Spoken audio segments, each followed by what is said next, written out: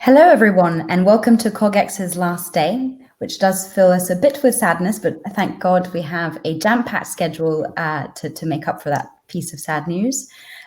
So today on the health stage, we'll be covering a variety of different topics, so do tune in. Also, don't forget to tweet about the event. The hashtag is #CogX2020.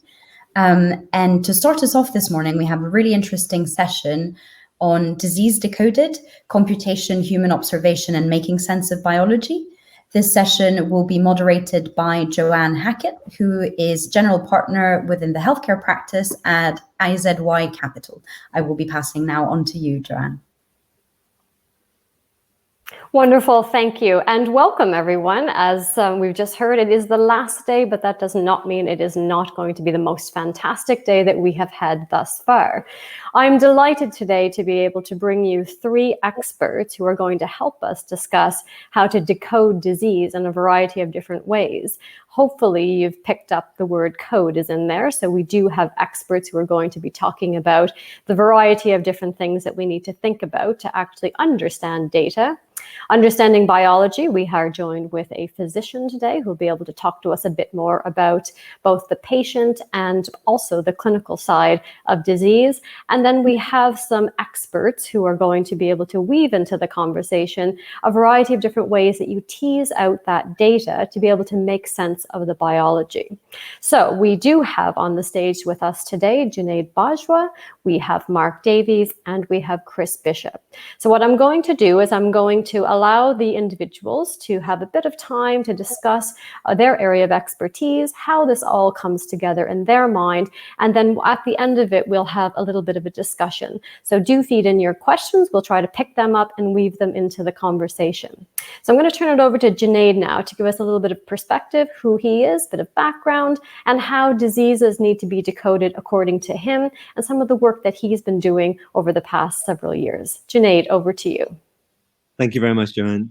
Delighted to be here, and thank you very much for the invitation. And I hope all of the viewers and their families remain safe and well during this interesting time that we live in. I'm a GP by training and background, a physician trained as a surgeon, went into internal medicine, and then into general practice. Most of my last 10 years have been spent across the payer, the provider, and the regulatory space in healthcare. Last 5 years in life sciences, in the global digital role at Merck Sharp and Dome, and I'll be the incoming chief medical scientist at Microsoft. For me, this is a fascinating topic, and if I was to be slightly myopic and think about the last 8 to 12 weeks of what I've seen, is an unprecedented amount of thinking going on around what you can do almost in a wartime effort around what we need to do for COVID-19 and begin to understand a pathogen like COVID-19 in a way that has never been done before, with global groups, be they academics, hospitals, researchers, all in a combined way, thinking about not just the virus itself, but what is the pathogenicity of what happens to the virus, what happens to people, and we're still learning day in, day out on what happens.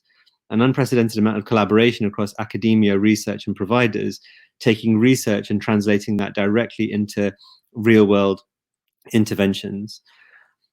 Also, what we've seen is the regulators being quite permissive in what can happen during this time.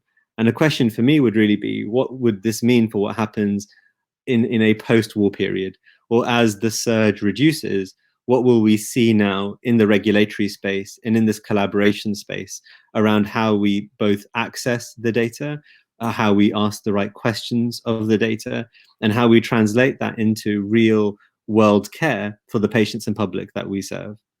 So hopefully I can bring a little bit into this conversation in and around the clinical perspective, the digital perspective emerging, and how life science companies are thinking about this space.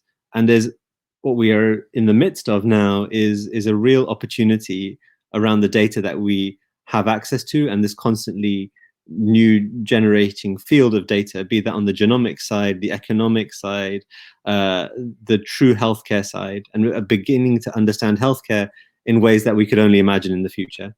And AI has a significant role to play, not just through the better understanding of conditions, but perhaps think about new modalities of treatment and new discovery models that, again, we have not really been able to conceive in the past.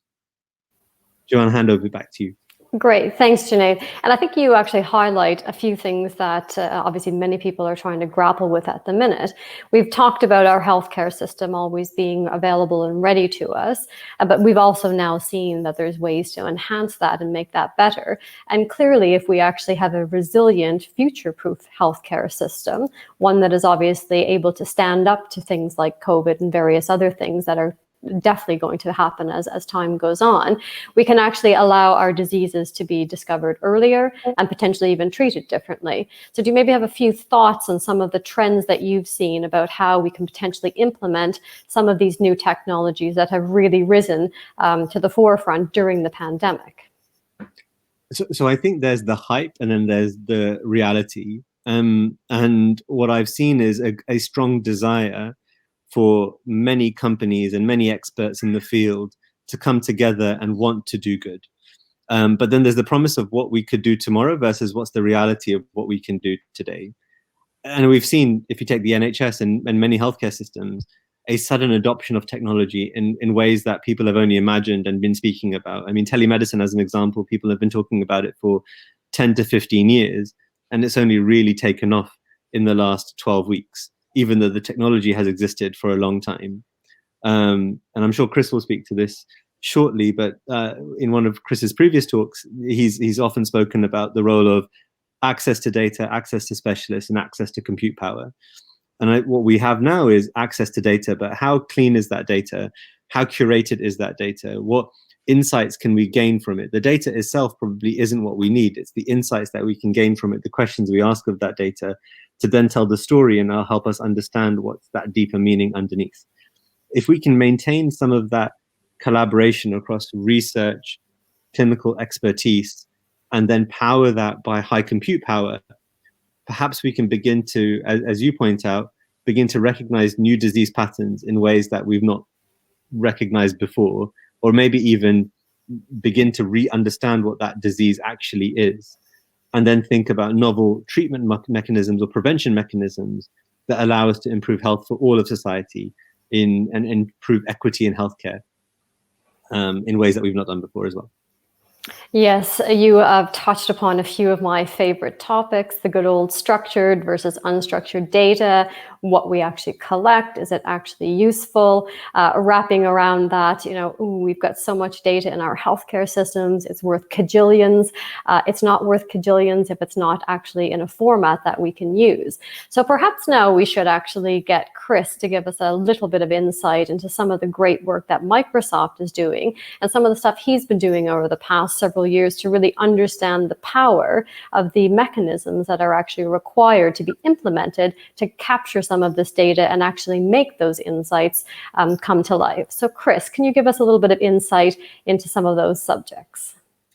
Yes, thank you, Joanne. It's a great pleasure to be here, and thank you to CogX for the invitation. My background actually originally is in physics, but something like 30 years ago, I was intrigued by the publication of a paper on neural networks, and I switched fields to machine learning. I've been in the field ever since, but I've always felt that healthcare is perhaps the most exciting and in many ways the most important application of this kind of technology.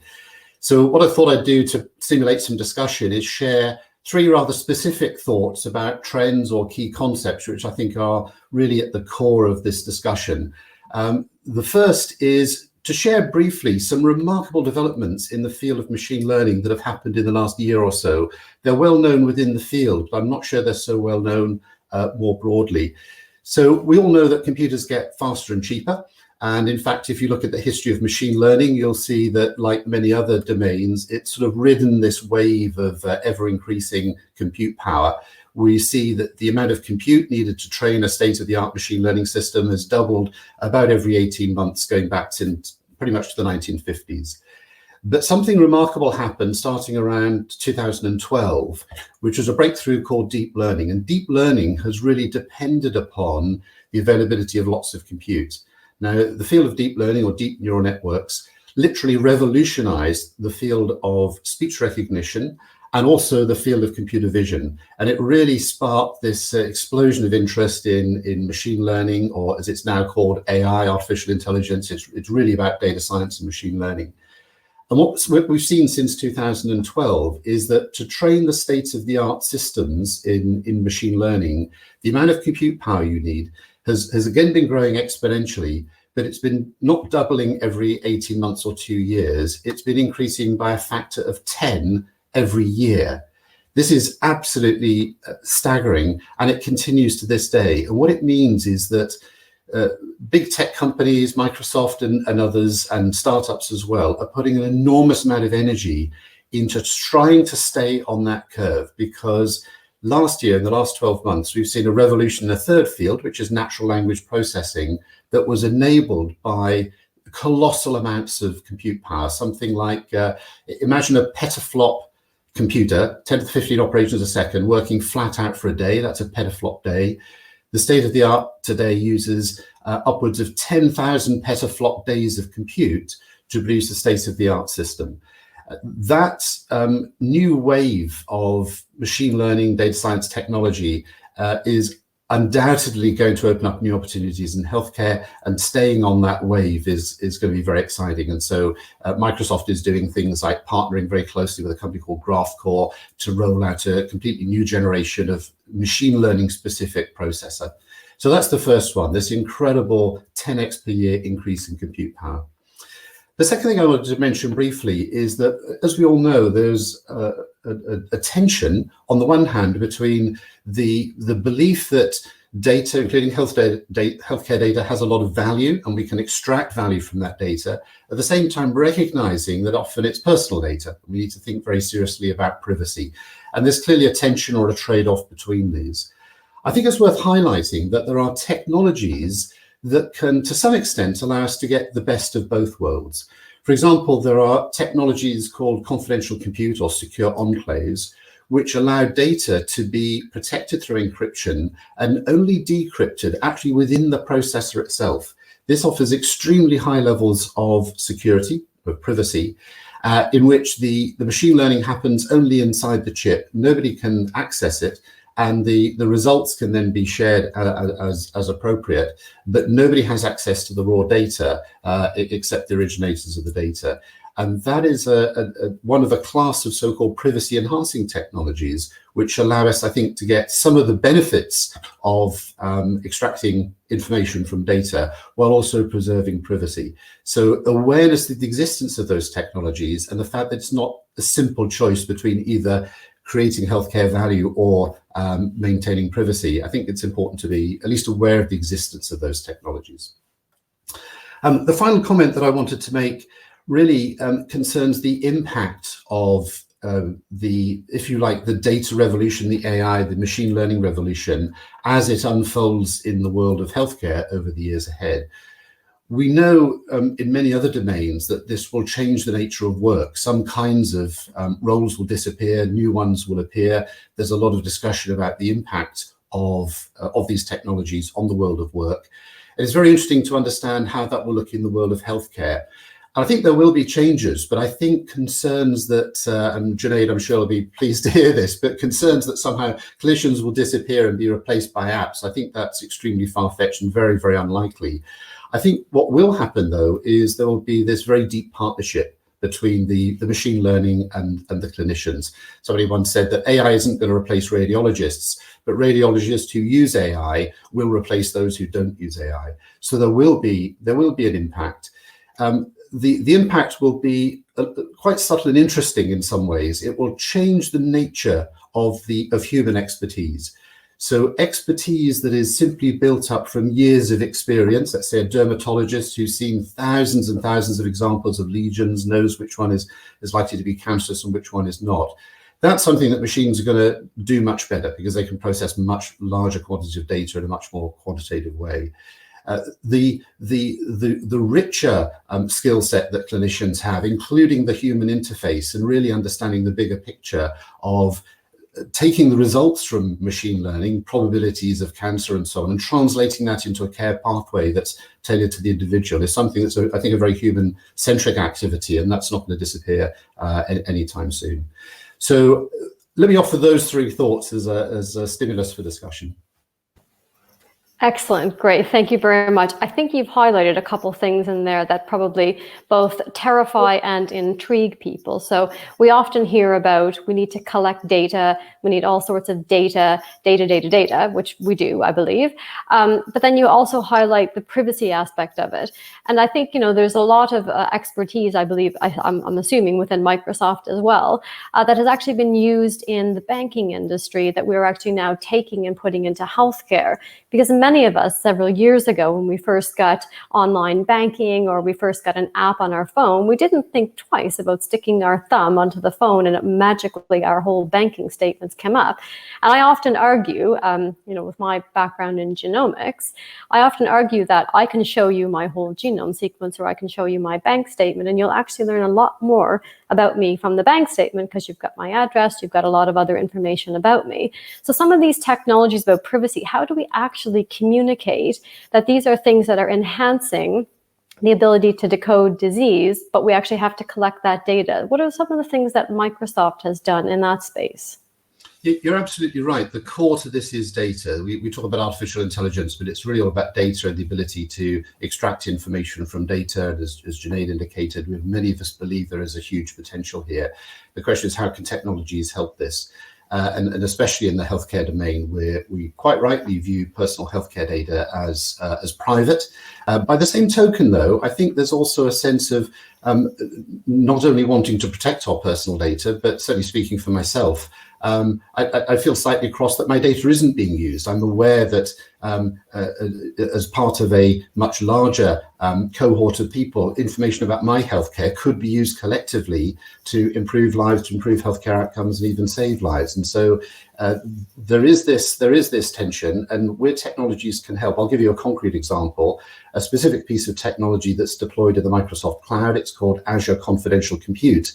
And it's the first technology of its kind, and it links back to the comment I made earlier. This is an ability to take data in encrypted form, so it's completely protected, but you can't do anything very much with encrypted data. You have to decrypt it in order to use it. The decryption only happens on chip where the processing occurs, and then the results can be encrypted.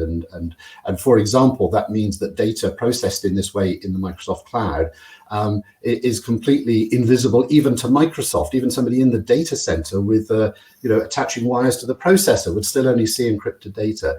That provides a high level of security, and there are things you can do with that. Let me give you an example.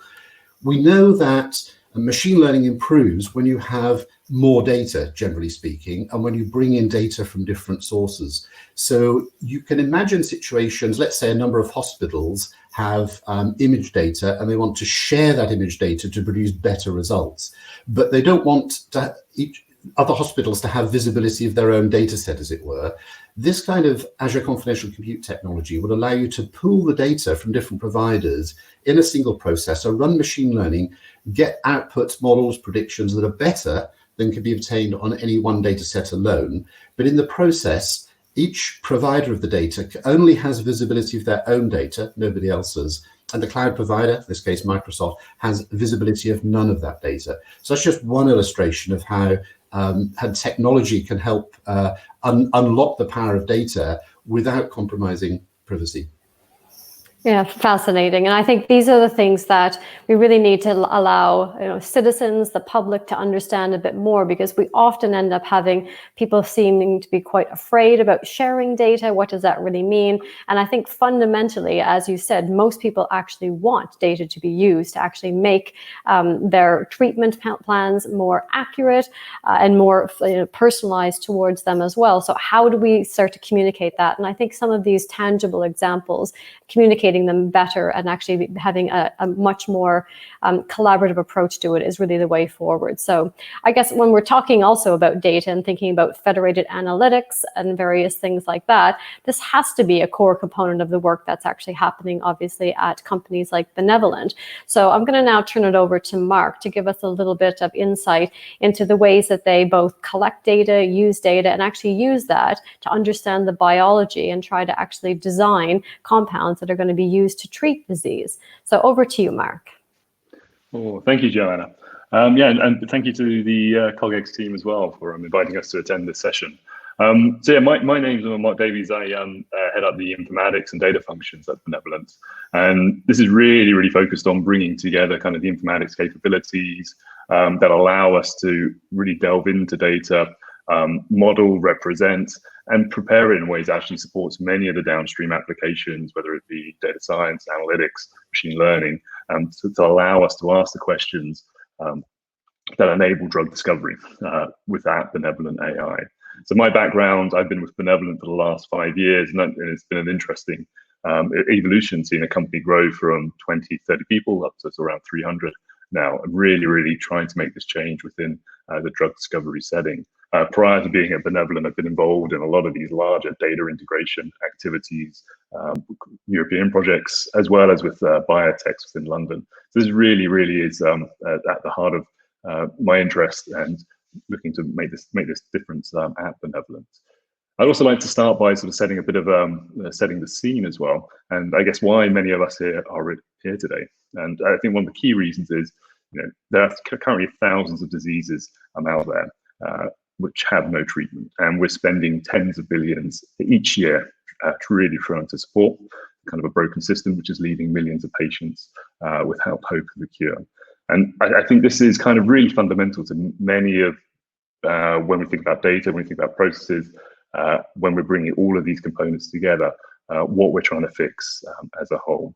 And certainly from Benevolent's perspective, and my own as well, the key thing here is around how we can better leverage breakthrough technologies that allow us to really kind of make the best opportunity of the vast and ever expanding libraries and quantities of biomedical information that is being made available to the scientific community.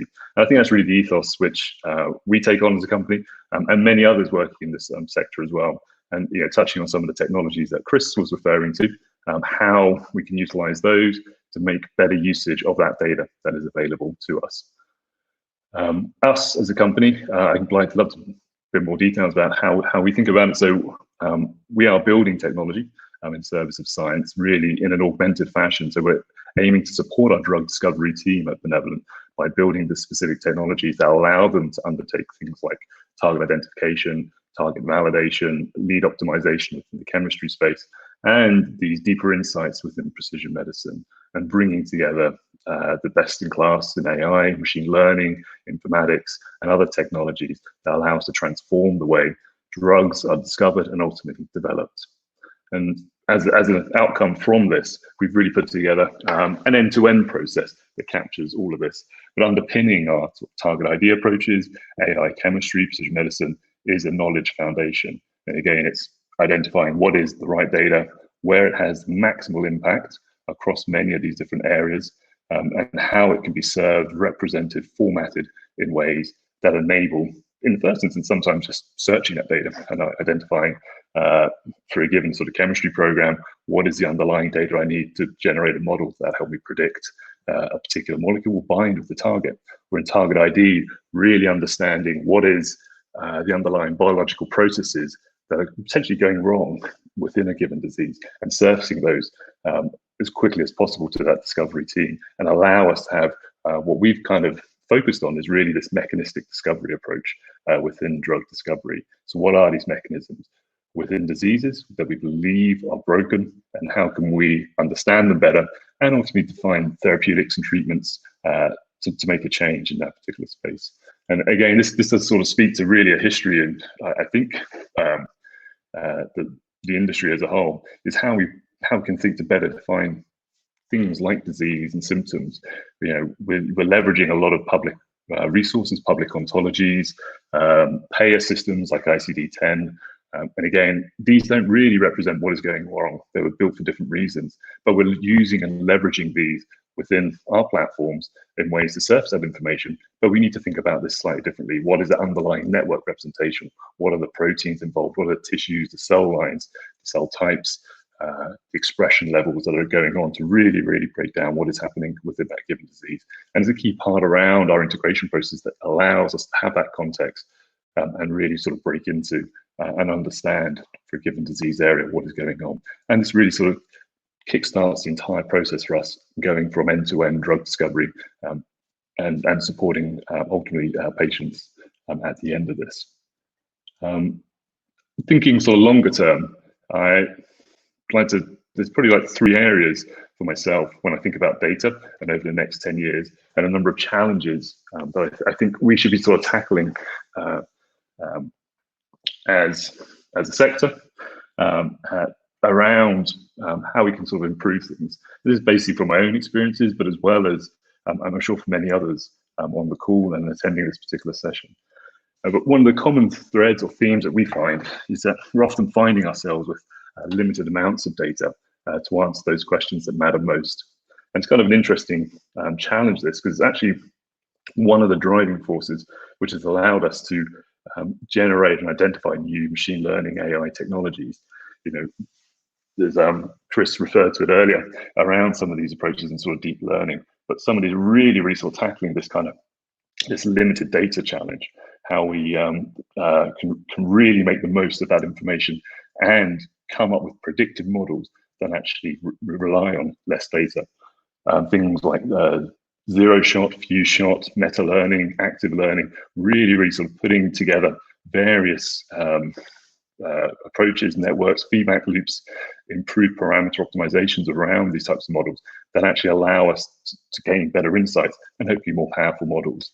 But at the end of the day, there is also, I think, a need for us as an industry to be sort of pinpointing those data sets that do matter most. And we should be really focusing on creating those and making sure these are available to the broader communities, outside of also sort of commercial settings as well. And certainly from within our own systems, you know, some of the technologies referred to when we come to NLP technologies, how we extract entities and relationships that feed into our knowledge graph. These rely on some of these state-of-the-art AI, ML approaches.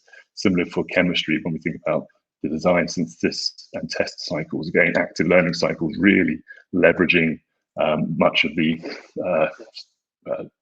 these lower quantity data sets and pulling out novel insights from those, and within precision medicine as well, when we think about latent models. So for me, over the next 10 years, identifying those types of data sets that we should be investing in, making sure they're available to the community, is a key thing that we should be talking about, making sure that are available. Another challenge as well from my side is also some of the barriers to access to data, more generally. So we often find ourselves in positions where we may not have access to the data, or it might not be there, or there's other situations where the data is there, but there's actually barriers in the way to allowing us access and making maximum utilization. And this can be anything from sort of potentially in some cases complex licensing, or even through to historic clinical data being collected without the right kind of consent in place to allow some of the research that would make maximal impact for patients involved. And in other cases, we simply just don't even know the data exists.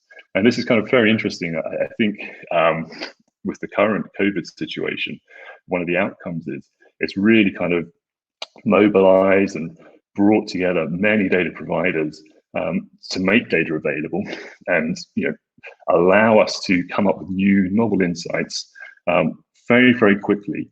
And this has really been built on many open data initiatives and just making that information available free of many of the constraints. And as a result, we're going to be very rapidly seeing outcomes, new treatments, new understandings of a disease, which is kind of unprecedented. So be one area as well is how we can think about breaking down those barriers. And if there's any lesson learned from this current situation around COVID, can this be transferred to other treatments, other disease areas as well? And again, yeah, quite concretely, these kind of open data initiatives really will save lives in terms of bringing that data to bear and realizing its maximum opportunity. Certainly, I mean, I'd call out one very interesting data set as part of COVID is the COVID-19 open research data set created by the Allen Institute, which brought together publications from, publications, full text publications, abstract information, which are previously behind sort of paywalls, wasn't allowed full access to the research community, commercial community, so as to allow information extraction, understanding what's going on. This is now made available and is actually feeding into much of the knowledge graph, information extraction approaches, and novel insights that'll allow us to better understand that disease. So that's been an exciting development, certainly from our side and many other researchers within the field. And again, we as a company have actually benefited from that, from our own work within baricitinib, which I'm happy to talk about later. The final point in terms of limited data, barriers to access, is also acknowledge that there is a lack of data diversity within the data sets that we are using as well. And again, this speaks to not having enough coverage around ethnicity, sex, age within those data sets, having representative of the population. And again, as we go forward, these large data sets which are being collected is acknowledging that there are some gaps, or quite big gaps in certain instances, and making sure as we do go forward, we look to address these and make sure we're not missing out on particular parts of the populations going forward when we think about precision medicine efforts. We aren't leaving people behind. So that's certainly a big area for us as a company. We've set up a data diversity initiative that's really starting to focus the minds and efforts and reducing this data gap. Again, I'm happy to discuss that. Maybe sort of pass back to Joanna. Great. Yeah, thank you. And I think, we're all highlighting some really quite fundamental things that keep coming up in slightly different guises. Data does need to be collected. Not only does it need to be collected, it needs to be consented for appropriately. That data then needs to be made available.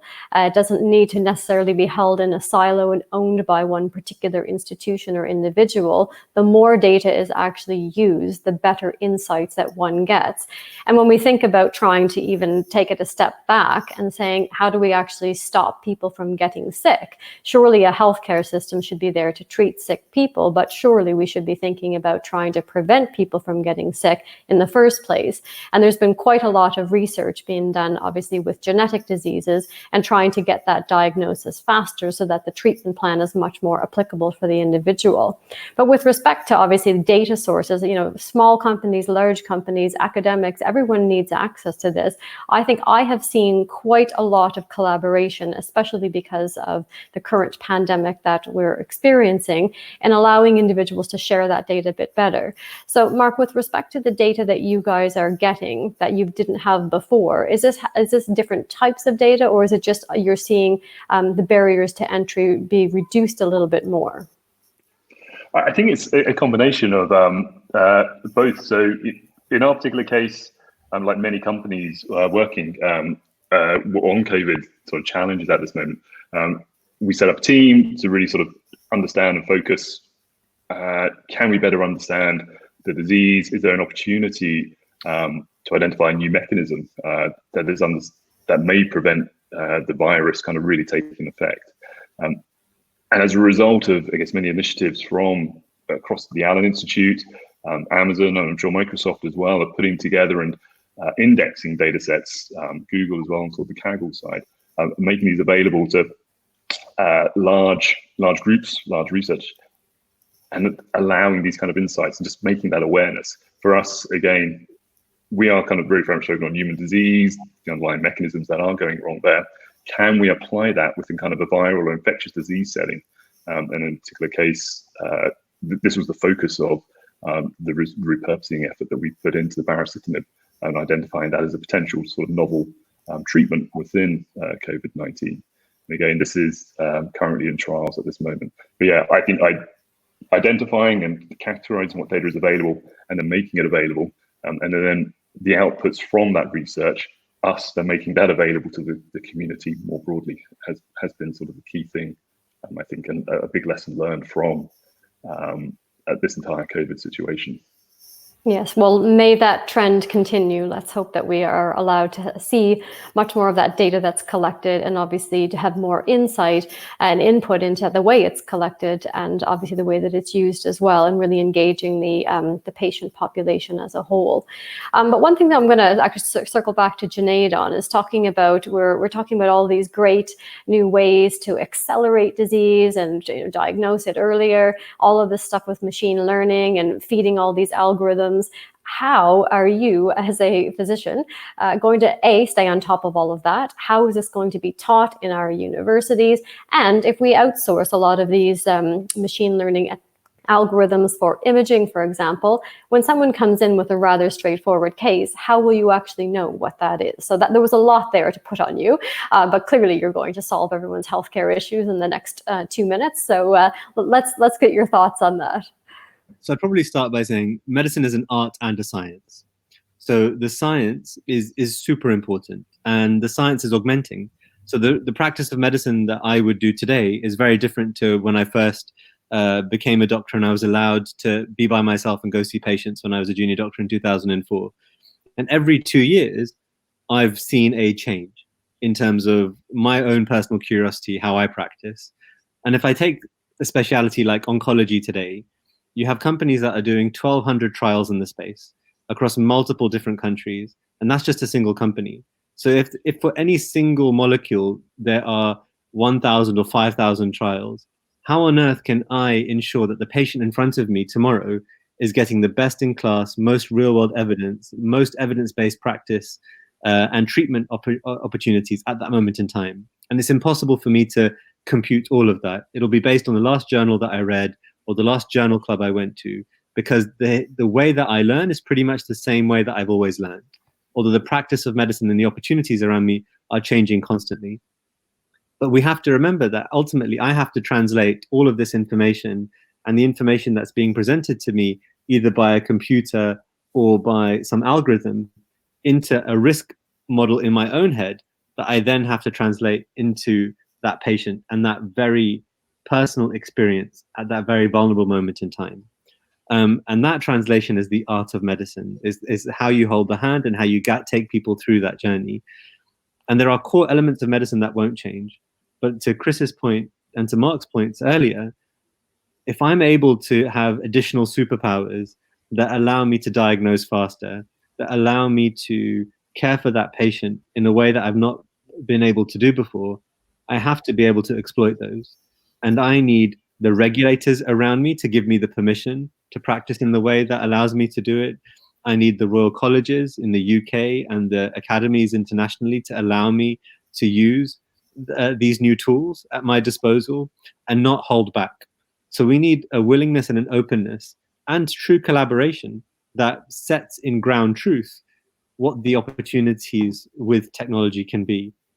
And I remember speaking to Chris a couple of months ago, and I said, I think engineers and computer scientists and others are fantastic, but we need to marry them up with clinicians and doctors and people with subject matter expertise to ensure that the right questions are being asked that are relevant to the patient, that are relevant to providers, and are relevant to society.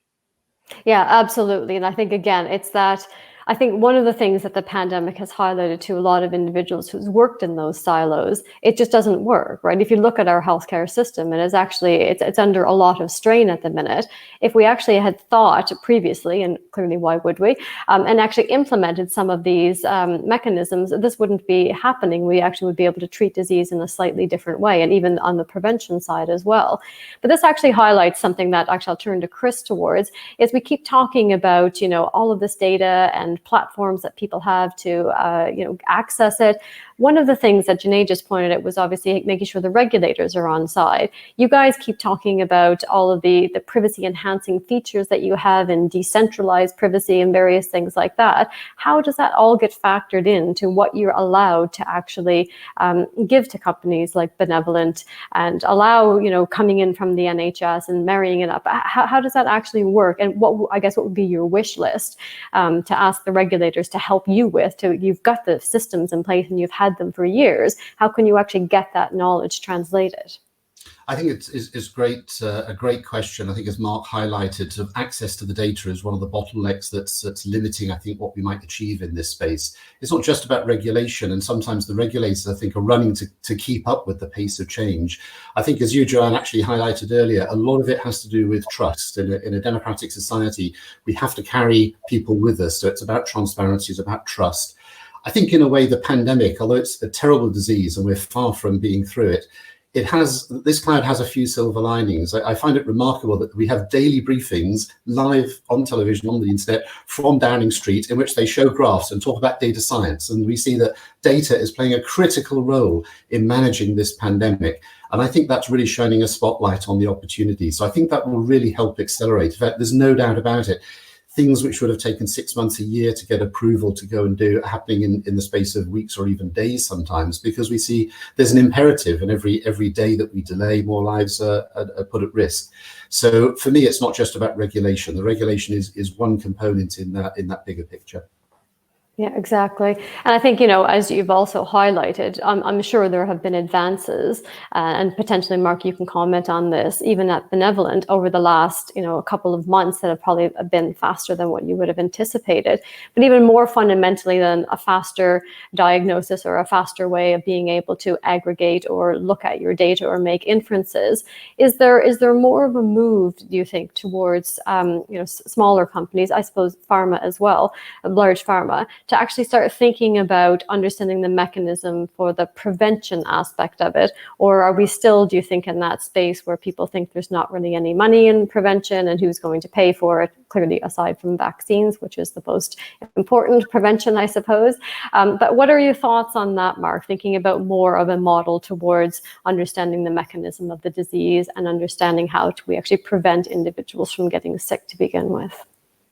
Yeah, I think there certainly is an appetite to tackle it, really, you know, from a disease spectrum, literally from the ground up, understanding, prevent the disease from taking effect. The reality is many of our data sets, many of our understandings are actually geared more the treatment side, and there's again an inherent bias that's what the space that we're operating in. So yeah, from the going back to some of our own work, which sort of very public, just around kind of COVID-19, how we can better understand with the data that we have available right now, how the virus kind of enters the body, like endocytosis types of processes, how we can think about blocking those, and what data, we have vast amounts of data and understanding what is actually happening there. And then are there molecules that are already kind of available which can actually potentially prevent parts of those pathways? And this is kind of our proposal and suggestion, which is kind of in trials at the moment. You know, as you say, vaccines are obviously the gold standard really in this particular space. And when we look now at the number of companies that are in a position to actually come up with vaccines, you know, it's not too many, but there's quite a lot of actually that can think more of treatment kind of proposals. So I think this is, you know, thinking over the next 10 years, this is probably something we do need to change, but it's probably more from a top-down, almost governmental kind of approaches and scientific advisory within countries to provide both the incentives and access to the data side that will allow this kind of initiative to go forward. But, you know, from our side, you know, we're very much, I guess, in the treatment space at this moment, and probably will be for a while. Yeah, and I do think, though, with all of the treatments that are coming out, we're getting better at being able to stratify patients. The more data that's collected, plethora of omics data that's being collected to help us with that. So I do think that we will start to see that needle shift slowly but surely.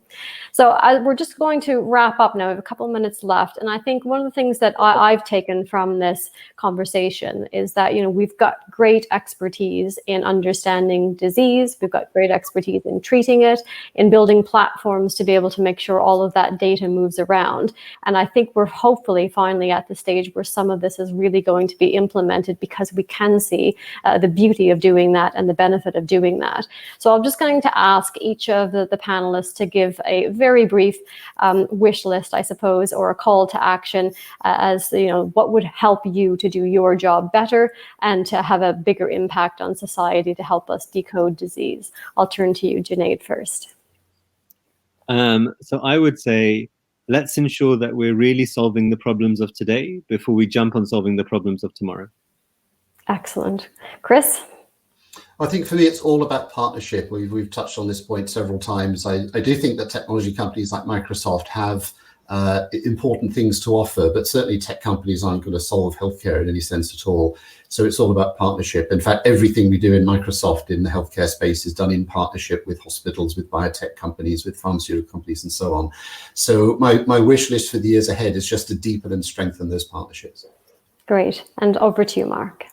Yeah, I think maybe putting at the center, putting sort of patients first in terms of better understanding of what their data can actually mean and its impact. And with that kind of reassured kind of buy-in, it can lead to sort of greater utilization and hopefully sort of new biobanking initiatives, collecting of sort of more omics and clinical information that can really drive some of these initiatives that we're all striving towards. So that'd be my kind of major play there. Great, thanks. Thank you, Joanne, so much for moderating this panel and to our fabulous panelists for a really, really interesting session. I think you kind of summarized really interestingly, I guess, the kind of key issues that you would like, I guess, kind of people to remember, that kind of centrality of putting kind of the patient first, the importance of developing partnerships to be able to solve some of these issues. And kind of really interestingly as well, that kind of issue of temporality, that there's potentially a kind of particular moment in time at which you're supposed to solve some issues, and that actually, you know, maybe you might be thinking strategically ahead about the kind of issues of tomorrow, but actually the more pressing thing is to solve the ones of today. We talked about loads of different kind of topics, looking at the various techniques that could be applied to gain a deeper understanding of biology and healthcare. Touched on topics like kind of privacy enhancing technologies and how that might be able to kind of ease access to data, or at least have a more secure access to data, and some of also the kind of silver linings brought about by this pandemic in terms of, you know, giving a sense of imperative and need to really square that data equation within healthcare. So thank you again so much for this really very interesting session. So what will happen next on the health stage is that we will be having a fireside chat at 12 between Professor Greg White and Dr. Jack Kreindler. They will be talking about beyond the limits, on the edge of human performance and how it helps our health. So we will see you back at 12 on the health stage. And there will be no Q&A, kind of meet the speaker session with our fabulous panelists. So thank you so much again for joining us. Thank you. Thank you. Cool, thank you.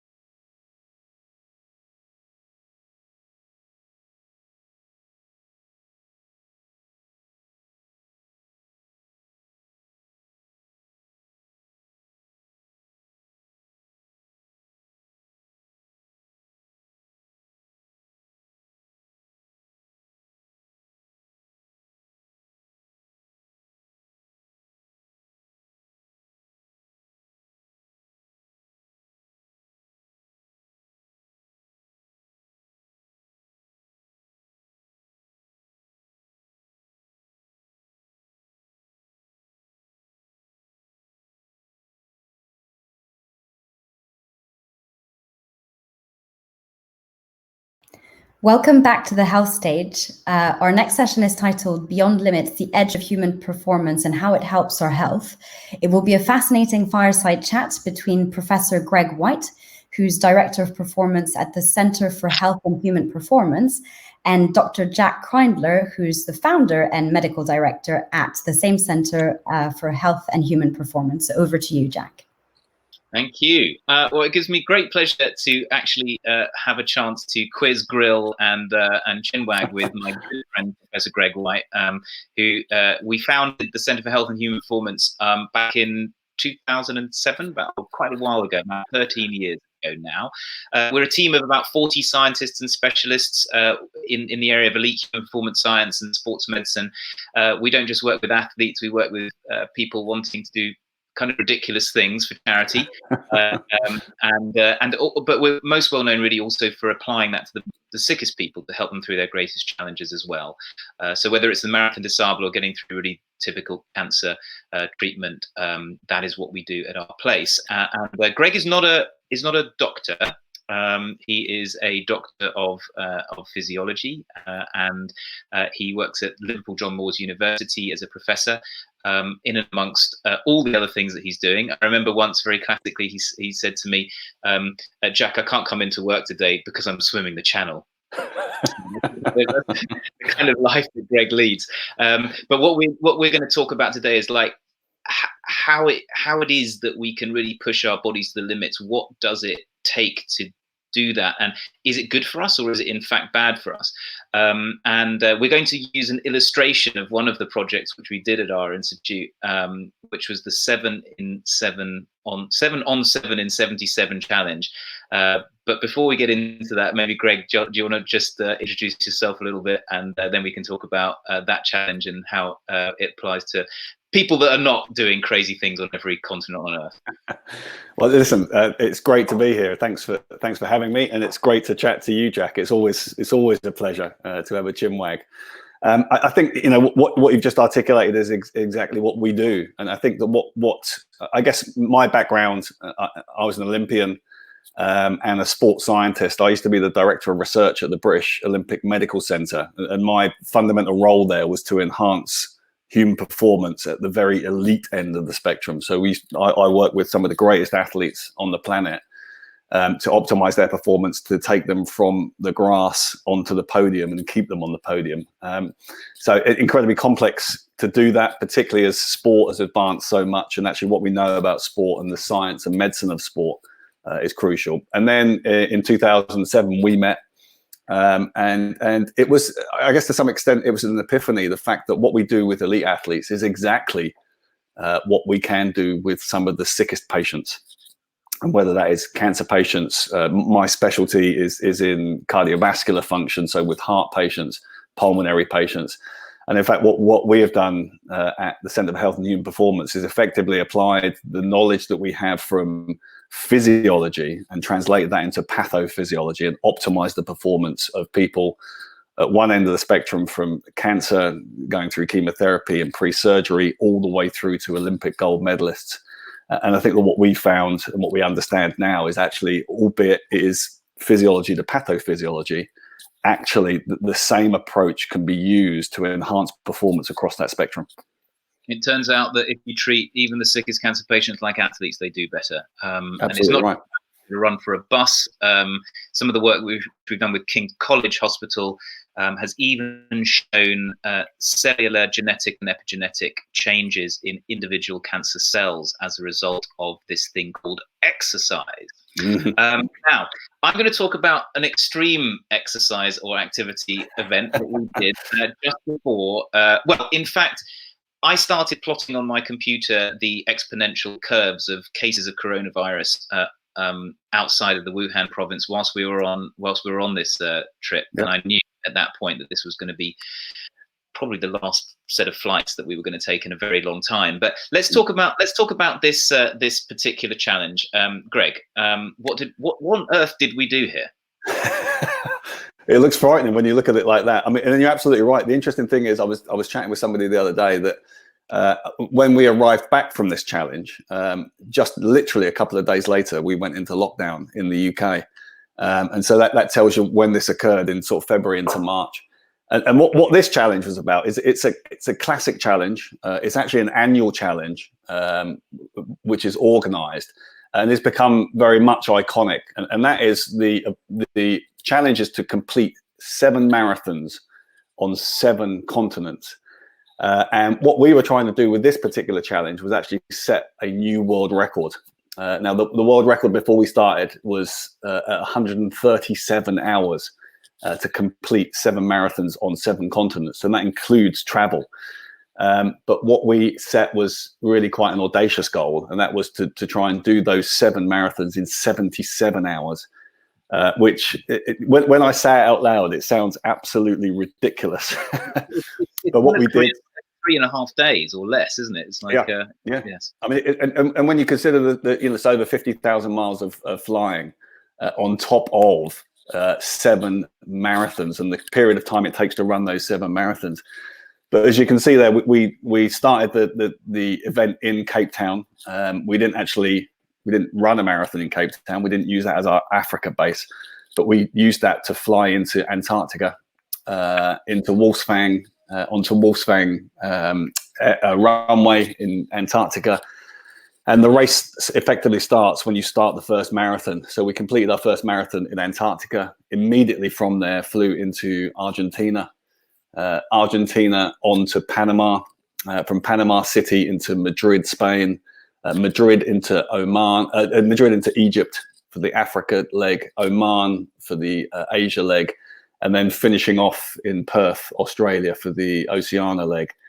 And of course, thankfully, and because of the huge amount of work that was put in, both by the challenger Kyle Voigt and by myself and you, Jack, we completed that in 81 hours and 38 minutes to create a new world record. In fact, smashing the old world record, which was wonderful to do, and it feels like a lifetime ago. Yeah. Indeed, it really, really does. I can't imagine that was just less than 4 months ago. It honestly seems like a lifetime ago. Let's move on to the next slide. And this is the team. And talk a little bit to us about teamwork. I'm not sure how I'm supposed to slide this on. Let me give it a go. Maybe if I click here, is that right? There we go. Perfect. Great. Yep. He's up, and that's the team. And teamwork's critical, isn't it, Greg? Teamwork is everything. I mean, I have a mantra, and that is that nothing great is ever achieved alone. And I think that is absolutely true. I think invariably what happens, I mean, we work within elite sport. I've looked after some of the greatest athletes on the planet, but also some of the most iconic challenges on the planet. And of course, what we do from a media perspective is that we focus on the performer. What we very rarely do is actually look at the team that lays behind it. And I can tell you that nobody has ever achieved anything great without there being an incredible team behind them, supporting them. And this is a small part of that team to some extent, because what you have to remember is that behind each of these individuals lies another team that is supporting them and allowing them to achieve what they're doing. And so this was really quite a small team for a very good reason, because actually it's firstly, size is money. But I think critically, actually, size on a challenge like this actually adds complexity, which invariably adds time. What you are trying to be is lean and mean as you possibly can in order to make sure that we contract the amount of time that we spend.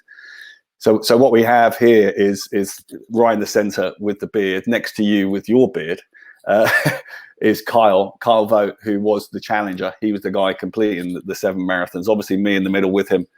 I was completing the runs with him. You looking after the medical aspect and the health care. Mostly your toes, Greg. Which that's right. Yeah. And then on our right, we've got head of logistics, and then right in the center is the film crew, and what a fantastic film crew! Oscar-winning film director who actually documented the challenge from start to finish. So it was a very slender team, but for very good reason. And the key to that really is actually there's a sort of number of stages around teamwork, and obviously first one is to identify the team, make sure that you've got the right team who know exactly what they're doing and can actually support the challenge itself. Then of course it's actually making sure that team can function. and that they can actually function together. And I think that what we had was a truly magnificent team. And I think all great challenges that are successful, invariably the team work incredibly well together. And this is absolutely true in this case. And then I think also one of the key aspects is to remember that every member of that team has to operate at 100%. They have to be absolutely on the ball on a continual basis in order for, the analogy is with a clock is that whilst some areas may seem like small cogs in comparison to the big machine, the bottom line is the big machine will not work unless all the cogs are working in unison and working at 100%. And so there is a massive level of personal responsibility for each individual to optimize their performance to ensure that the overall performance of the challenge runs smoothly. And of course, that's not sometimes what we see in healthcare. We see it in elite sport, but not in healthcare. And that's what one of the key differences, I think, is not the difference in the medicines, but a difference in the mindset of the team. Let's move on to the next slide. So this is you and me on the first bit in Antarctica. Yep. It was cold, wasn't it?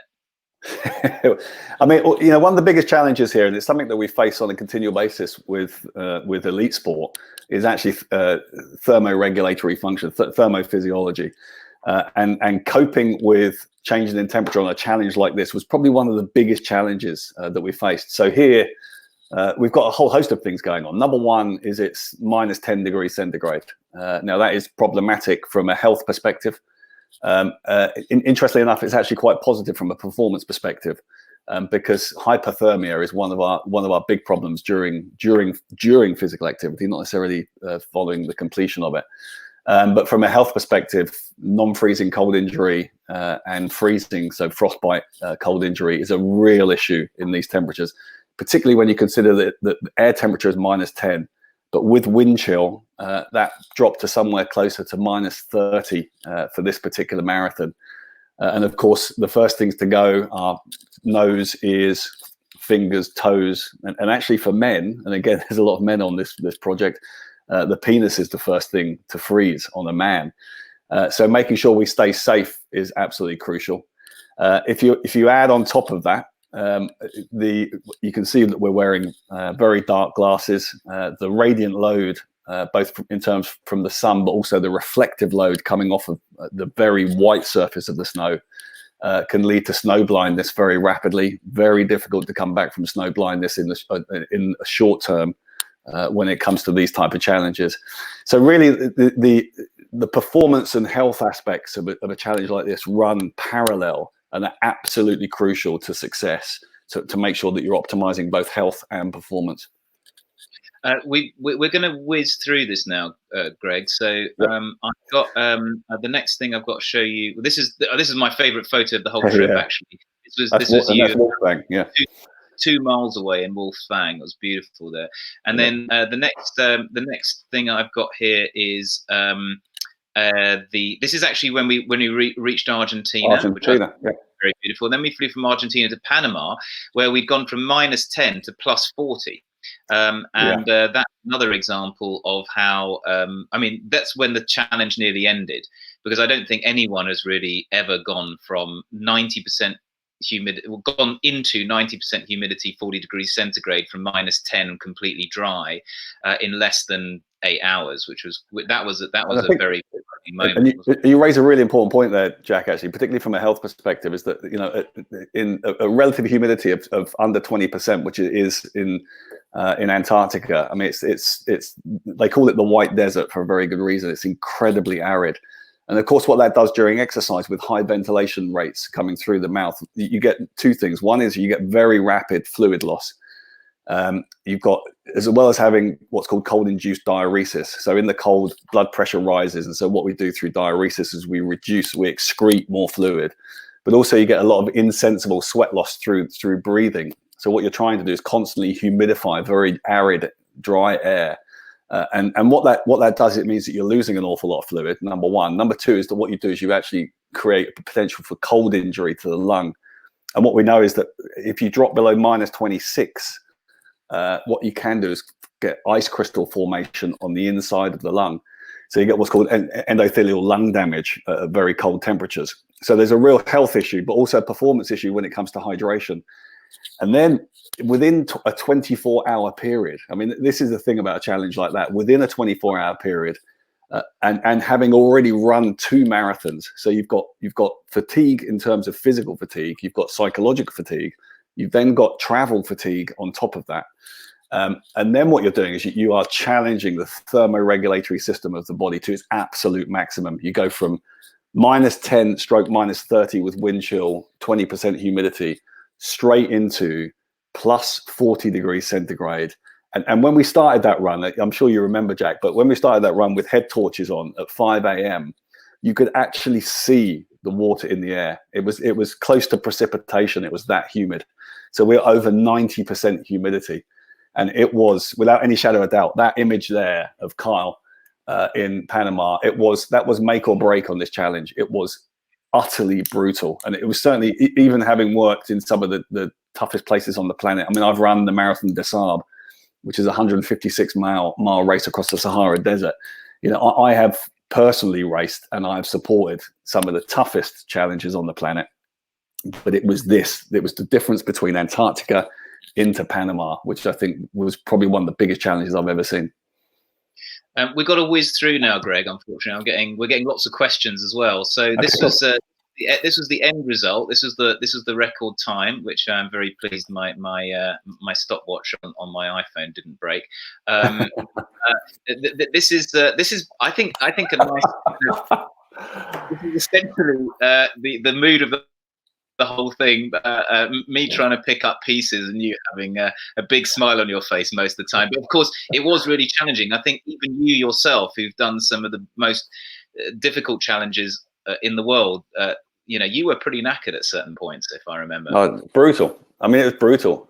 You know, and again, what I think what's interesting, and again, this sort of tracks into some of the healthcare work that we do, Jack, and that is particularly around things like sleep deprivation. And actually the critical and central importance of sleep when it comes to recovery, both in terms of physical recovery, but mental and emotional recovery. And of course, what you get on a challenge like this is that you replicate, to some extent, people who have significant sleep disorders. Because for 81 hours, we were in constant motion. We were attempting to get sleep in that motion. For very short periods of time. Some of those flights were very, very short, less than 4 hours. So we had less than 4 hours between marathons. So coming in physically and mentally pre-fatigued, very short periods of sleep, and then trying to run a marathon again. So I think, you know, and it's interesting actually that there is this crossover between what we're talking about, elite performance or you know, almost super physiologic performance. And tracking that back, exactly what we do in the clinic on a daily basis, and tracking that into pathophysiology. The links really are there. Yeah, this is another aspect of feeling well and getting through illness. Food. So food was interesting on this trip because we were entirely vegan. We were entirely plant-based from end to end. The reason being that the film crew and Kyle Vogt himself, they were the executive producers of a film called Game Changers. And so one of the purposes of this trip was to show that you can do the 7 on 7 and you can do it in a world record time, eating entirely vegan food. And I have to admit, well, this was, I think, on the 4th leg, which was where? This was in Oman. No, Egypt, I think. And Egypt, it was awesome. I absolutely loved it. I mean, I know you had hidden away a burger or something in your. I remember you feeling very embarrassed about wanting to steal away something that wasn't vegan. But no, in general, we had a good time. It was actually very doable, and I think there's some evidence that it does you no harm. I certainly don't think that you need much more than sugar and sleep during a trip like this, to be honest. But it was very good, and I certainly felt that Kyle recovered remarkably well. It would have been lovely to take in blood and seen what his inflammatory markers were like, but you know, it just shows that you don't need as much meat as we eat. Simple as that. I mean, I think it's really interesting, Jack. I mean, you finish on perhaps the key point and potentially my key worry. I mean, you know, the idea that you can do things vegan, I think, is of course you can. I mean, the interesting thing about vegan is that it's very high carbohydrate, and we know that during arduous exercise, carbohydrates are a critical source of energy. I think my biggest worry was actually around protein. Was that actually the resynthesis of muscle requires protein. And of course, we know that we can get protein from plant-based source. There's not a problem with that. The critical difference is that actually the volume of food that's required to get the same amount of protein. That's our key problem. And of course, in normal daily life, we can move around that. The problem on a challenge like this is that invariably the drive to eat is depressed, is suppressed. With arduous exercise, so with fatigue, physical and mental fatigue, often what we don't do is we don't eat enough, and so therefore when you're asking people to eat even more because they need a greater volume to optimize protein intake, then that can become a little bit of a worry. That said, as well, you know, if you've only got appetite for one mouthful, you have to optimize that mouthful, and that's the key to it. But I think, you know, that said, what we were was very inventive around it, and what we know is that there is a whole host of different plant products that we can actually get protein from, and I think what we did a great job in actually optimizing that protein, that bang for the buck, that mouthful of food to optimize protein intake. But again, you know, it brings us back to this idea of healthcare. And in pathophysiology is that, you know, currently I'm looking after a young lady who's got anorexia nervosa. And interesting enough, a lot of the approaches that we take with athletes in trying to refuel and optimize performance are very similar to the approaches that we would take with clinical cases. Greg, this is us actually cheating before off. This was actually in Cape Town, and we were a pan-African meat feast. It was. Actually knows about. So don't tell anybody. Very quickly, because we've got very little time. I just want to wrap up by saying this is another one of the crazy challenges that Greg got me involved with. What is this, Greg? Very briefly, what happened here? That is probably one of the best days of my life that we're looking at there. In fact, this was for a show that we shot for the BBC, and one of the things that we were interested in was actually about post-injury recovery. So talking about the concept of rest, ice, compression, elevation. And to my mind, the best way to try and demonstrate that was that if we could get you into a cage fight with somebody who was about twice your size, who they called the headhunter, to beat you up until eventually I threw the towel in. I thought actually it was the end at one point. But it was, do you know what? It was. I think it was a fantastic experiment, and actually demonstrated using MRI. You know, again from a healthcare perspective, what we showed is the value of intervention in recovery from injury, because we left one leg effectively. You know, very briefly, one leg was damaged. Both legs were damaged, but one leg we treated, one leg we didn't treat, and showed that what we could do is accelerate recovery with the right approach. I'm not sure we needed to have you in a cage, but it certainly made my day. I didn't need to have 2 broken ribs either, but that's why, ladies and gentlemen, that is why working with Greg for the last 13 years feels like this. Yes, one of our clients there on the left-hand side, a good friend of ours who's done a lot of comic relief, sport relief challenges. So I hope you can understand that it's wonderful working with Professor Greg White, but it has there are challenges. Literally, there are ups and downs. Greg, thank you very, very much. We have some questions. We don't have a lot of time. We have loads of questions. Guys, production team, are we supposed to answer these questions now or in the Q&A session? Because there are about 30 of them. Let me know. There are ones including what level of training will have an effect on heart cells for a fit but older, an older person with cancer, and a fit and older 60-year-old. I've got hypertrophic cardiac myopathy. Is this why my consultants are always getting me to walk on a treadmill with ECG stickers? What techniques did you use to push through the most challenging aspects of your performance? Yeah, I mean, there are lots of them here. I don't know if we've got time. This could be a whole half-day session. We've got 2 minutes. Let me choose. I'll choose one of them, which was what were fancy eyeglasses with the teal lights. Yes, that was a re-timer. Retimer is a 446 nanometer wavelength light that is in sunlight, but not in fluorescent bulbs, and it basically suppresses melatonin. So by doing it, you feel less sleepy. It resynchronizes your body clock. We needed to do that to optimize our sleep throughout the trip. So that's that answer. And Greg, let me take that because I actually did my PhD in hypertrophic cardiomyopathy. Right, you go for that. We've 1 minute left, and then we have to go. So, very briefly, for those that don't know what HCM, hypertrophic cardiomyopathy is an idiopathic left ventricular enlargement, which leads to fibrofatty infiltrate into the myocardium, which can act as islands of arrhythmia generation, so they can create arrhythmia. Interestingly enough, when I started my PhD in the mid-90s, HCM patients, hypertrophic cardiomyopathy patients, were told not to exercise. We changed that around dramatically, and one of the things that I did for my PhD is we exercised HCM patients to maximum volitional exhaustion. What you always have to think about is exercise is absolutely fundamental to life, irrespective of what your pathology is. And what we use exercise for is to make sure that we can combat some of the pre-existing or coexisting diseases, things like type 2 diabetes, etc., so that we can optimize health, both immune health, general health, metabolic health. Exercise is fundamental, irrespective of pathology. What you just need is to make sure that you get the right prescription, which reduces risks to optimize performance. Before we wrap up, I just one question that somebody asked is, where do we find the cage fight on TV? If you Google, it's on YouTube.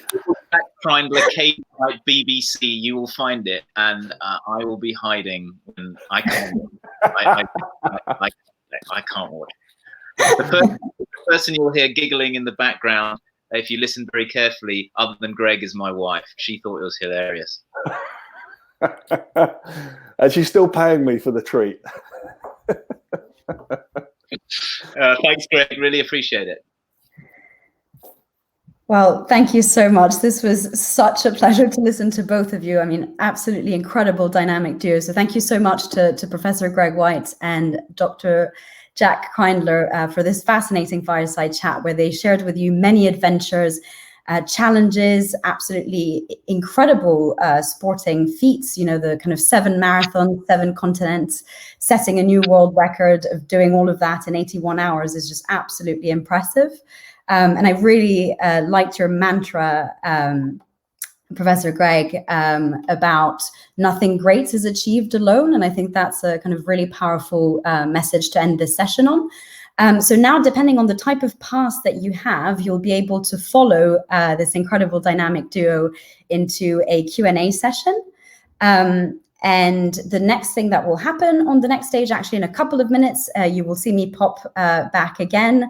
We will have another fascinating conversation with Mark Davis, who's the Chief Medical Officer at IBM, and Parker Moss, who's the Chief Commercial Partnerships Officer at Genomics England. And the conversation will be about Genomics England and the unmasking of COVID-19. So very topical, and I'll see you back in a couple of minutes.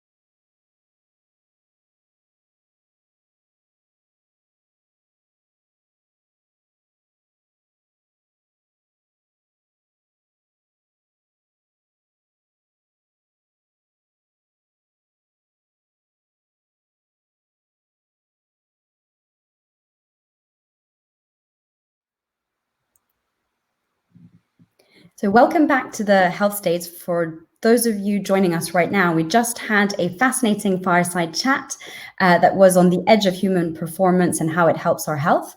Our next session is actually an extremely topical conversation between Mark Davies, who's the Chief Medical Officer at IBM, and Parker Moss, who's the Chief Commercial Partnership Officer at Genomics England.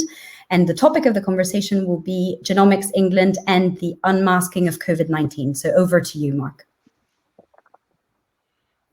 Eleanor, thanks so much for that introduction. And it gives me great pleasure to talk to Parker Moss, who many of you will know is the Chief Commercial and Partnership Officer for Genomics England, where he's been for about 3 months, to talk about this kind of, as you say, highly topical subject.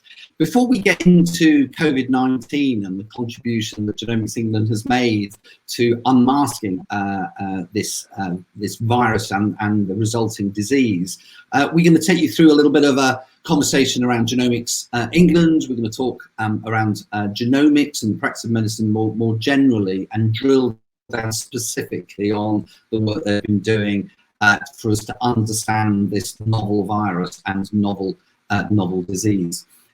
Parker is quite an unusual creature, if you don't mind me saying, Parker. So you're not the first. He has an extensive.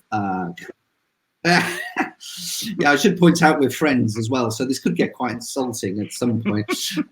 He's got pretty extensive experience of a number of roles in technology and commercial practice right across big corporate, venture capitalists, startups.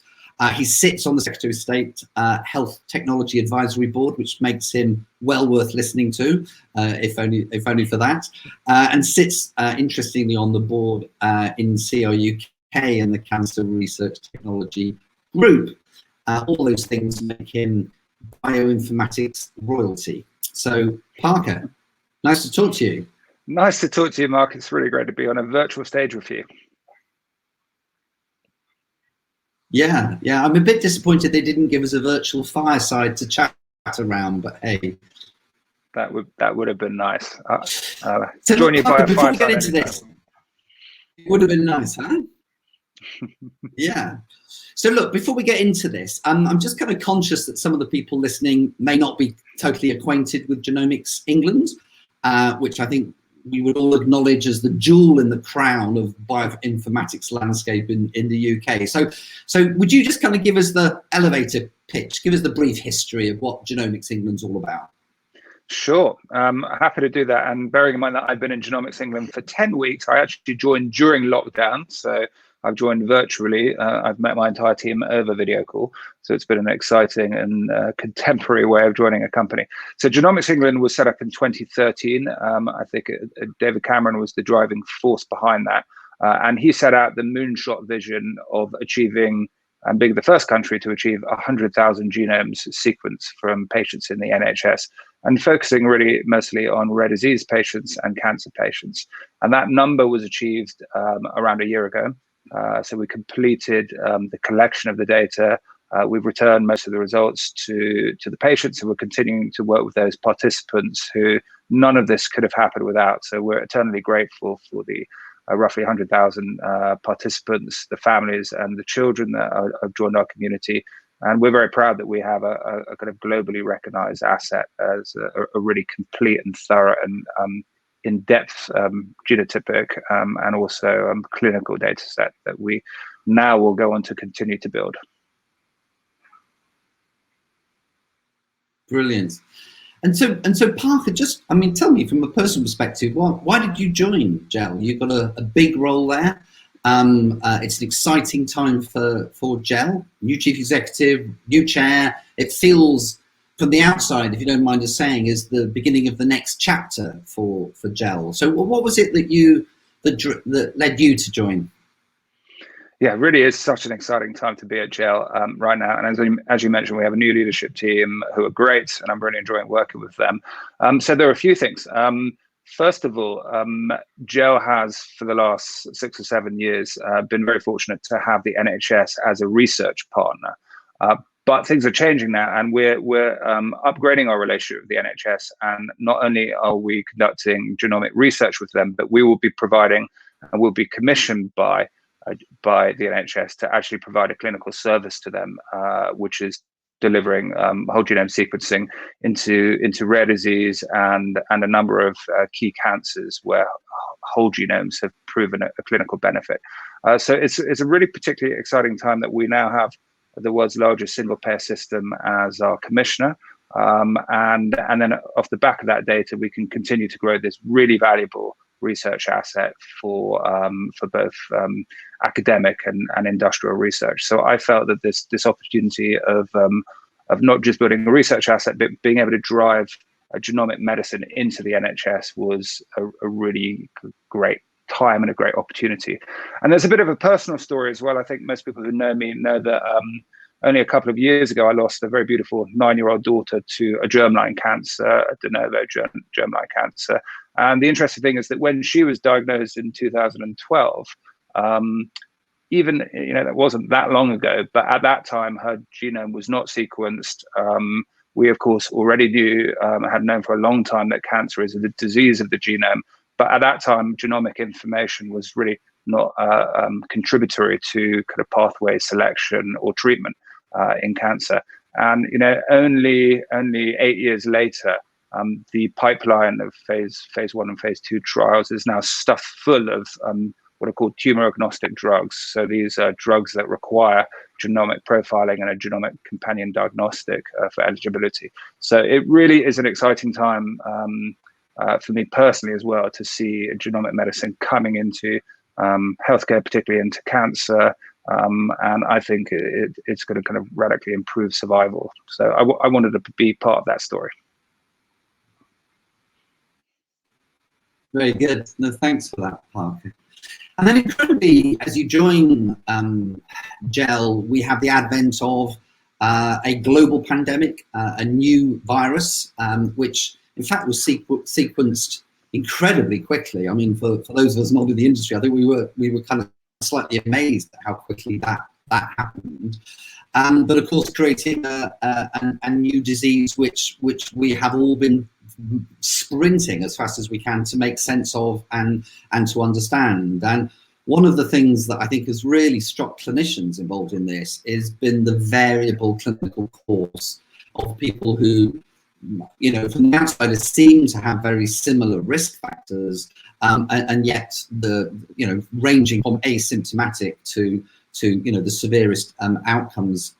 It seems to affect people in dramatically different ways. So understanding the genotypic basis of that is key, I guess, to us working out A, how to manage it, B, how to treat it, and what the future might hold in terms of vaccines and immunity. So just take me through that, Parker. What has been the kind of GEL response to, as it were, unmasking COVID-19, the disease? Yes, so GEL have pretty much pivoted all of our energy to respond to COVID. And in my second day in the job 10 weeks ago, we were actually commissioned by the Department of Health and Social Care to launch a very major research and development program, which was designed entirely to support the global pharma industry in their vaccine and antiviral response. And the intent of the program is to achieve exactly what you were mentioning there, which is to understand the genetic components to both susceptibility to the disease and also severity of response. So we've launched a very ambitious program. We've looked at all the programs around the world, and I think we are unique. And the program is to whole genome sequence 20,000 patients in intensive care units and 15,000 patients who are mild responders. So it's a kind of outlier program that is looking at extremes of response. And for all of those patients, we're getting a full clinical data set, so primary care, secondary care data. For the patients in intensive care, we're getting their intensive care episode data. We're integrating cancer registry data and, of course, the serology test data as well from their COVID tests. And in parallel to that program, the Sanger, sponsored by the MRC, are doing a large viral sequencing program. So they're sequencing the virus, we're sequencing the host, and thanks to the NHS number, we're going to be able to integrate those two and look at viral host interaction, which we think will be very, very revealing to the pharma industry. So it's a major program. It's a bold one. We're the only ones, I think, thanks to the very connected nature of the NHS, we're able to recruit today out of 207 intensive care units throughout the United Kingdom.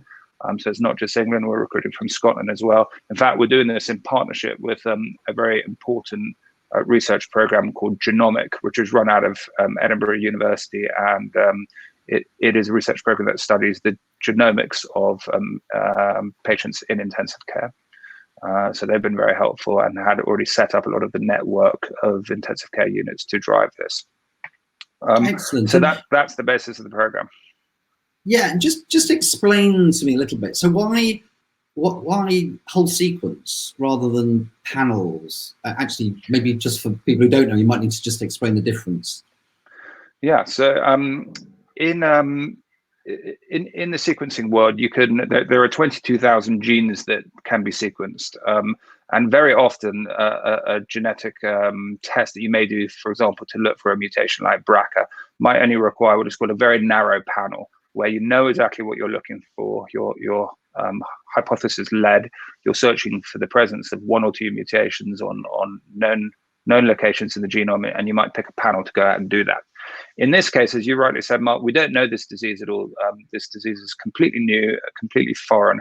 And so it's hard for us to be hypothesis-led because we don't know what the relevant mutations are in the genome. And it could be anywhere in the coding or the non-coding region of the genome that are driving susceptibility or severity, or that could be binding targets for kind of drug response. So we've, Genomics England has really built its expertise around the bioinformatics of whole genome sequencing. And we've chosen to do a whole genome sequence of the patients to look at all 22,000 genes that make up the recipe book of those patients. And we've done that at a scale. So we've powered our trial with these 35,000 patients that are sufficient to give us kind of statistical confidence that if we find rare alleles, rare mutations in a small number of those patients, we can be statistically confident of the impact of those mutations on the patients and on their response. So it's a very thorough, kind of deeply phenotyped trial.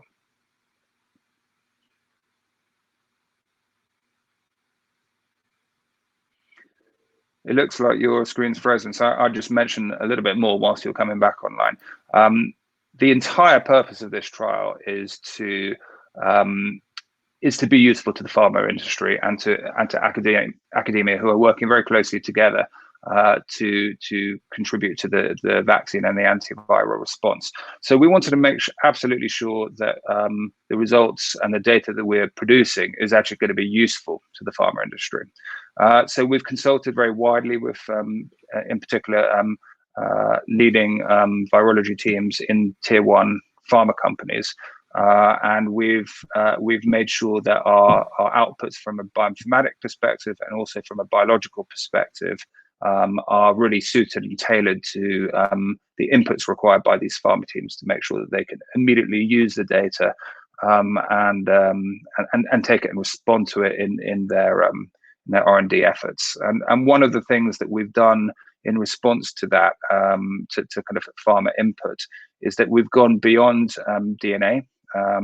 And we're actually immunophenotyping a smaller number of patients as well, deep immunophenotyping. So we're meaning that we're going to be sequencing the immune features of the patients to understand their immune response as well. So the program has become more extensive since we started out in response to pharma requirements.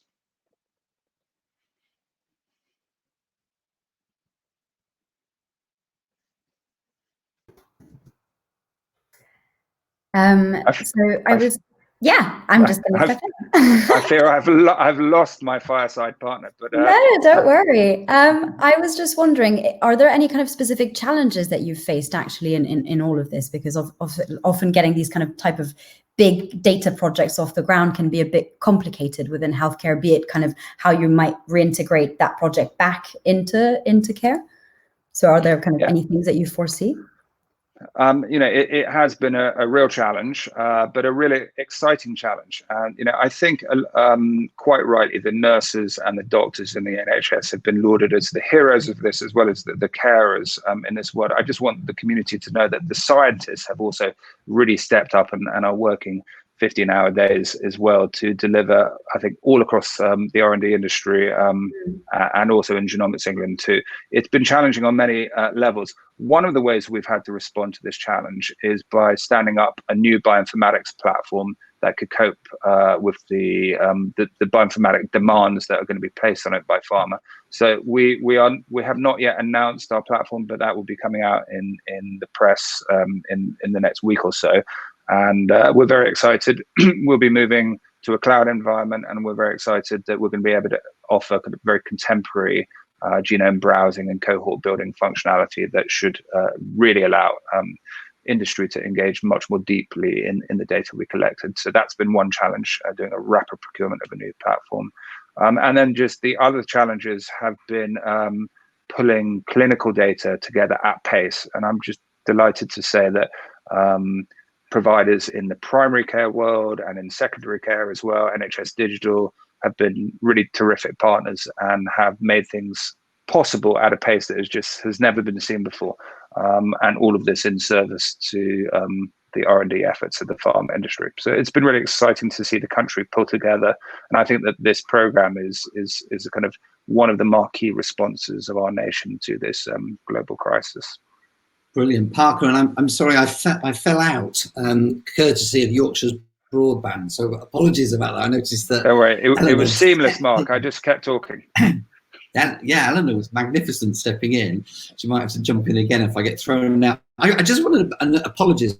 So I may have missed a bit. You may have been talking about this, but I wanted to ask you about the other data sets, because you talked about genomics and sequencing being the kind of recipe book, but of course that's the only recipe book. Did you touch on some of the other data sets that you're bringing together?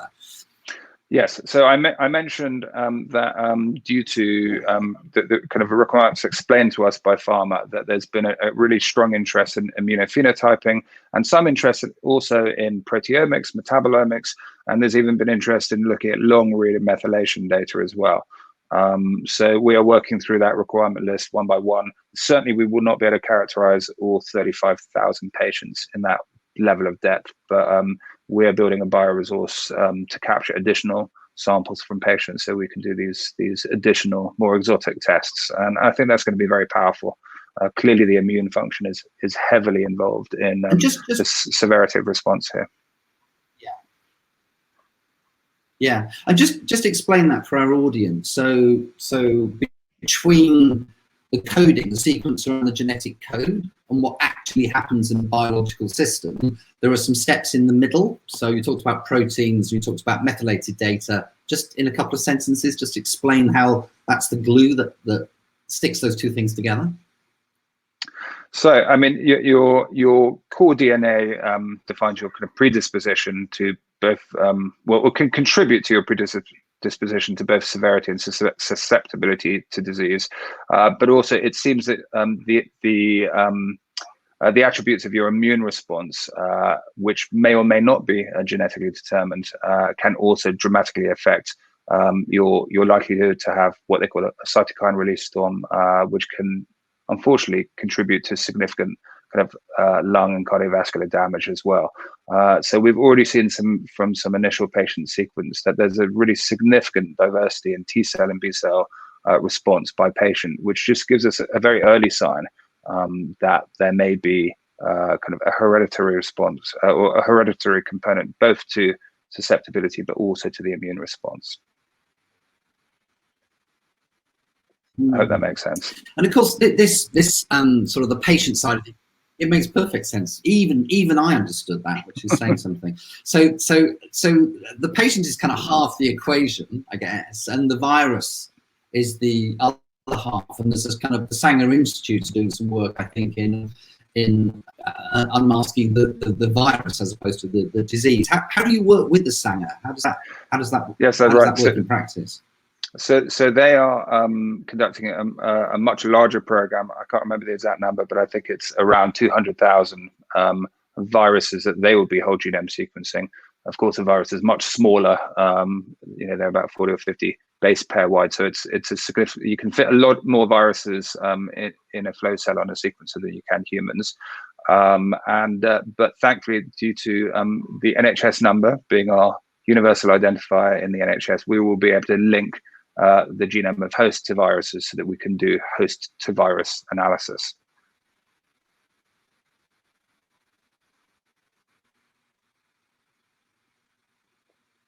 That's been one of the features that the pharma Awesome. industry have been very interested in.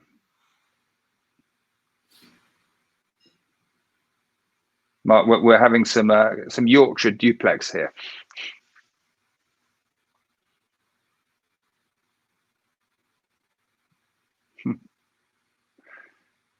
I think you're on mute, Eleanor. Gosh, disastrous all round. Actually, I was wondering, because obviously one of the kind of very topical things that has come out of kind of COVID-19 and obviously the kind of rest of the global context has been around the kind of appreciation of diversity in the data that you find. And I was wondering if you could potentially comment a bit about the diversity of the data that you find that genomic thinking has and how that kind of relates back to the... Sure. So, I mean, very sadly, we have seen that different ethnicities are affected differently, particularly from a kind of severity response perspective. So just to be clear, we have not had enough data out yet to have any results. We're still in the data collection and early analysis phase. But we are number one, capturing ethnicity as we capture our patients so that we will be able to analyze by ethnicity.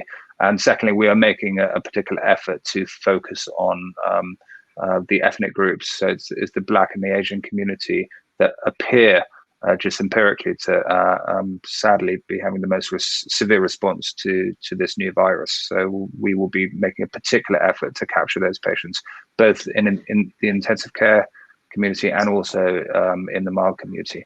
And by the way, one thing that I would like to do is a mini advert. If you go onto the Genomics England website, you'll see a page titled COVID, and on that page we're advertising a volunteer program where anyone who has had a mild or a severe response to COVID and has been tested positive can volunteer, and we will come and capture your tissue.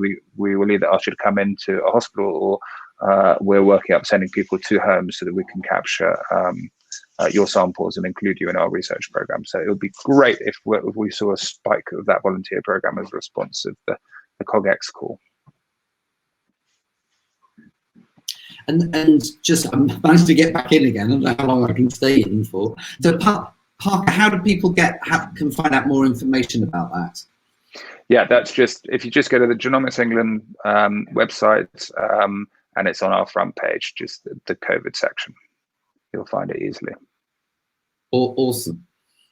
Just in the final few minutes of this, Parker, I think one of the things that characterizes the program that you just described is the collaborative nature of it and the way that it's redefined the relationship around partnership working across the whole system.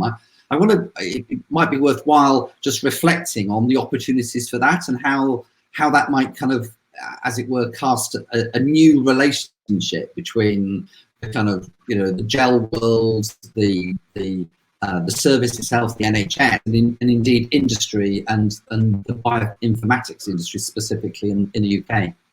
Yeah, it's often said that a crisis brings out the best in people, and I do think that has been true of COVID within the health and the scientific community. I mean, first of all, we've seen some traditional competitors collaborate in the pharma world. So, for example, GSK and Sanofi are working very closely together. We're just seeing the pace of clinical data integration happening at a pace that's never been seen before. So we've really had superb support from our friends in the NHS who have made data sets available to us from primary and secondary care, and that's been terrific. We've also had the NIHR working very closely with us to recruit patients in really very difficult conditions. All our patients are consented.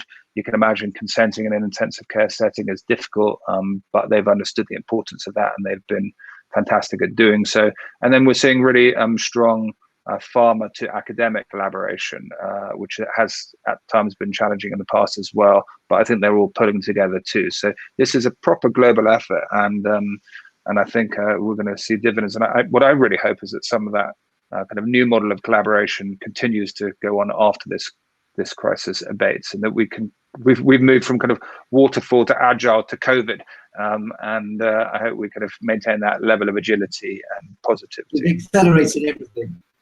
We really have. Yeah, fantastic. Thanks so much for that, Parker. And I think all of us would want to, if you would hand on our congratulations and thanks to your team and those who work with you, because I think all of us will have a great debt of gratitude to the speed and ingenuity and innovation that is being shown. So thank you very much, and thank you for your forbearance of my dodgy broadband. Eleanor, you've been a complete star, jumping in and out at short notice. Thanks, Mark. And I know that IBM have been doing a great job in this space as well. So thanks to your team for all of your efforts. Well, I will reiterate and thank you all again as well for your contributions to this really fascinating and topical conversation. So thank you, Mark, and thank you, Parker, for this conversation where we talked about obviously the kind of role of Genomic England and what they're kind of currently doing to help fight this pandemic. So I don't know if you have all heard, at least those following us right now, but do go on the Genomics England website and do give your tissues. It is for research. So please don't forget to do that. And so now, depending on the passes that you all have, you will be able to join the Q&A with the speakers and continue this really interesting conversation. What will happen next on the health stage is that we will have a little break. But we will be back on the main stage with a session at 2 o'clock that will be looking at the question of regulation and innovation in healthcare. Is it an unhappy couple? I will actually be moderating that session, so you will see me back again at that point, and we will be doing some marriage counseling. That sounds exciting, Eleanor. Sounds amazing.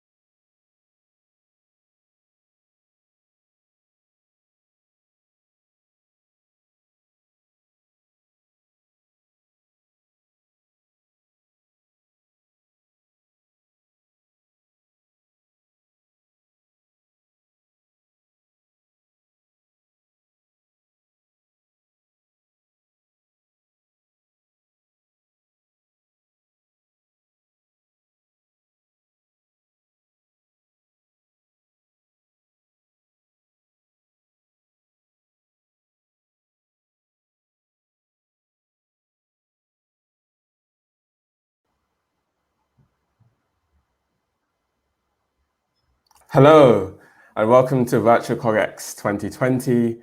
This is the Health and Wellbeing COVID-19 stage. Welcome to the second half of the day.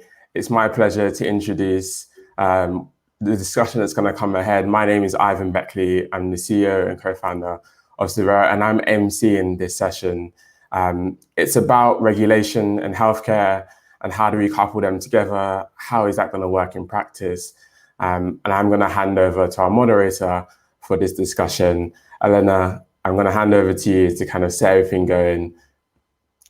Thank you very much, Ivan, for the introduction. So as mentioned, I'm Eleonora Harwich. I'm Director of Research at a think tank called Reform.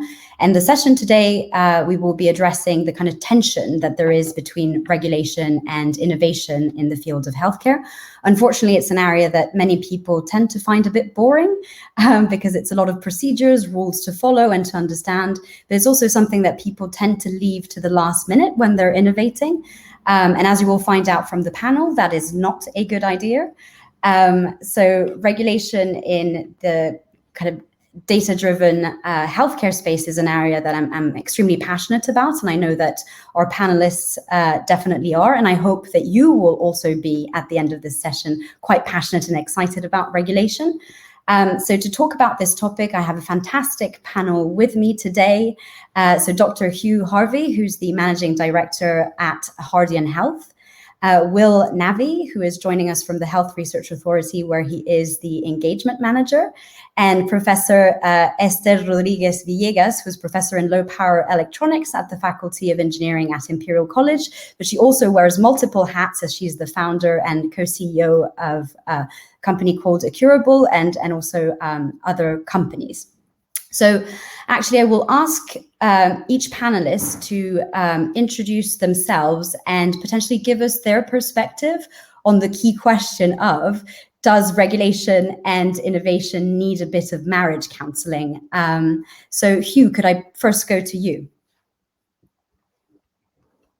Thank you, Ellie. Yes, I'm Dr. Harvey. I run a company which advises startups on their regulatory journeys, and we help them with their regulatory submissions, whether that be CE marking or in America FDA clearance. And the title of the panel is quite apt. I often feel a little bit like a marriage counsellor sometimes when I tell startups what they need to do for their regulation, and they sort of go through 5 phases of emotion, from denial through to anger, despair, boredom, and then eventually they get into the state of being able to cope with it and deal with it. So yeah, I'm looking forward to this chat this afternoon. Thank you very much. Will, can I go to you? Hey, so I'm Will. I'm Engagement Manager at the Health Research Authority, and I am working with the Health Research Authority to look at the safe and ethical and legal use of patient data and data-driven technology, which I thought was going to be really exciting, but as you've already alluded to, is quite a lot of information governance, which isn't the most interesting of topics, but very important nonetheless. I think the concept of it being a couple, I think, is really interesting, and the perspective I'd like to get to is remembering why we fell in love with each other in the first place and get back to that stage again. So hopefully we can get there today. I love that. And Esther, over to you. Hi, so I'm Esther Rodriguez Villegas. I'm a professor at Imperial College London, and I started working on medical devices about 15 years ago. And I knew nothing to start with. That's why my title is Professor of Low Power Electronics. And as time progressed, I created a lab called the Wearable Technologies Lab that specializes on all the phases of development of a medical device, from identification of the clinical problem to finding the solution to developing the solution and eventually transferring it to a company to take it to market. So in that journey, I created a couple of companies. One of them is Accurable, and yes, so I live my regulatory journey through that company, and that's why I think I'm here. So that's really interesting. So we definitely will have a kind of range of perspectives, someone who has converted into actual marriage counseling for a lot of companies, someone who has kind of seen one side of that relationship, and obviously the kind of side of the regulators in that space. So actually to kind of kick us off, maybe could, Esther, you talk about potentially your personal journey and some of the main hurdles that you have faced to potentially kind of speak to some of the hurdles that other companies might face in their kind of regulatory journey? So I think for me, okay, so I think I was quite lucky in some way in the fact that when I first came across regulation was over a decade ago when I still didn't have a company. And when my only hat was as a professor at Imperial, and just being an academic, you solve the problem, or you dig into the foundation of the solution, but you never go from there to development and taking the product to market. So when I first came across the regulation issue, I have to admit that I promised to myself I would never do that in my life. Of course, 2 years later, I started, one of my devices had already started being quite advanced, and then I had to wonder what is going to happen to it, because ultimately there is a reason why I'm doing this research. And ultimately the reason for me was to help people. And if I wanted these devices to get to market, I would need to learn about how to do that. And at that point, I went and I talked to a CRO, thinking that I would eventually find the money to pay somebody to do this regulation thing for me, because I had already promised to myself that I wouldn't do it myself.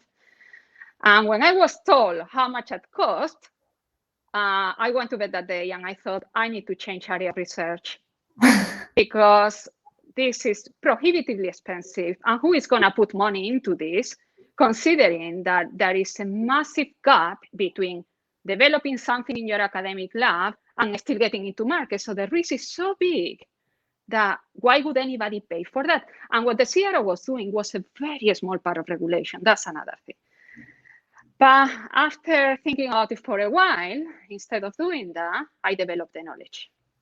So I only started the company when I actually knew that I could pull this myself and I could lead the regulatory path myself. And what I did instead was that I actually hired people that I trained. So to me, the main hurdle that I have found, that it might be unlike others, is that in the regulatory process, I find that there are many, many steps that are redundant and are unnecessary. And those steps need to be optimized. And unfortunately, we are becoming more and more overloaded as time passes, because bureaucracy, instead of getting better, is getting worse. I always say that we all end up paying for the mistakes of others. And unfortunately, that has happened with the regulatory journey as well. And I think that is where I see the main issue for innovators who know what they are doing. Now, innovators who don't know what they are doing yet, my advice would be, get to know what you are doing before even writing your business plan, because that's going to save you a lot. I mean, that's going to save you a lot in the grief process and a lot of money, and it's going to increase your chances of success.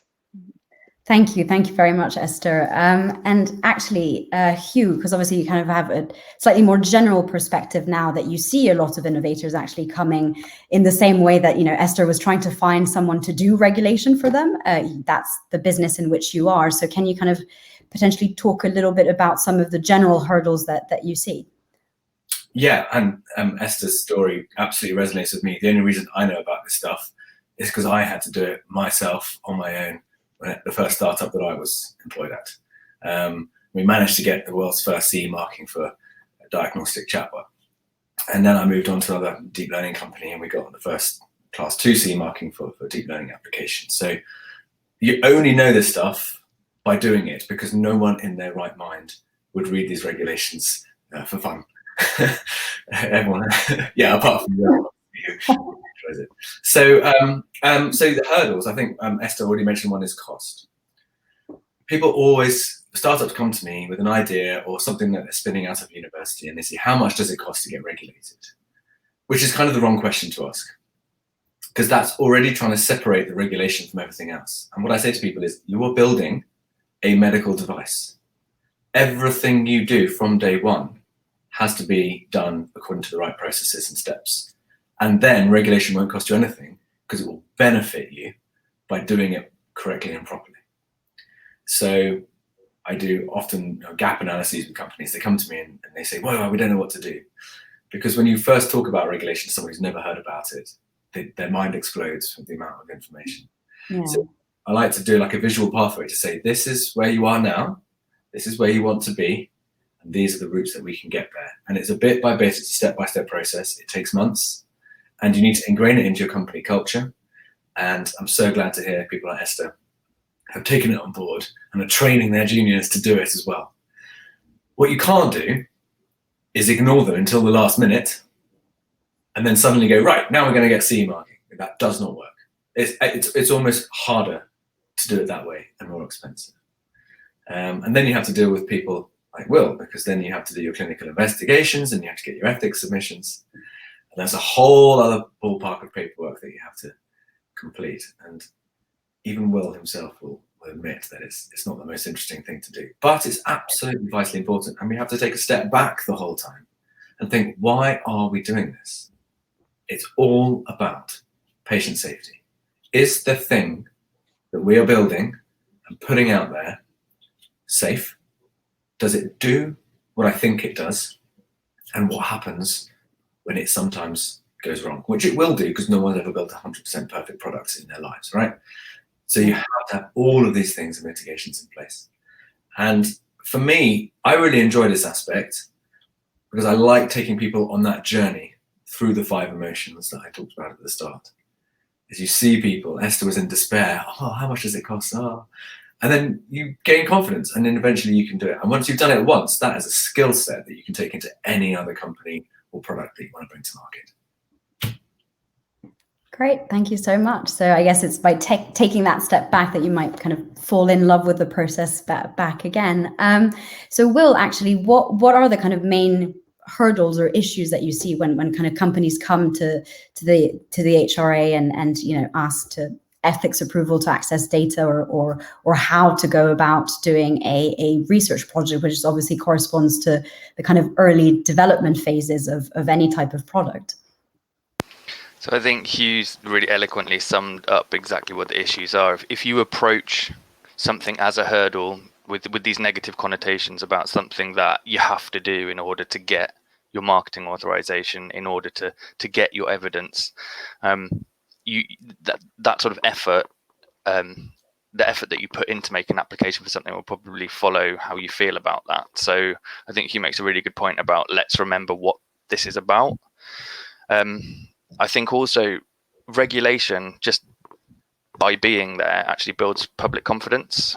And I think that people who haven't always done things properly are kind of in danger at denting public confidence, which is something that, we really can't damage at all.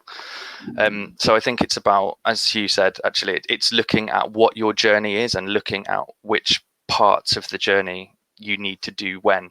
I think that one thing that regulators, and I speak for HRA, as well as others, is kind of to help you along that journey by kind of working better together or communicating better together. So that's something that I think we need to look at system-wide.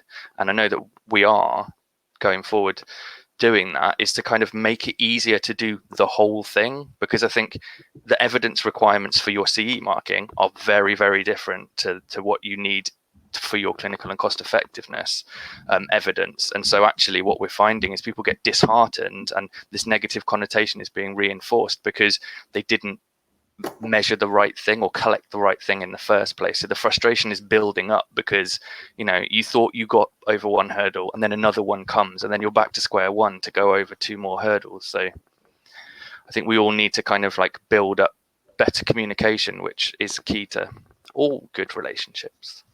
Yes, indeed. And actually, kind of off the back of that question, do you think that there are kind of any areas where we could create potentially slightly more synergies or a more seamless process, or where potentially regulation itself could benefit from some clarification? I think so, definitely. I think one thing that I'm concerned about is I don't feel that we're seeing enough applications for the use of data and data-driven technology. And I think that's because if you're undertaking a medical degree, you know that you need to undertake medical research, and you know that that means that what the regulations are, what the regulatory pathway is. Whereas if you're not undertaking a medical degree and you're undertaking an engineering degree or computer science degree, for example, you're not necessarily going to know that products that you're developing are going to be, require medical research. So I think there's something that the community of regulators need to do is get together and actually try and reach untraditional audiences, which I think that, data-driven technology companies are one of those, and I think the students alongside that are another. So I think there needs to be a large amount of communication, better kind of advertising of what it is that we do and why we do it. But also, I think that we need to get together and have consensus on what is important within these regulations and a kind of consistent interpretation of these as well. So I think, again, the regulators could talk more around, the commonalities of understanding and actually kind of advice provision being more consistent. I agree. And I think what we have to remember is that we're still in relatively early days for medical technology. I always compare it to the pharma industry. It's incredibly well established how to get a drug to market, and people know it's very expensive and takes almost a decade per drug. Now, I'm not saying it should be that long or that expensive for tech, but there clearly has to be some kind of comparison, and we can borrow and learn from that industry and apply it to the tech industry. And no one in their right mind these days starts up a pharmaceutical company as a startup and bootstraps it and says, right, I'm going to make a drug, because it's just too prohibitive with the regulation and the cost. It would be a shame if we got to that stage with tech as well. And that's the sort of the tension I think that we need to discuss today as well. Is yes, we all agree, on the panel here, we need regulation. We all agree that there should be a cost in terms of resource and time put into it, and that it should be robustly done. But we don't want it to dampen innovation and prevent people from jumping in to the sector. I think it should be there to let the right people jump in who are aware of all of these barriers, and maybe that will weed out some of the cowboys that are sort of slowly falling by the wayside now. Esther, I don't know if you wanted to come back. I could see you nodding. Yeah, so I think that is a trade-off there, right? We need to be realistic as well. So on one hand, pharma companies, the valuations are much higher than they are ever, well, in most cases, they are in medical devices, right? And that needs to be taken into account into the equation.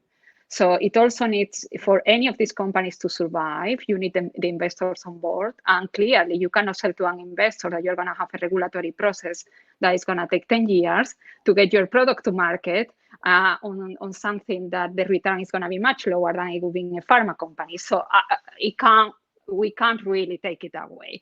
Another worrying thing that I see here, and I have been in this many times, not with my entrepreneur hat, but with my academic hat, is that you enter into many research offices, start treating your medical device with the same processes as they treat a drug. And it's not the same. It doesn't need to be the same. Of course, if you are talking of a class 3 device or a class 2B device, maybe you have to treat them in the same way. But treating a class 2A device or a class 1 device as you would be treating a drug, and making innovators go through a similar process to get their foot out just to the HRA, I think that is completely unnecessary. So I would be very cautious trying to compare or trying to copy from the pharma industry going into the medical device industry, because we run the risk of falling into the lack of knowledge of the people who actually have to deal with the processes. So although I agree with you, I think that we need to be cautious. It's a really interesting remark. And actually, just to make sure that our audience is following, because obviously the conversation is getting quite technical with a kind of classification of different devices. If I could possibly ask my panelists that in the kind of next responses, if you can kind of more or less explain a little bit what the kind of differentiation between the class of devices, basically just for the benefit of our audience, it's a kind of risk classification depending on how risky that device would actually be once it would be kind of implemented within the medical field. And actually, one of the themes that you've kind of picked up on in your responses, what was that kind of theme of tempo of innovation, and again, the kind of inherent tension between the pace at which we innovate and at the pace at which we would like regulation to kind of catch up with the pace of innovation, but that kind of obviously inherent tension with the fact that just regulation does take time and is a bit slower. So how can we try and reconcile that tension? And maybe if I could kind of start with you, Will, put you on the spot with that difficult question. Yeah, sure. I think there's amazing potential for the use of data to really, really add efficiencies and add benefits in healthcare. But I truly believe that regulation is not the problem to the pace of change here. So there's a bigger hurdle, there's a bigger issue here, which is the NHS still has paper. Like, there are fundamental changes that we need to make to our system in order to kind of help run at the pace of innovation, because where we are at the moment, the regulation within itself, I think, is kind of fit for purpose for the amount of applications that we're seeing, which, to be honest, is not very many. I think there've been great advances in kind of imaging, deep learning for imaging, but beyond that, there really isn't very much. And I don't think that regulators and legislators are willing to particularly change things unless there is a need. And it's almost like the need at the moment is much further downstream, and that there need to be fundamental changes in kind of quality systems, data standards, just across the piece before we can even regulation. Right, I think we just lost you for a little bit towards the end of that comment. So actually, Esther, if you would you agree with Will's view that actually there is a potentially bigger, more fundamental issue that is not to do so much with the kind of pace at which regulation kind of needs to catch up? And I can see Esther reacting, so I'll go to you first. I think it's a very, very complicated equation with many variables, I'm afraid. So I think that is an optimization problem, and narrowing it down to just one factor would be simplifying it too much. So I do think that there are enormous optimization that can be done in processes at the moment. I mean, I'm just gonna give you a very simple example. Because it affects the Health Research Authority, right? So I can tell you that the Medical and Health Regulatory Agency, for example, has got deadlines that are established by the Secretary of Health, and they are wonderful. They are wonderful because they say within 60 days this is going to happen. And to be honest, okay, they are if it's 60 days that are incredibly stressful, because in order to meet this deadline, if you fail to meet the deadlines they give you, then the clock starts ticking. So you have to be prepared for getting letters from them at any point and have to put together a team to do the work and reply to them sometimes in 24 hours. But what makes it wonderful is the fact that everybody knows when this is going to finish, either in a positive or in a negative way. On the other hand, in order to get Health Research Authority approval, you also need the approval of an ethics committee. And yes, ethics committees need to be there. I completely agree. However, ethics committees formed by no experts, unlike the Medical and Health Regulatory Agency, which the assessors are experts and they do a really, really thorough job. Ethics committees are not. But ethics committees are given the competency of the experts to express an opinion on things that they don't know enough about. And then you find yourself into this really strange vicious cycle that takes forever, in which you get comments from the ethics committee that you have to address that contradict the comments of the Medical Health Research Authority. It takes forever. a process that could be optimized by saying, okay, the Medical Health Research Authority is going to do this, and it's going to take 60 days, and that's it. And then maybe we have an ethics committee that says, do you have any major reason why this should not go forward? A yes or a no. But it's not like this. Yeah. It's not like this. So this is what I think, the kind of thing that I think can be optimized. Yeah.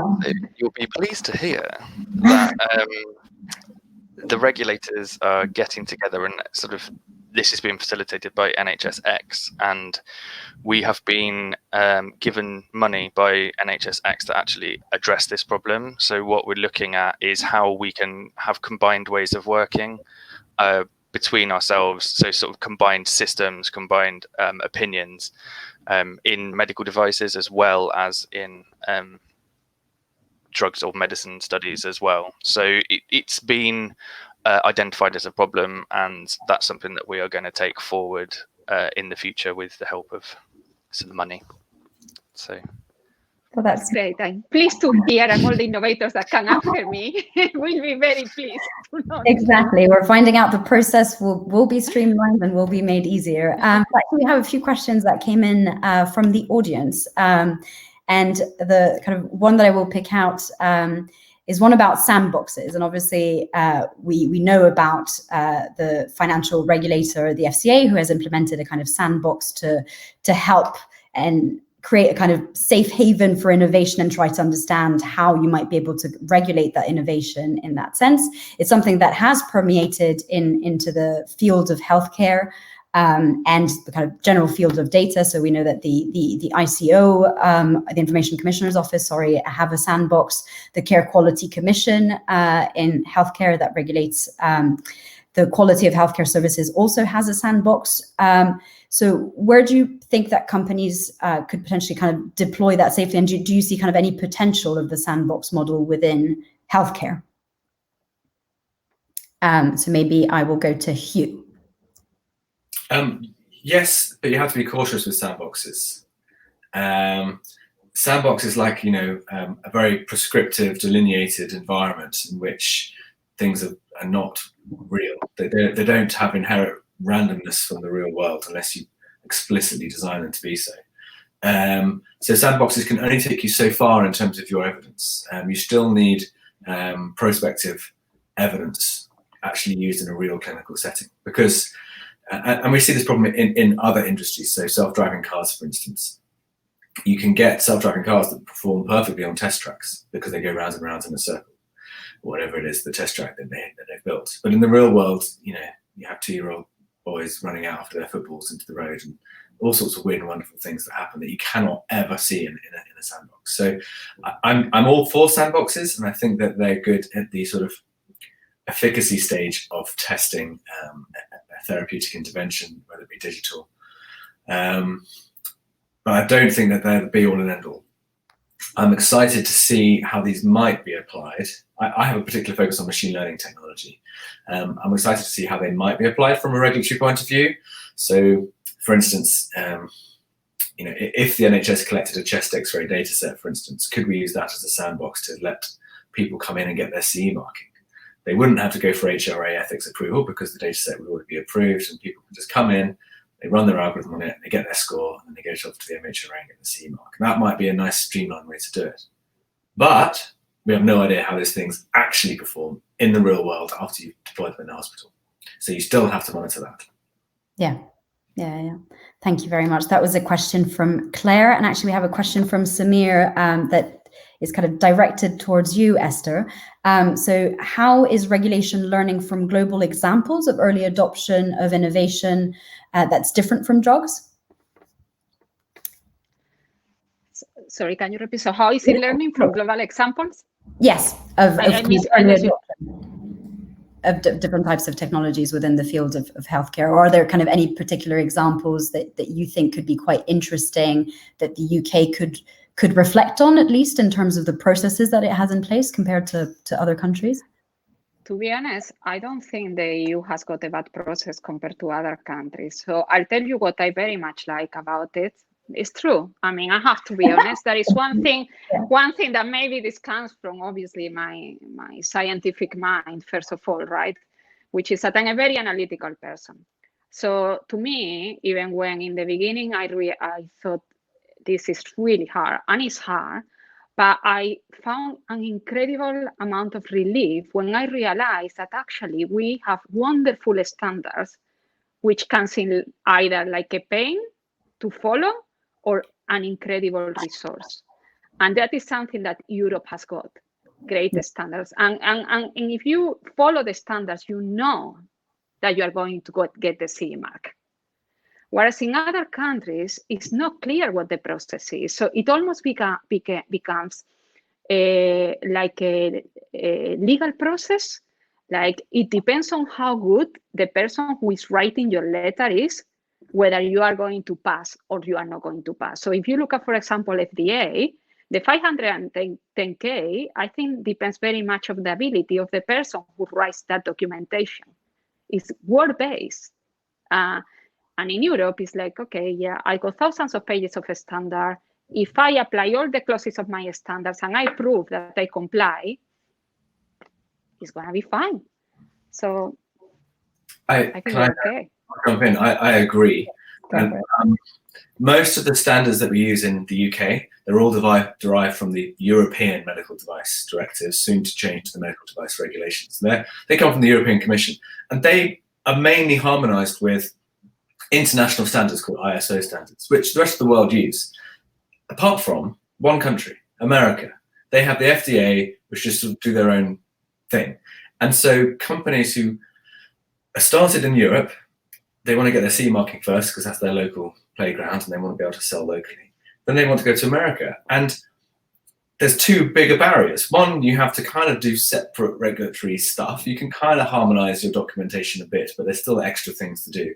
And the second is, then you have to do separate clinical validation studies. They don't always accept data from Europe or from your local jurisdiction in America. Meanwhile, the rest of the world is going towards what's called the MDSAP program, which is the Medical Device Single Audit Program, which at the moment you can do this audit. It's roughly similar to the CE mark, and you can get straight into Brazil, Japan, Canada, many countries. And this is how it should be doing.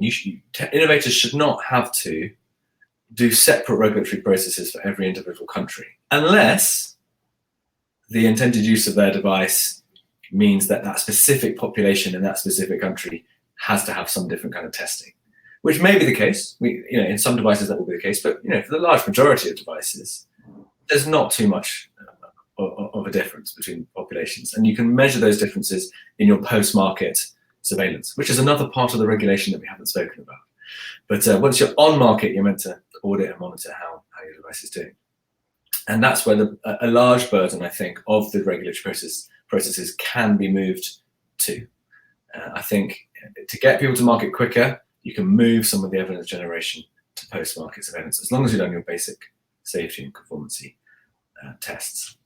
And I just have to say one more thing on Esther's comment on the 510K writing. So 510K, I don't know why the FDA call it a 510K, it's just a random number, but it's right. Instead of filling in a set document that anyone could fill in if you understand the regulations, the 510K has to be written in a kind of legal lawyers kind of speak, and you have to hire someone specific who's interacted with the FDA, who's often in that sort of revolving doors situation, having been at the FDA, then they then become an FDA grant advisor or whatever. So it is this kind of really weird, nuanced thing where I've seen some people with great devices and great evidence just not word their letter correctly, and the FDA have rejected it and have to wait another 75 days to resubmit. And so it can be a bit frustrating, I think, from having these different regulatory systems globally.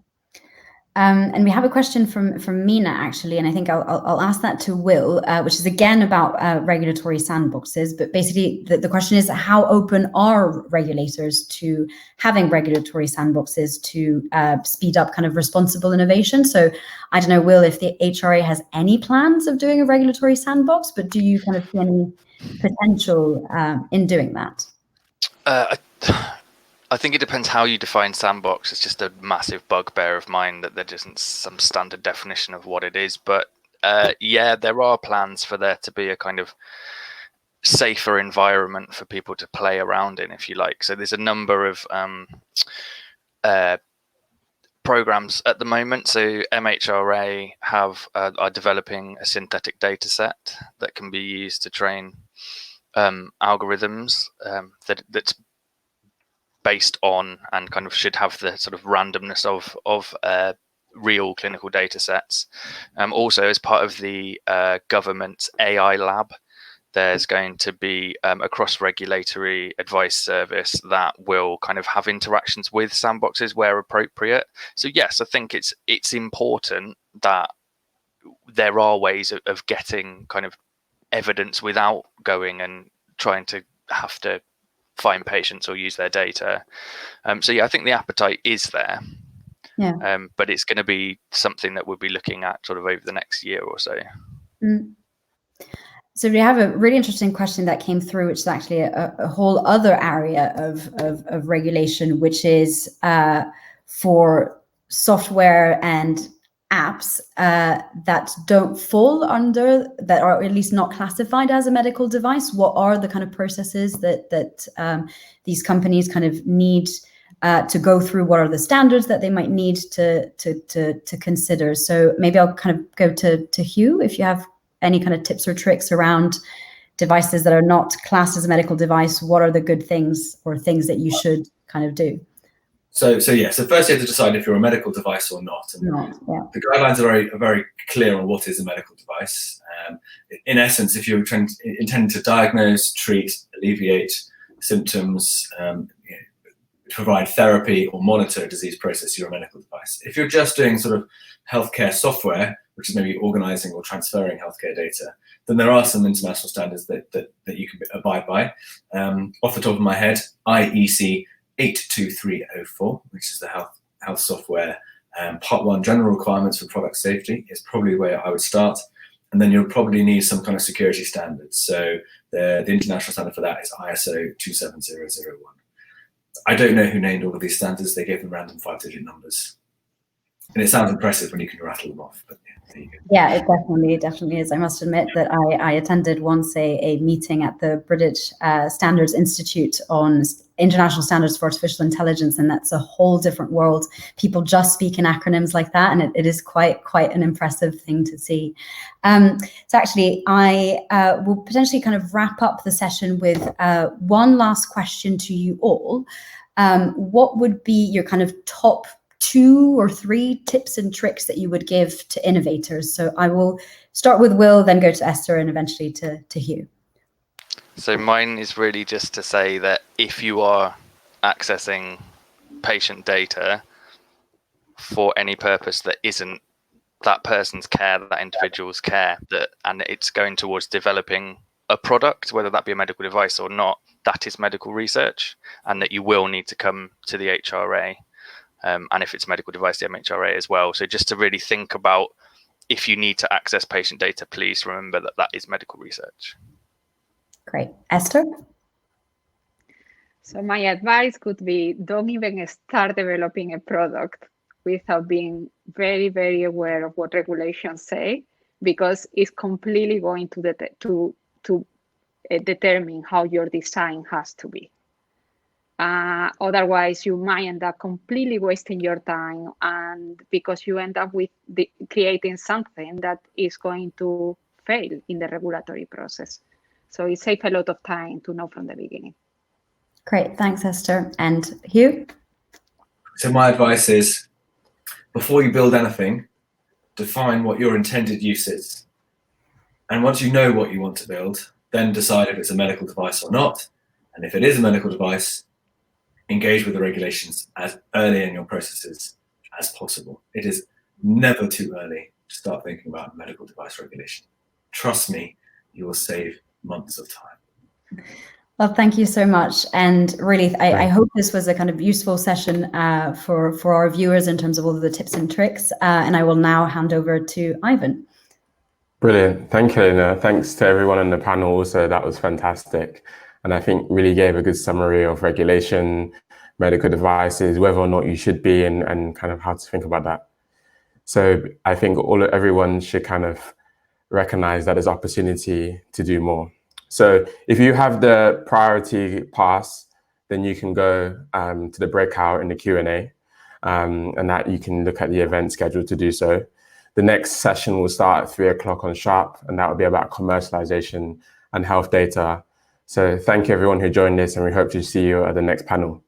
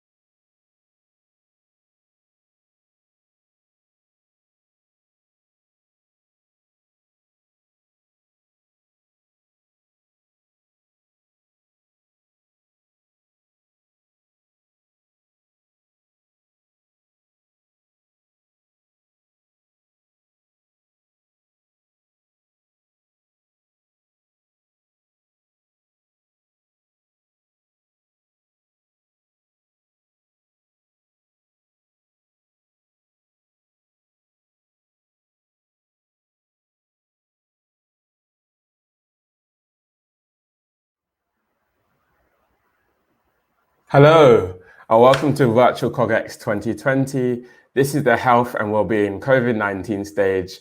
You're very much welcome to this session, which we've got a lot to discuss, a really interesting topic. The focus is on healthcare data and commercialization, and there's so much to discuss with some great panelists. So we're going to hand over to our moderator for the panel to get things started. Thanks, Ivan. So I'm Eleonora Harwich. I'm Director of Research at a think tank called Reform. And as Ivan mentioned, in this session, we will be discussing the commercialization, healthcare data and commercialization, which is a topic that actually everyone on this panel has written a report about. And we will specifically be talking about the nature of partnerships developing between organizations in health and care, like hospitals, GP practices, or other central bodies like NHS Digital, and the private sector when that data is used to develop innovations. So there have obviously been absolutely amazing partnerships that have developed between the NHS and the private sector that have enabled the development of new diagnostic tools, of better treatments. And there are actually quite a lot of rules and regulations about, what type of data you can access, for what purpose, what you can do with that data. But the rules actually become much less clear when it pertains to the nature of the commercial agreements between the public and private sector. So prior to this pandemic, there were already partnerships developing within health and care, and there were some concerns about the kind of fairness of those commercial agreements. Since the pandemic crisis, there have been obviously many tech companies that have lent their expertise to develop algorithms and different types of tools to help with the situation.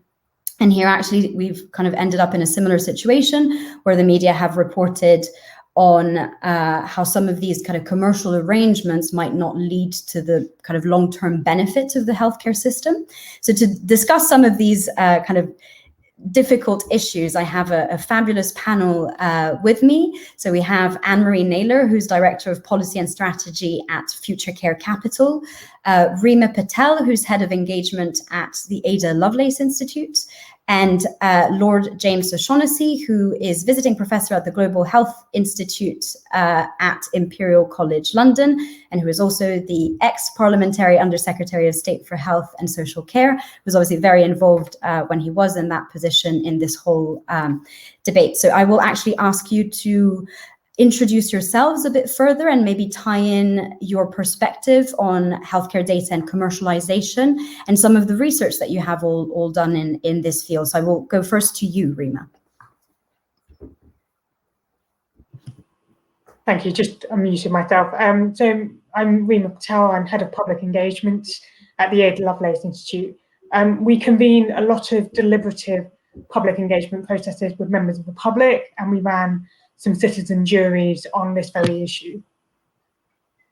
Thank you very much, Reema. Anne-Marie, over to you. Hi, everybody. I'm Anne-Marie Naylor, so I'm Director of Policy and Strategy at Future Care Capital. We are a charity, long-standing, with a focus on data, technology, innovation, scaling and investment across the health and social care landscape.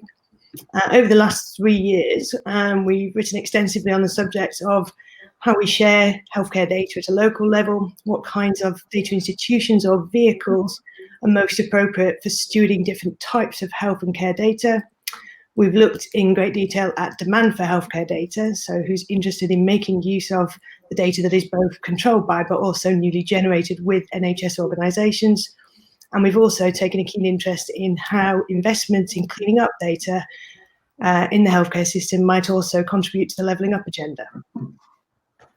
Thanks, Anne-Marie. That's actually a paper that we both worked on together. James, so could I move on to you for introductions? Yeah, thank you. So James O'Shaughnessy, as Eddie said, I'm a former health minister, and when I was a health minister, I had responsibility for the tech, digital and data agenda. And since leaving, I've written on this topic with colleagues at Imperial. The inspiration really for the work that I did as a minister and subsequently has been to really try and understand what it would take to get the public to be supportive of a data sharing agenda. I think we are in a very fortunate position in this country where the NHS is the most trusted institution, even more so after the COVID crisis. But at the same time, we know people are acutely aware that their data needs to be properly stored, ethically used. And if their very precious health data is going to be used to generate economic value as well as health value, they've got a very keen interest in making sure that that's done properly, and indeed that the NHS gets an opportunity to share from that. And actually, if we don't have that bedrock of trust from the beginning, as we've seen, not only do we get media stories, but more fundamentally, we erode that trust that people have in the NHS. And that ultimately means that we won't be able to realise the gains, the huge health and economic gains that we have the opportunity of getting as a country. And so really, the work that we've done has been trying to create a strategic framework for action to understand what are the main areas of action that we need to take, both on public trust in terms of the law and governance, and value sharing models and other things, to make sure that we can make the most of this opportunity.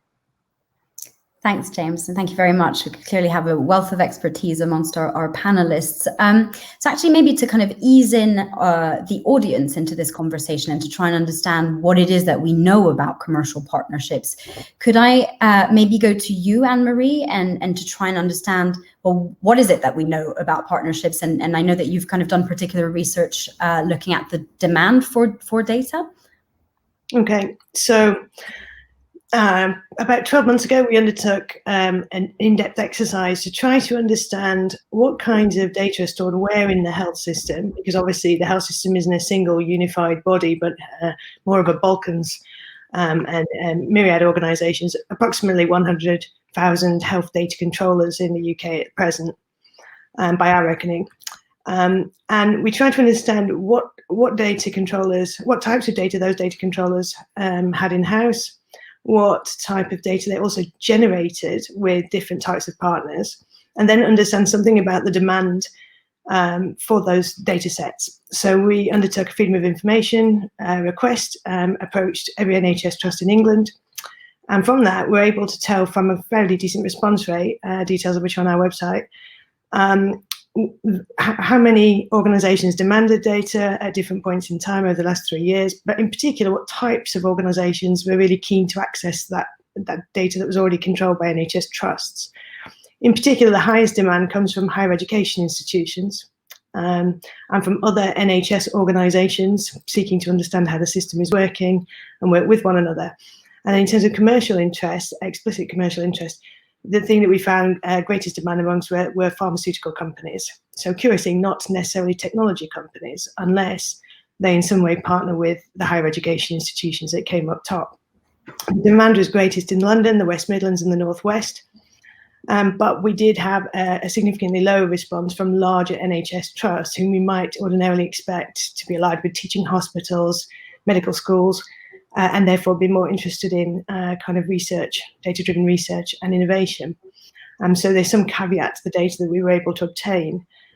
And clearly demand for data doesn't necessarily translate into commercial revenues and income streams for those involved. So we can't categorically say at this point in time whether that map of demand for data across the country actually maps also to commercial revenues accruing to those individual NHS trusts. But what we would say is that the top 15 trusts in the country are involved in around about 300 studies in 2017-18, whereas the bottom 70 were in 35 or fewer, based on data from the National Institute for Health Research. So from that, you get a kind of a strange map across the country, a sort of X map, which looks like approximately 80% of data deals we estimate are done in about 20% of trusts. So going forward, we're going to be taking more in-depth look at those 20% of trusts, working again with Ellie from Reform, to try and understand what level of enterprise and innovation flows from them. Great, thanks Anne-Marie. And actually, James, I know that you have also mentioned and written a report on this. So what are the kind of different types of partnerships, or the shapes that partnerships can kind of take? Yeah, no, thanks, and I'm indebted to everyone on this webinar as well, who's contributed to my thinking. I think Anne-Marie's point is a good one. Data has always been shared to generate economic value. The traditional way of doing that has been through clinical trials for the development of pharma. I think the truth is now that obviously advances in computing power and so on mean that we're just able potentially to get much more value out of that data and to get it more immediately, and to link that value with specific individuals or cohorts or trusts or whoever it is. So it is a radically changed picture, albeit one with a sort of historical hinterland. And part of the problem up to now is it has been a very decentralized system, hundreds of trusts operating differently, not really a clearly accepted rules of the road. Yes, we've got ICO guidance, but not at the level of granularity that we really need. And so a part of the work that I did as a minister and have been doing since is to provide greater guidance and support for trusts that want to get into data sharing and data using relationships with others. One of the things that's going to be happening at a national level, slightly obviously put off by the COVID crisis, is the creation of a national centre of excellence to support trusts, and that's important to address the issue that Anne-Marie raised, that at the moment it's 20% trusts doing the bulk of the work, whereas this actually is a value generating opportunity for multiple trusts. But then you come to the question of what does value look like, and there's any number of ways of doing it, and I would recommend for people wanting a more comprehensive look at this to go and look at the Imperial IGHI website for our white paper, because there's a table on this. But that ranges from no value sharing, which is obviously not a great outcome, to looking at providing free or discounted products, all the way through to actually sort of profit or royalty shares, right the way through to ownership. It becomes more complicated and more difficult and more long-term the more you move across that spectrum. And at the moment, probably the capacities aren't largely there to negotiate those more complex relationships. Over time, those are the things that you would expect to yield the most value. So I think part of the national strategy that we need to have is about improving the expertise that sits in trust, that sits at the centre to develop and negotiate these kind of deals. Not to be greedy, not to try and capture all the value, because of course if you do that, nothing will happen, but to make sure there is a fair share of value that passes the public's very acute sense of whether this is providing the sort of feedback to the NHS in income that is acceptable.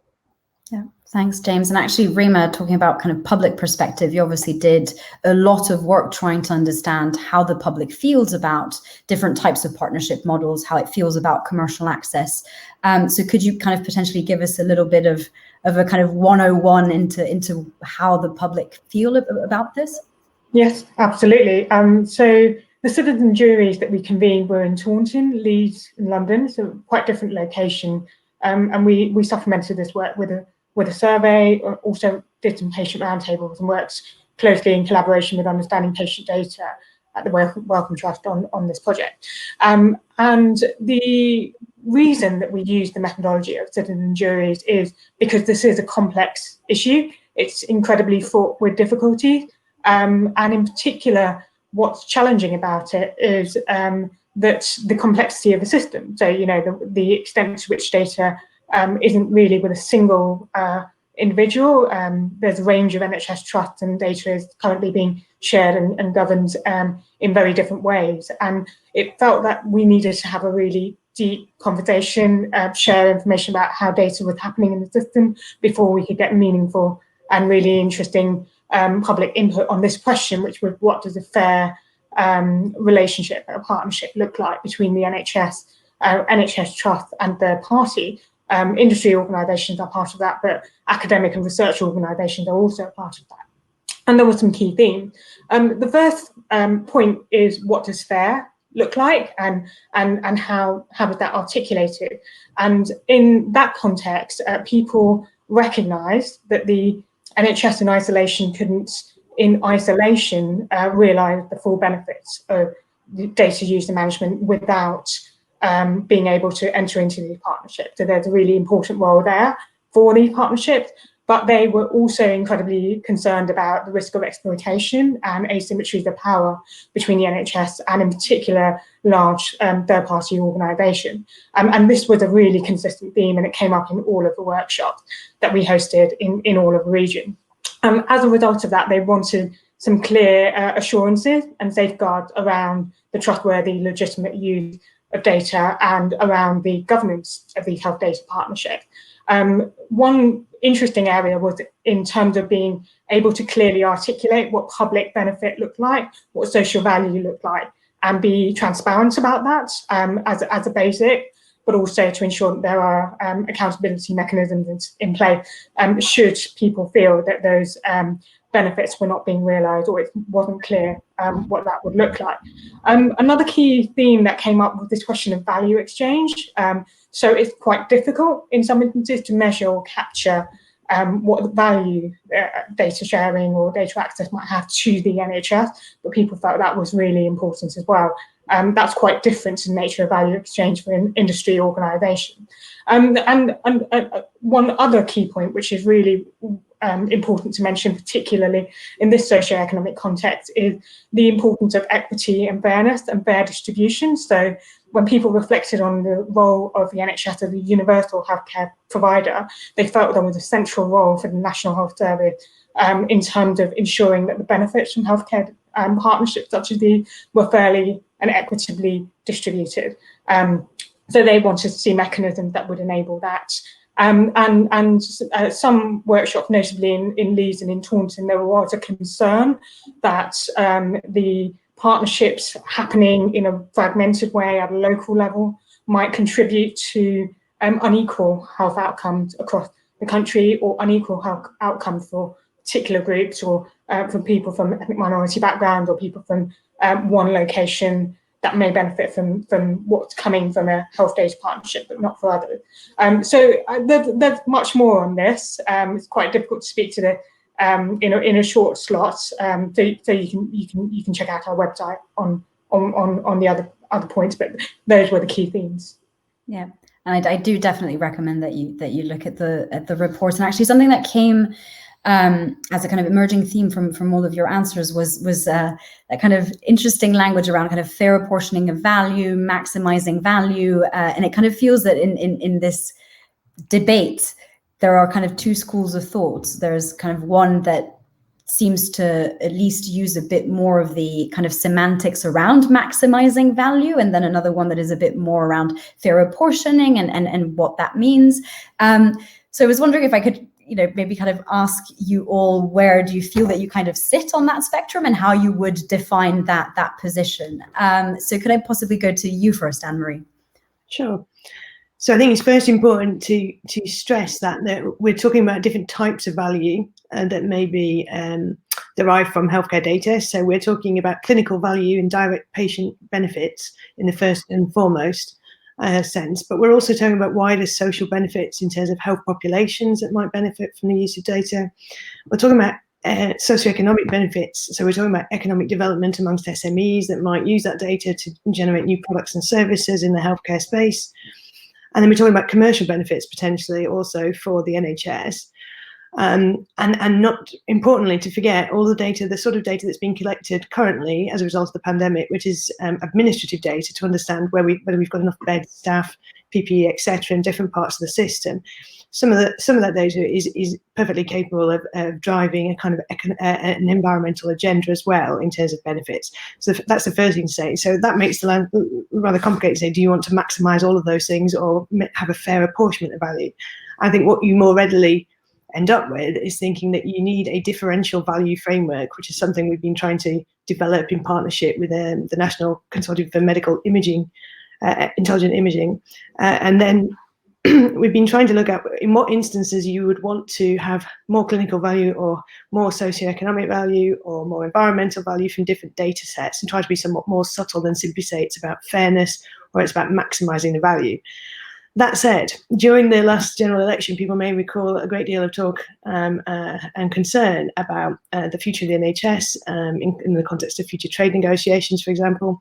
There was considerable coverage, to my surprise, in fact, more coverage, not of data being sold, but of being given away to particular large tech firms from overseas. And there was clear sentiment expressed, at least across my social media feeds, that people didn't want it given away. So I think that echoes what Rima has been saying. And then I think on that basis, the last thing I want to say is to basically say, why would you treat data any different to any other public asset in which taxpayers have invested? So we obtain best value where we have local government controlling land and buildings that they might acquire, develop, sell at a point in time. So why don't we expect the NHS to obtain best value and maximise the value rather than fair value? Great, thanks, Anne-Marie. James, could I potentially kind of go to you to know where you sit on that spectrum? Yeah, well, maybe I could start with just a little sort of story, which is, we know that the Treasury has become quite interested in intangible assets, and indeed had a review on that a couple of years ago. And when I was in the department, we commissioned Ernst & Young to look at the potential value of the NHS data asset, and they came out with a nice round number of £10 billion.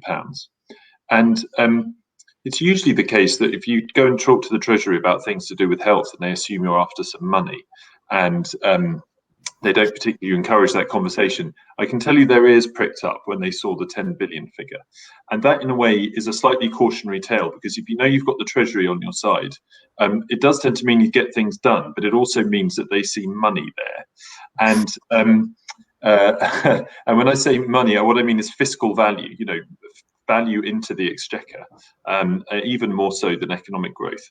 And so I think one of the things we have to be careful here is not just to balance, as Anne-Marie has said quite correctly, between the sort of health and economic value, but that we don't sort of kill the golden goose by trying to extract as much as possible into the Treasury. Because while public are very supportive of health data and value generated from it being used to support a better NHS, I can promise you they feel quite differently if there's a sense in which that value has been hoovered up and is not going to be directed into the health service. And if they felt that 6 months ago, they feel it even more now. So I think a really important part of that is to understand that this isn't just about, to Anne-Marie's point, exploiting an asset. This is about trying to foster an asset that will grow in value over time, and which throws off multiple types of benefit that can be harvested in different ways.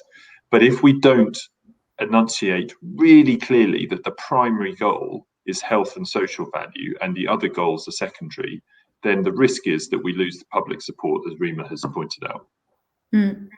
Yeah, thank you. Rima, would you have kind of anything to add on where you sit on that spectrum?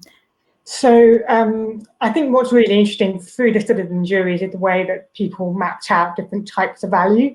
But broadly speaking, it felt that there were three narratives being articulated in terms of what the value is, and that these narratives were quite distinct. So, I mean, the first narrative is around the narrative of data as an asset. So a commercial benefit to the NHS, but also to the organisations that receive it. So often narrative being accompanied by something like data is the new oil. But also we overlook the value that data has to the people who it relates to. So it has value to me if I'm a patient. And people talk about this in terms of data as akin to a digital shadow. And that's quite different to the way we think about data as a commercial asset or a commodity. Then there's also another way the NHS might think about the value of data, which is this is something we want to steward. It is of and for and by society. And it's quite challenging because when people talk about value, sometimes it feels they're talking about one or two of these things, but not all of these things. Or they're talking about the same thing, but actually they're talking past each other. And so the notion of value is something that we want to unpick. What narratives are being told about what data is, and how do we ensure that we're telling the right narrative, the one that is something that is important and truly reflects who we are as a society. And some people might argue, certainly, that some narratives are clearer and more resonant in our conversation about value than others. No, that's really interesting. And I think, I guess, in general, as human beings, we're not that good at dealing with complexity. So it's often a kind of binary choice that we kind of try and at least have in our minds, because optimization under constraint with many constraints is very complicated to do in our heads. So actually we've been receiving quite a lot of questions from the audience, and there are a couple that are picking on this theme of ultimately how do you engage patients or the kind of population at large when you're kind of having these discussions about commercial value, because obviously, you know, we can do a kind of citizens jury at one point in time, but you know, feelings and views might evolve depending on the application. They kind of might be very specific. So in terms of the types of governance models that we would imagine moving forward, would you have kind of any recommendations or ideas of what you would like to put in place? Maybe I'll kind of jump on again and see if Rima, you have kind of any ideas about this.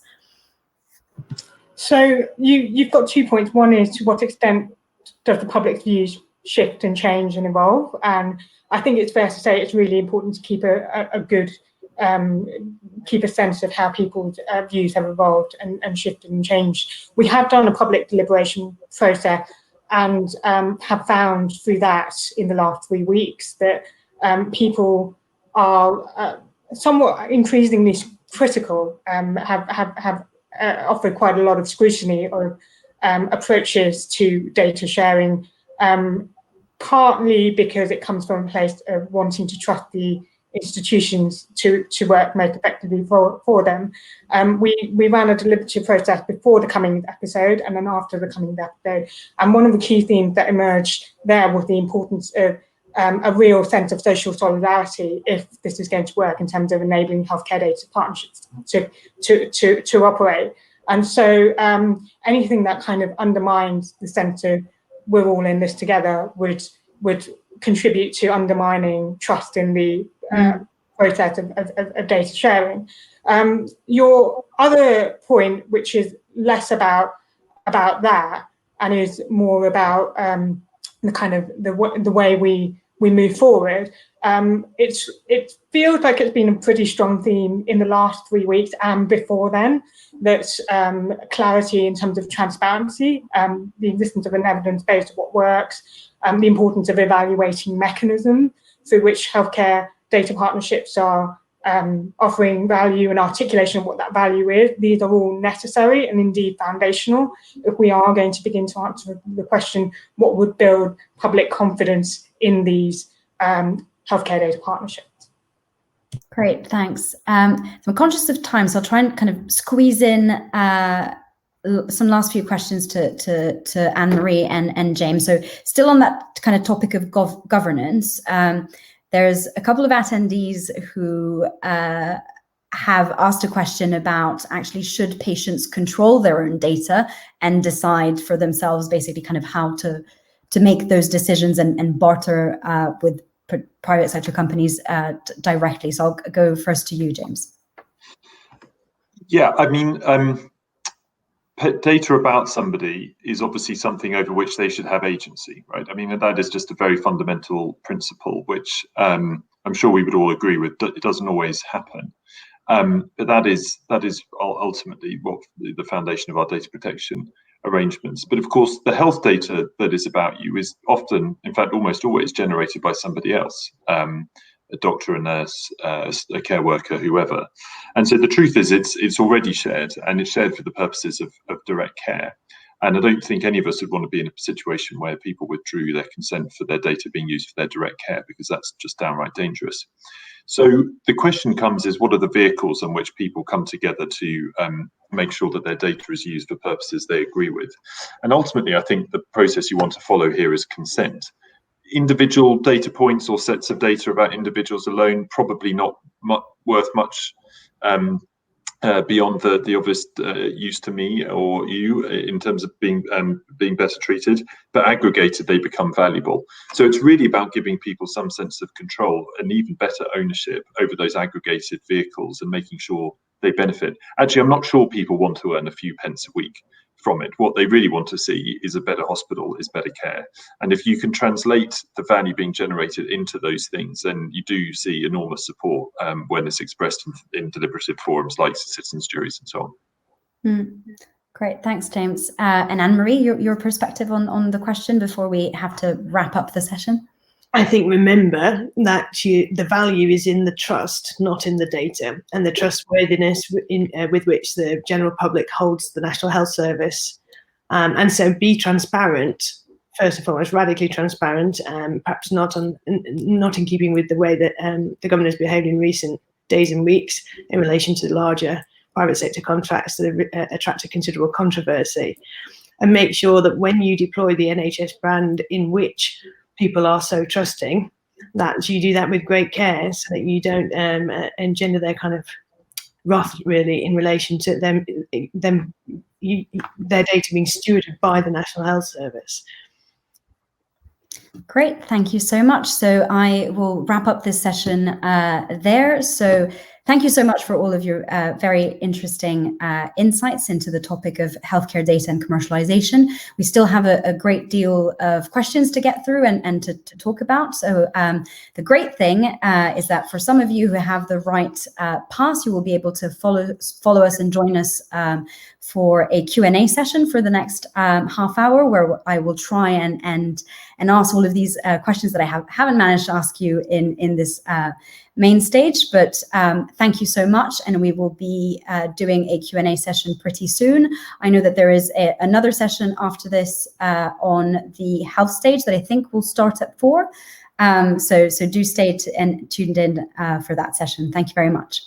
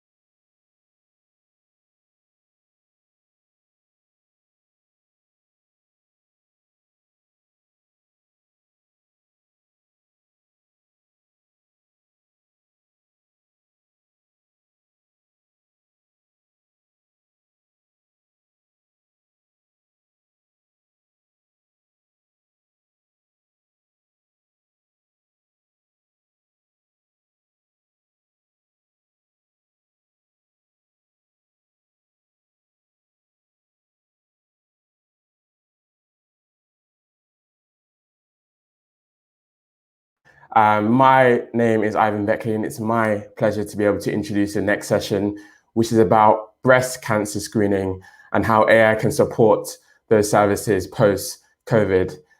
This is a really important topic, and I'm sure the panelists have a huge amount to say and are doing this today. Our moderator for this session is the esteemed Vishal Gulati, who is an investor and board member for Health Tech VC. And my pleasure to be able to hand over to Vishal to moderate the panel.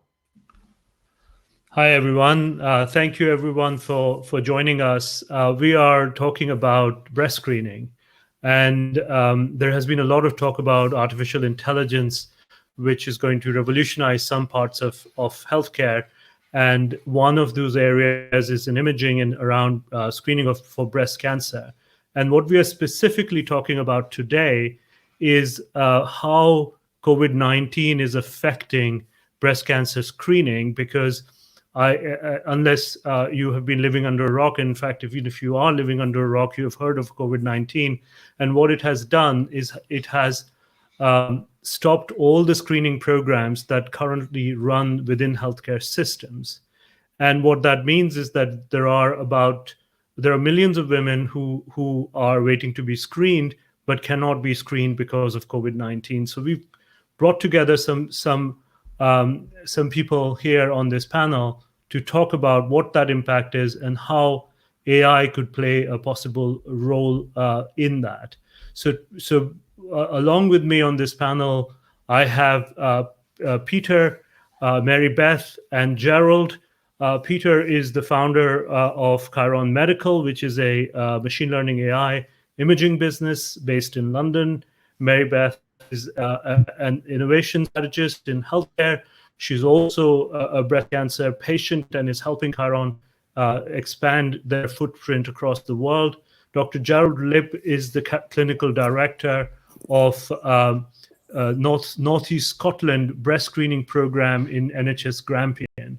So it is my pleasure to have all of you here, and we are hoping to look at this problem from different angles. So why don't I first go to Dr. Lipp. Gerald, tell us a little bit very quickly about breast screening, because a lot of people in the audience may not be familiar with what it is and on what scale does this operate. And I think when I first read about the scale, it was mind-boggling. Thousands and thousands of scans are done across the country. So give us a little bit of a flavor of what would have been happening if we were not in the middle of COVID-19. Thanks very much, Vishal. And I think that anybody who's got a mother, a sister, or a grandma will be affected by this, because any woman between the age of 50 to 70 has breast screening in the UK. It's a 3-year program. It runs like clockwork. And we just go around with our mobiles around the country, and we screen women.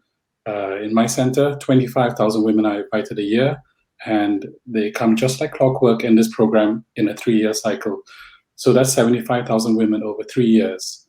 Now imagine now that we've thrown a big sort of stick into that wheel and pulled the whole thing out, and we paused the program. It's been paused since the lockdown in the UK for 3 months now. And it's likely that it will take a bit of time to restart. So another 2 months restarting. So that will be 5 months out. And if you imagine that 2,000 a year, 2,000 a month, clocking up now 10,000 a month delayed in screening. It's like pulling the emergency anchor on a super tanker, and now restarting the engines takes just as long to get back as well. So that sort of gives you the scale of it. And across the UK, it'll be much bigger, and across the world, it's a very, very big number. But tell me one thing, and I think this is something which everybody would like to know, is what happens if someone is not screened? So I can understand that purely from a scheduling point of view, people who have not been screened have to be screened in the future, which means that you have to have greater capacity to screen. But can you tell us a little bit about what happens, or what are the benefits of having screening? So the important thing to get across first is that screening is for women who don't have symptoms.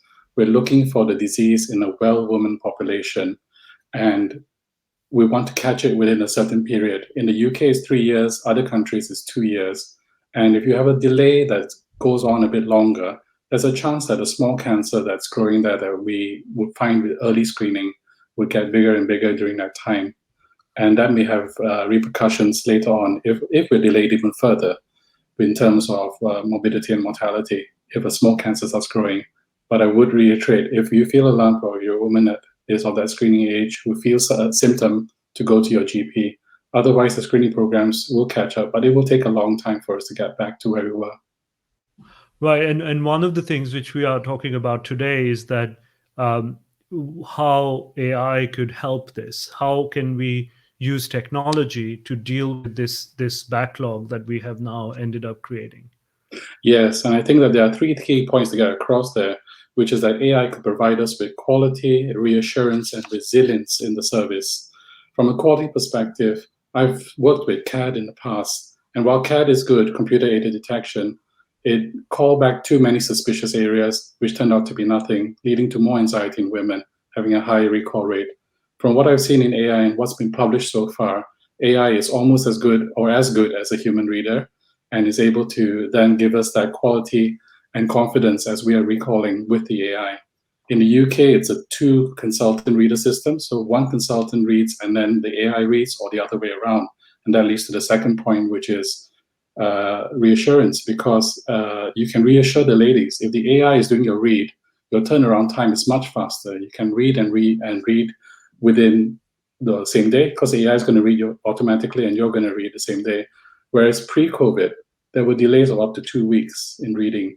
Right. So now imagine a lady who's been stuck now for 5 months waiting, and you add on a little bit more time there for a few more weeks, that level of anxiety and worry just goes up. And with regards to resilience, I think anyone who's got staff pre-COVID, you always had the same problems of staffing with regards to holidays, Christmas, whereas AI is there. It's resilient, it works, it can keep working during that period of time, and it backs up the human in that factor, in that reading. So I will come back to one of the points you raise here, which is around the quality of screening.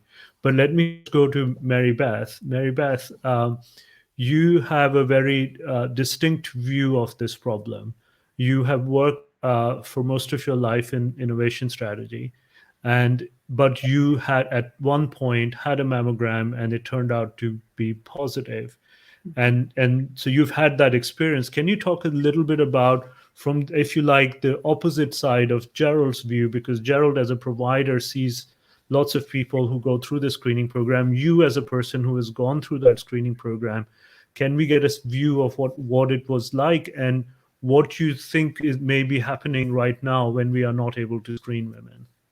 Well, I cannot imagine being a woman right now in the time of COVID and waiting for screening. And especially if there are hereditary tendencies towards breast cancer, it's a sort of a constant worry in the back of a woman's mind. My cancer was detected in December of this past year, in 2019.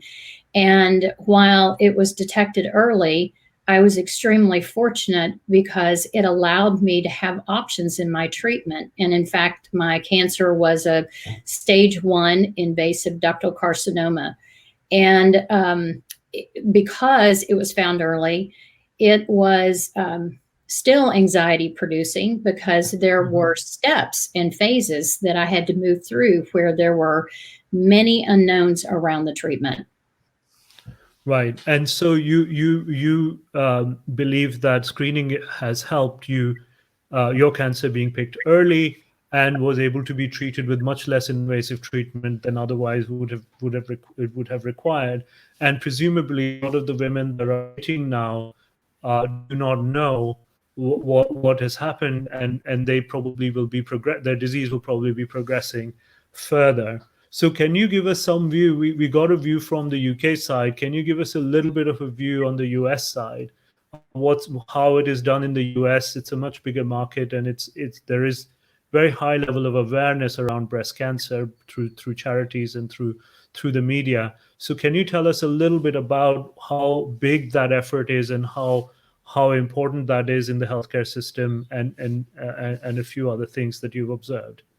So in the US healthcare system, women, once you reach the age 50, are annually screened. And so annually, I've been going in for mammograms for many years. And I go to the same imaging center, and they had a baseline of my data. And so you can imagine, of all women starting at age 50 in the United States, the expectation as part of your wellness checkup is to get a baseline mammogram. And that is an enormous number of women who are assuming that they will have their mammograms done every year. Right. Okay. And what has been the experience of using AI in the US? How are people seeing this? And this is a question that I wanted to come back to Gerald as well on, is that we have gone in a relatively short period of time from something AI being seen as competing with radiologists to assisting radiologists. Have you experienced something like that? You know, as a patient, I have not experienced AI yet. So I have a bit of a dual experience from the Chiron perspective and working with a tremendous team there, but then also as a patient.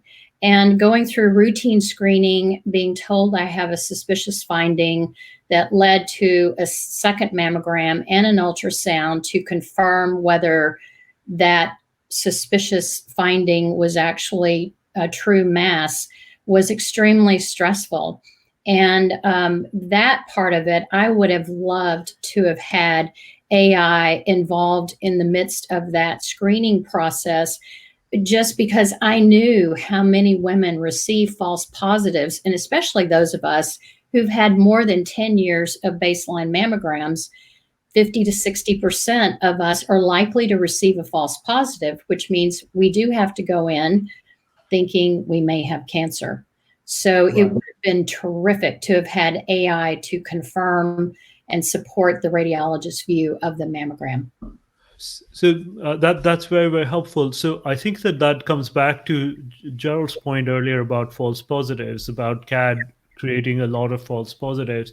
So maybe I want to bring Peter into the conversation now. Peter, tell us a little bit about Mia and the product, and what has been your journey going through with this. And you are well familiar with this field for various reasons, and you went after this particular application and knowing that false positives is the issue. So tell us a little bit more.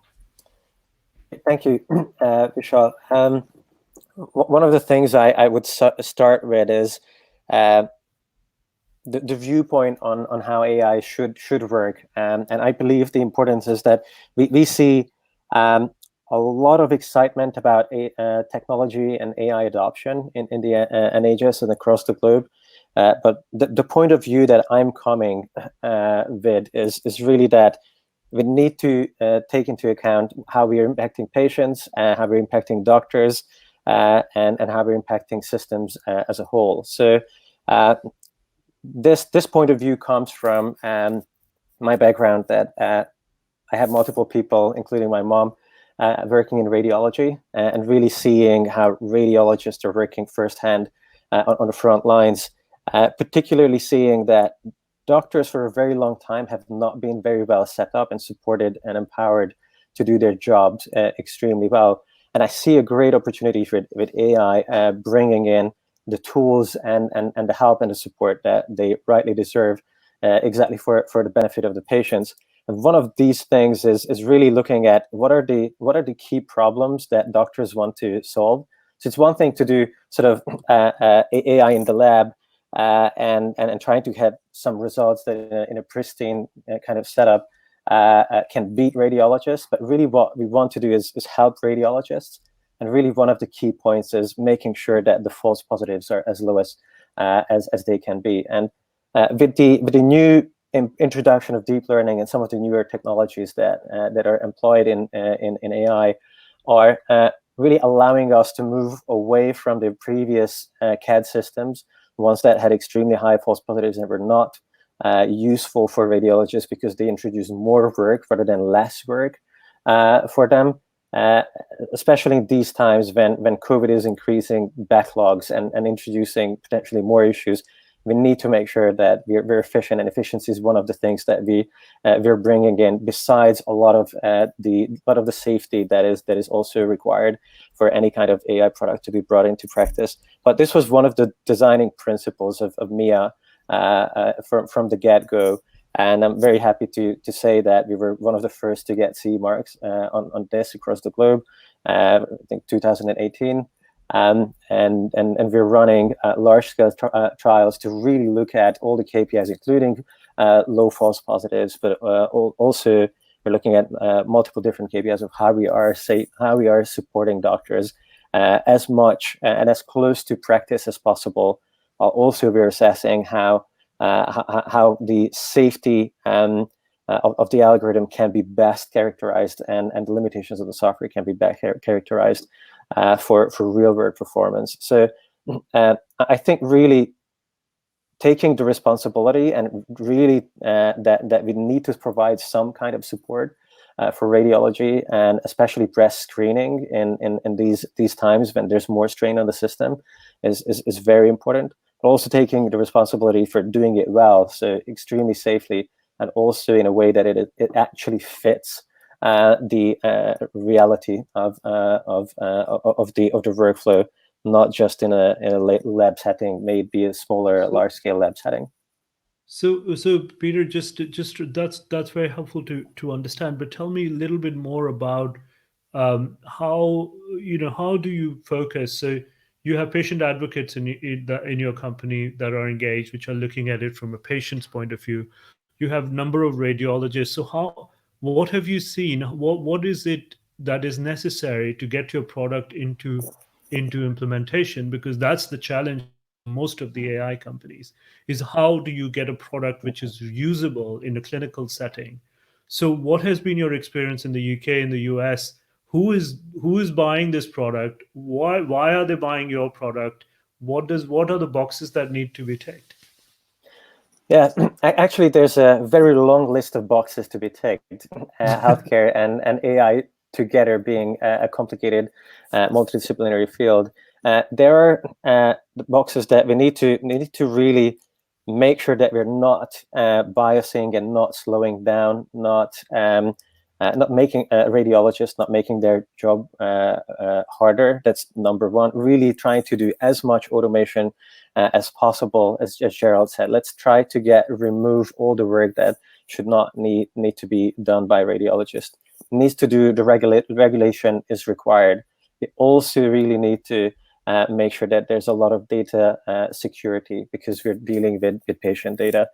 We also need to make sure that there is something in technical terms called generalizability. This is exactly, generalizability is the attribute of a piece of technology that differentiates something that works in the lab compared to what works in real practice.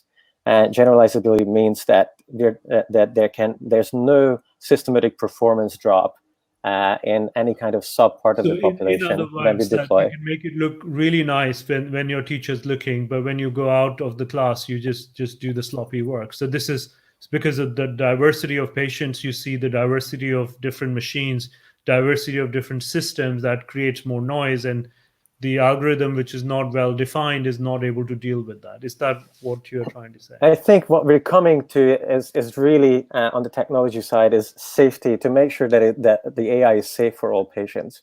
And that really comes from making sure that the software works with diverse inputs. So whatever comes as an input, the software has a really good, reliable performance. That's what we want to get to. And that is a isn't that hard only problem. one side of the axis? Because you could make it perfectly safe if you just had many recalls, right? You just essentially end up with lots of false positives, so that every woman who's screened ends up in downstream. That way, you can pass the responsibility off to the surgeon and not have to worry about it. So it's not that easy. You have constraints on both sides.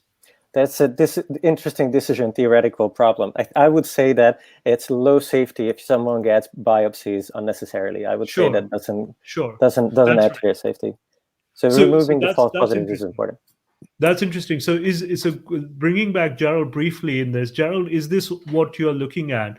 What are the measures when you look at it? Someone could say that actually this makes the radiologist very safe, that you're not missing any cancers, but it then makes the surgical job much harder. So how do you deal with that?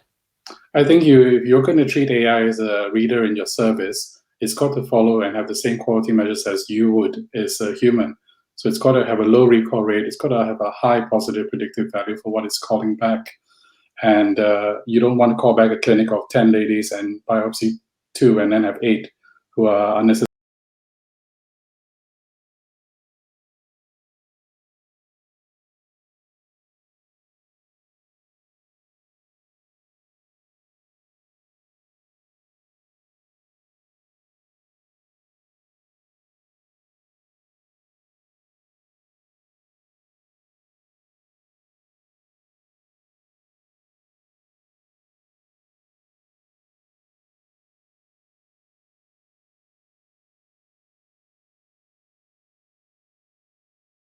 Assist being redirected to COVID work as well.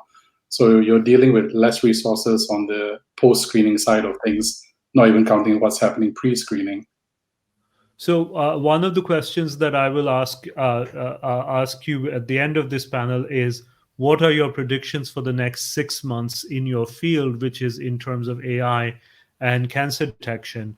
But I will ask another question to Peter, so that the others can think about that question, which I will ask them in the few minutes after Peter finishes the answer to this question.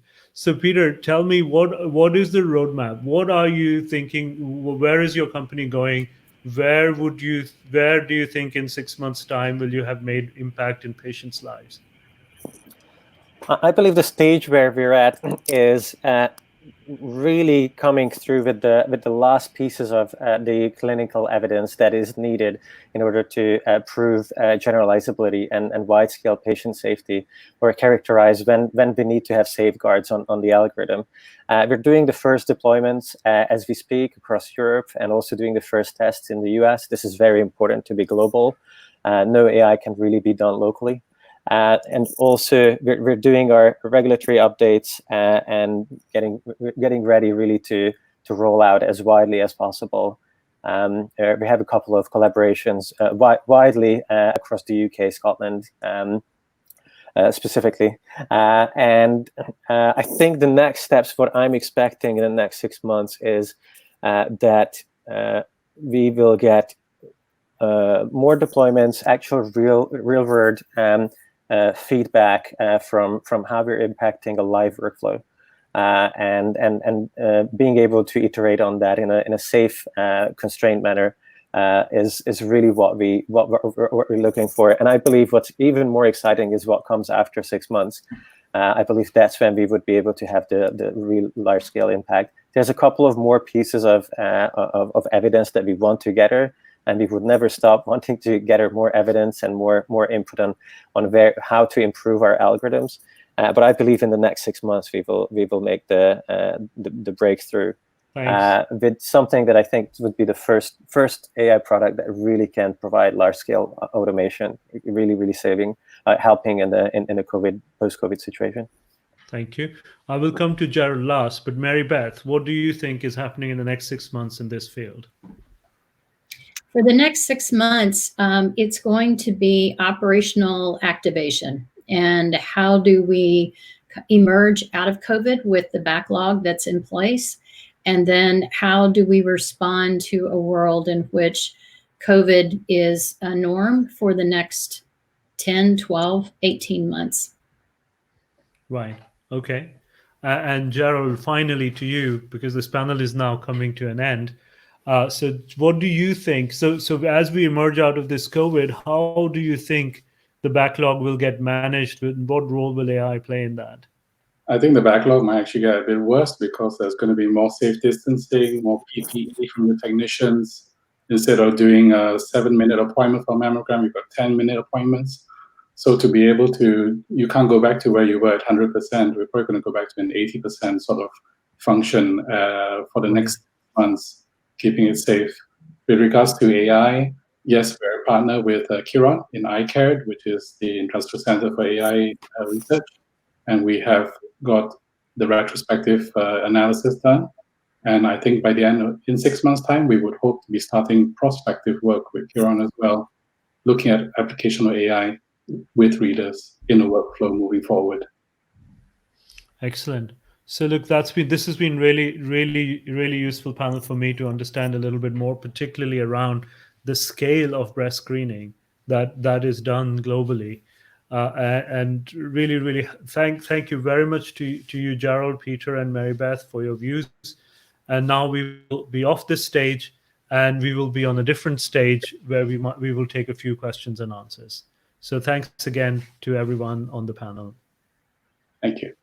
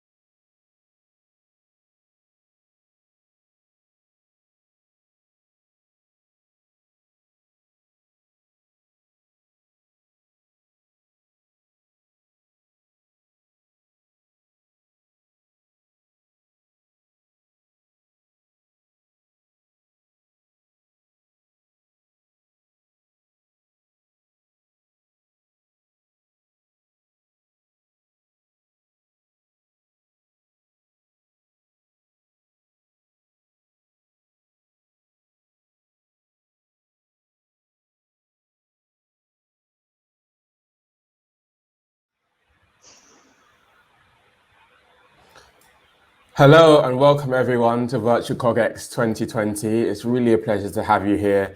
This is the Health and Wellbeing COVID-19 stage. You're very much welcome. The next session is genuinely exciting. The title is Modulating Consciousness, and the panel and people who are to speak are experts in this conversation. So it's really my pleasure to hand over to our moderator for this conversation, Dr. Alison Joy, who kick things off. Thanks very much, Ron. So I have great pleasure in introducing two people who are interested in neuromodulation, and we're going to have a fabulous conversation about consciousness and how you modulate it and ideas of where it comes from. So there's Divya Chanda, who is Chair of Neuroscience and Faculty of Medicine at Singularity University, and actually was a finalist to be an astronaut in 2004, so she's interested in space too. And then Jay Sanguinetti, who is an adjunct professor at the University of Arizona and a research professor at the University of New Mexico. So we're going to kick off with a fascinating conversation. Divya, over to you. She's going to do a slide presentation and talk about her interests and subjects.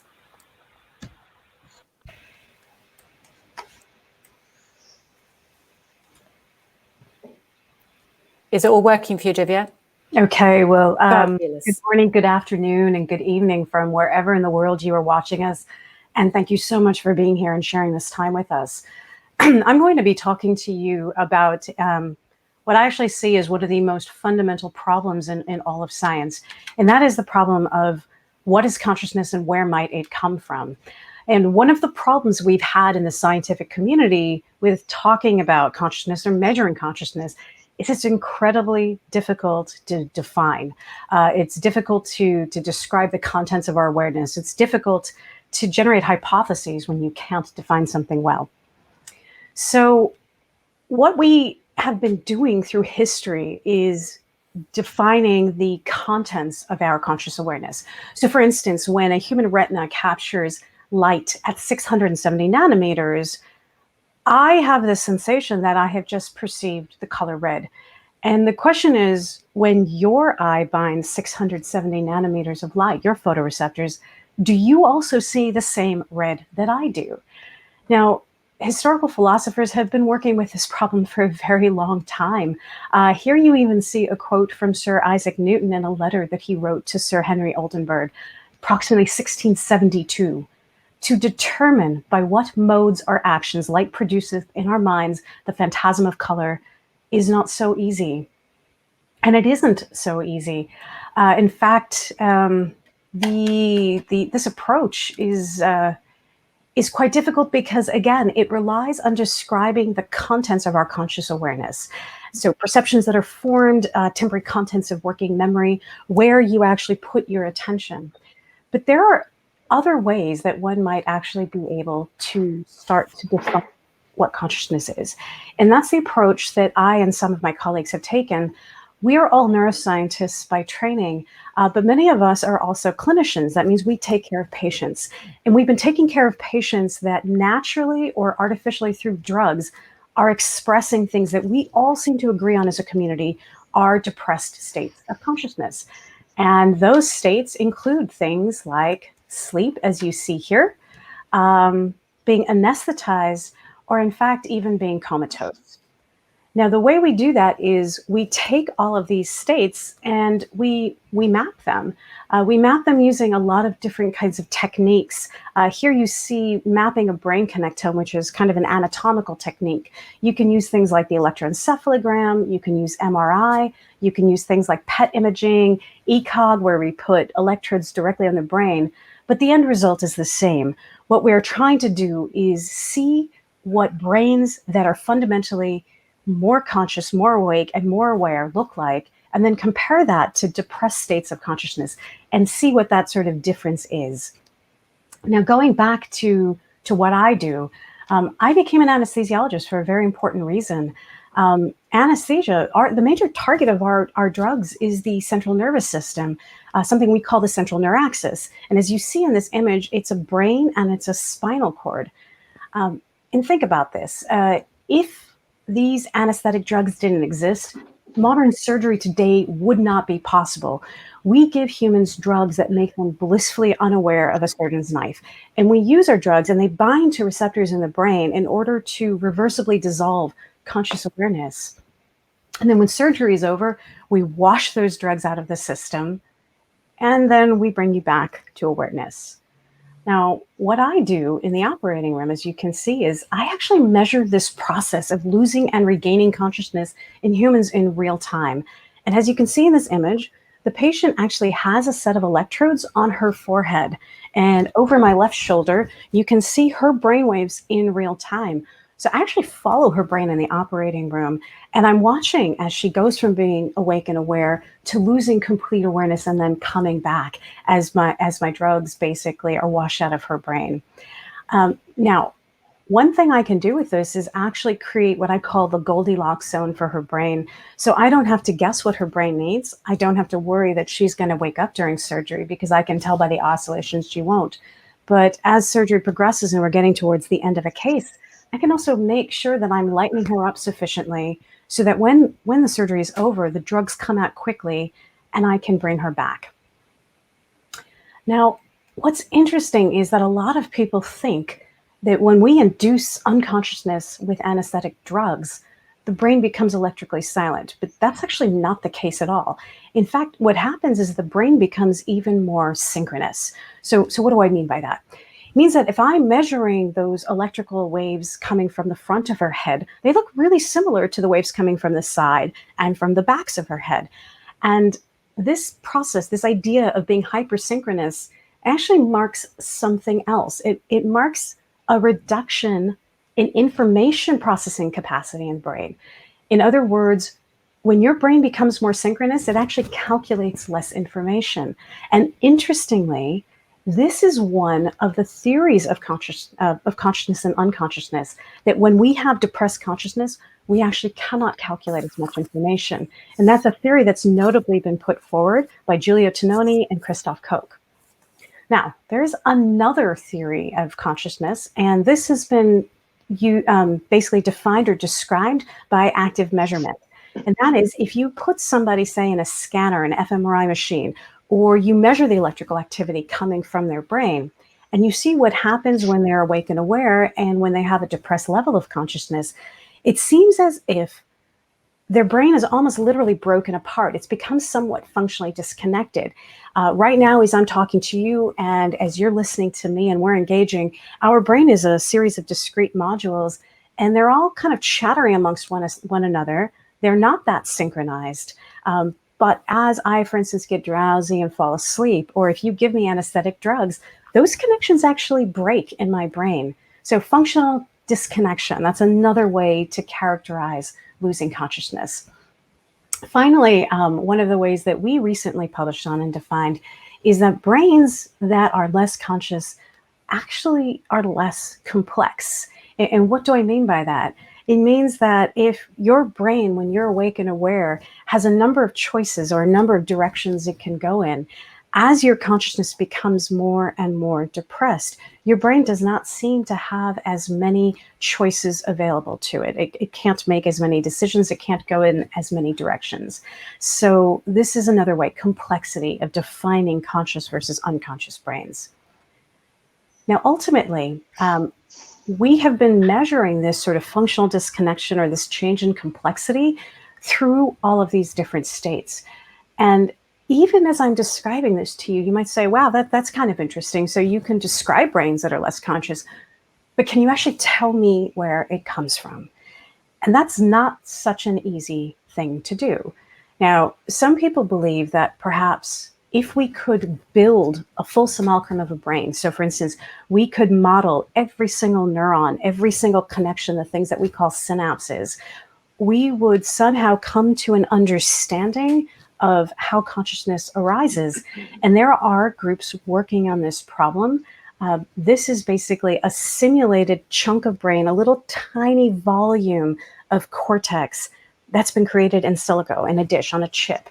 And you can see these neurons are actually firing and producing something that looks like a real living organism's electroencephalogram.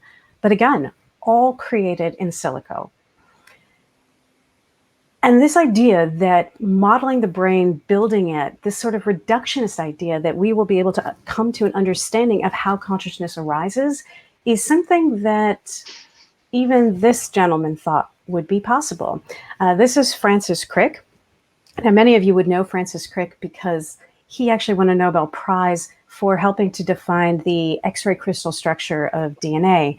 But in fact, later in his life, he turned to neuroscience, and one of his goals was to try and define and understand consciousness.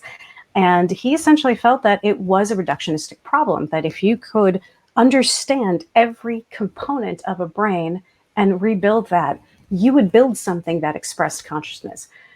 But he still never said what that was. And again, to philosophers like Dave Chalmers, this didn't explain the hard problem of consciousness, which is what persists even when the performance of all relevant function has ceased. So I'm going to propose to you a maybe somewhat heretical idea, and it's something that not all neuroscientists share, but bear with me, I'm going to take you on a journey. What if consciousness were not produced by the brain at all? What if it weren't an epiphenomenon of this complex system? What if consciousness were something that brains accessed in the natural world? So for instance, it could be a description of the total information available to us from the physical universe. And that would be consciousness with a big C.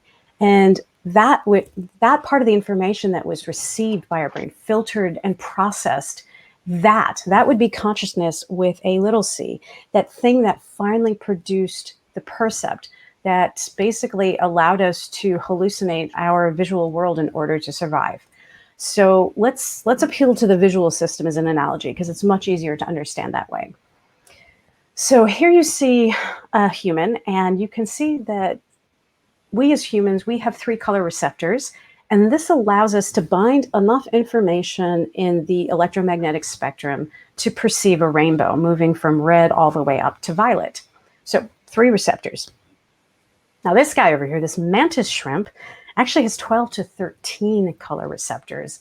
And as a result, this shrimp can see a much wider swath of a rainbow than a human can. They can actually see into the infrared all the way into the ultraviolet.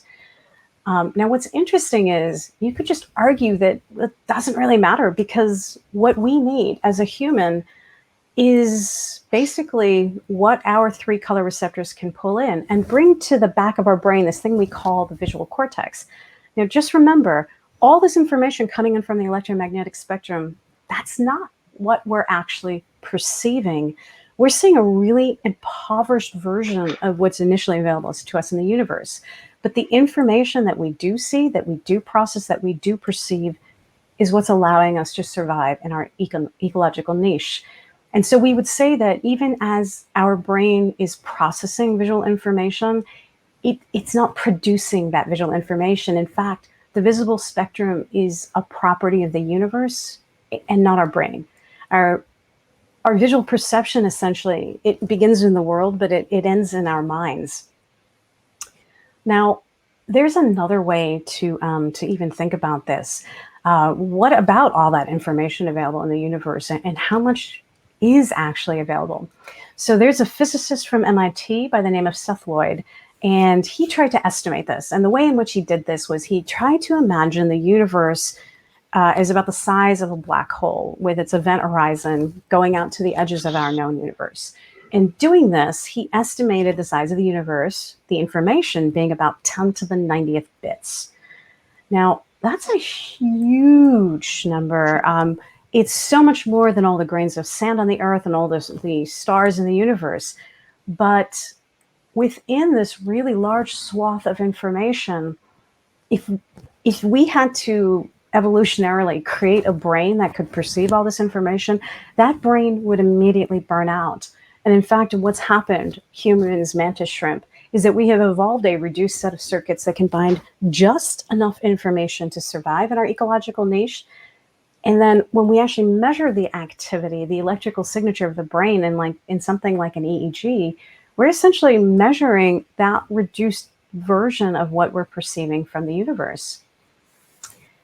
And if you think about this, that would make the production of consciousness and the way that I'm describing it analogous to what the visual system does, but just on a much grander scale. The brain's visual system reduces the available information to a visual percept.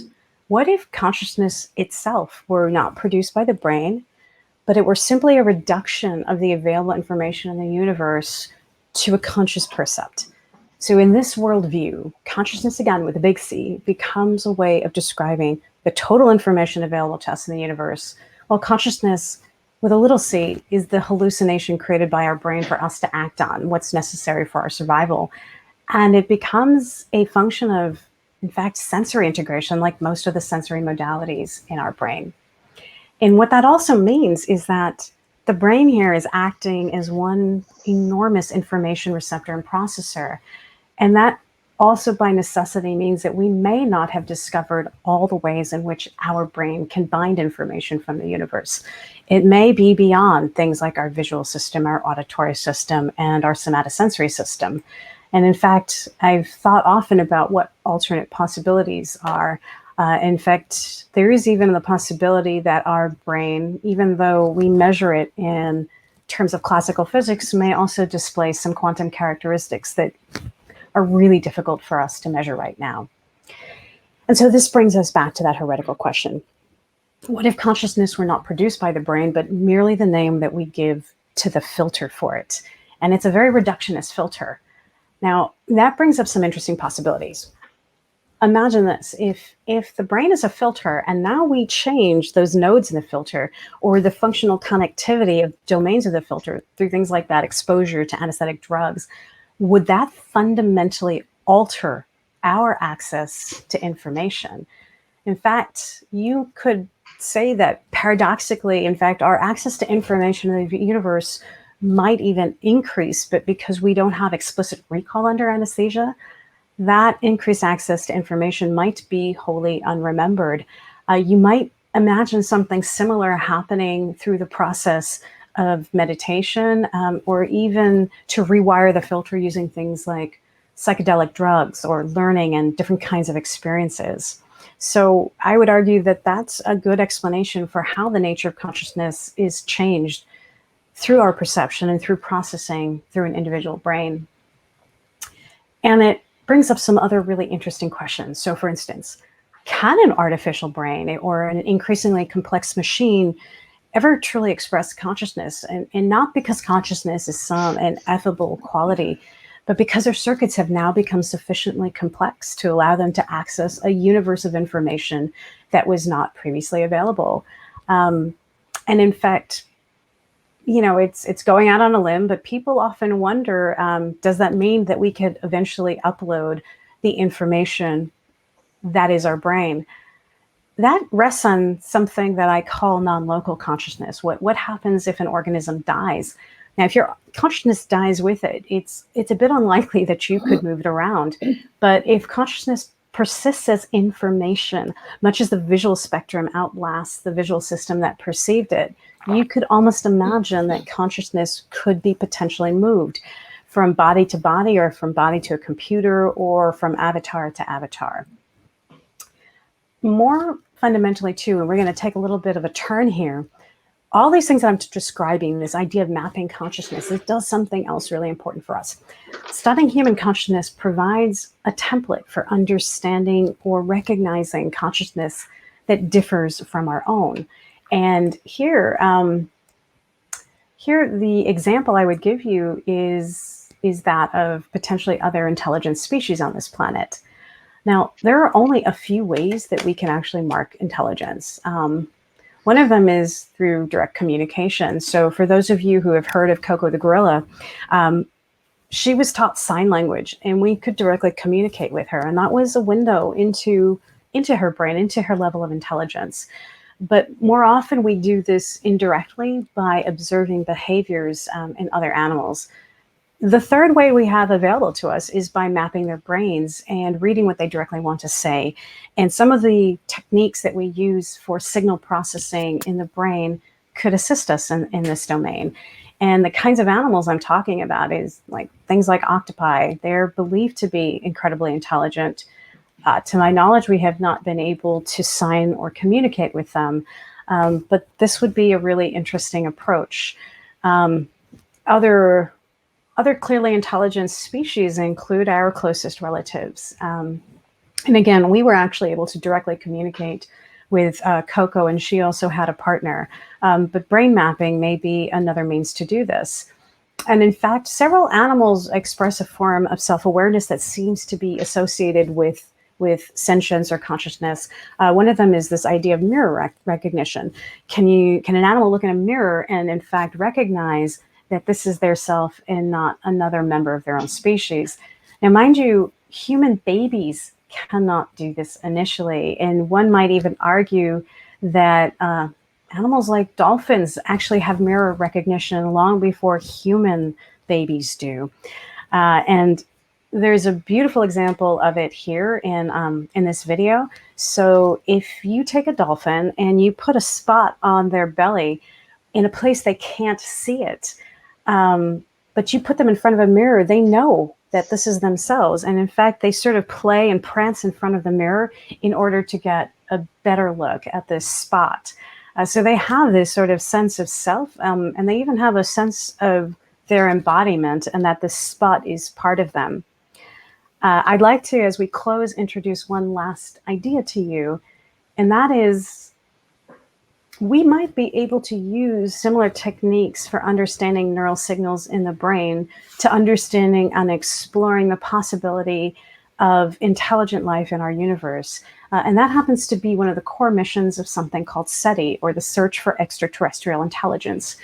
Their core mission is to explore, to understand, and explain the origin and nature of life in the universe and the evolution of intelligence. But I would argue that consciousness has to precede that intelligence. And it would very much help us if we could recognize the variety of forms that life would take with some of these techniques that we have developed for understanding neural networks. So with that was a lot this morning for me. And I wanted to say thank you all, and please be in touch if any of this was interesting for you, or if you want to talk more about this. Thanks. Thank you, Divya. That was a fabulous talk. It really appeals to me. I believe in all the idea that we don't know half of what we're possibly able to understand and perceive. So we'll have lots of discussion about that. Jay, over to you next, and then we can talk about it at the end, all of us. All right, thank you. And yeah, thank you for that fascinating talk, Divya. That was really interesting. Great introduction. Okay. So I just wanted to give you a couple slides, introduction to some of the technologies, the neurotechnologies that are being created to attempt to alter and enhance consciousness. Now, as we all know, we are dealing with multiple epidemics. We have issues in the United States, at least, with chronic pain and addiction on opioids. We have an increase in anxiety and depression, as well as suicidality. And we're in a really interesting situation where we've been developing these tools to map the brain using things like fMRI and EEG. So we have about 30 years of information where we're starting to get a sense of what a depressed brain looks like, what an addicted brain looks like. And yet the neurotechnologies that we've created have yet to really significantly reduce these problems on a global scale, on a massive scale. And so what I wanted to do is give you just a bit of an introduction into some of these technologies so we can discuss those in the discussion sections. So most of these technologies involve a notion called neuromodulation, which is any technology that acts directly on nerves. So you can modulate any nerves in the body using various forms of energy like electricity, typically. But if you really want to talk about attempting to address some of the global problems like the rise in depression and anxiety, really you got to start thinking about modulating brain function specifically. And so the typical way to do that, which has been used for the past 70 years or so, is actually to do an invasive surgery. So you drill a hole in the brain and you dip an electrode down in. So I'm not sure if you can see my cursor here, but that's an electrode that's been put into the brain of a human patient. And you can actually stimulate or modulate specific areas of the brain to change consciousness. Now, in these cases, it's usually to treat something like Parkinson's disease, but you could also treat depression with this. Now, it turns out most people don't like to have holes drilled in their brains. And so what's been developed over the past 20 years or so are technologies that are considered non-invasive, meaning you don't have to drill a hole, you wear some type of device on your head, and it puts some type of energy directly into the brain to modulate brain function. So I'll tell you just briefly in about 5 slides about these different technologies. Now, believe it or not, pretty much any form of energy can be used to modulate the brain, from magnetic fields to electricity, and then on down to light. You can actually use about 820 nanometer light to change the mitochondrial process in the cell. And what I really specialize in is using high intensity sound, low intensity focused ultrasound to modulate brain with mechanical energy. So any of these modalities can alter brain function. They do it in different ways. Now, the most, I guess, powerful device that's been created for non-invasive neuromodulation is called transcranial magnetic stimulation. This involves a very strong magnetic field that's put on top of the head, and you can actually induce very tight electric fields in the brain. Now, this device has been well studied. There's probably thousands to tens of thousands of papers at this point. It's been FDA approved to treat depression, and it works just about as well as Prozac for depression, and it has very few side effects. So it has huge benefits over pharmaceutical interventions. The problem is it's very expensive. These devices are $50,000 to $100,000, and you have to do them in the clinic. So you can't get one of these at home, which really prevents the scaling of these devices out into the public.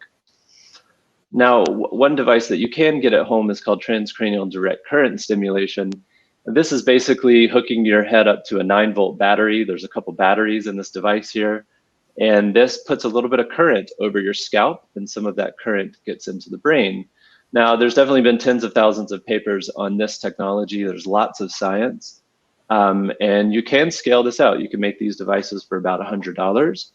But the science is relatively weak in the sense it's hard to replicate these studies. It's been kind of unclear what the mechanism is of these devices. And that's really because if you look at what's going on in the brain, the electricity from the pads actually spreads all over the brain. So you can actually see where the pads would be on this person's head.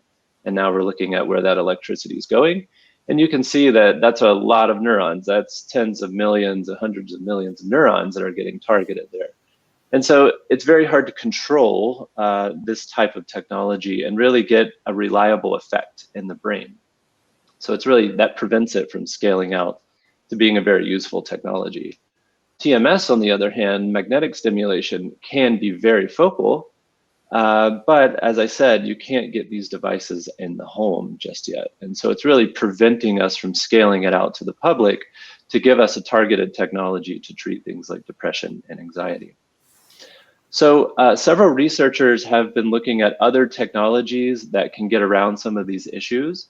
What you really want is you want low energy, you want it to be safe, you want it to be focal, like I'm showing here, and you want it to be able to be eminently scalable. You want the technology to already be available.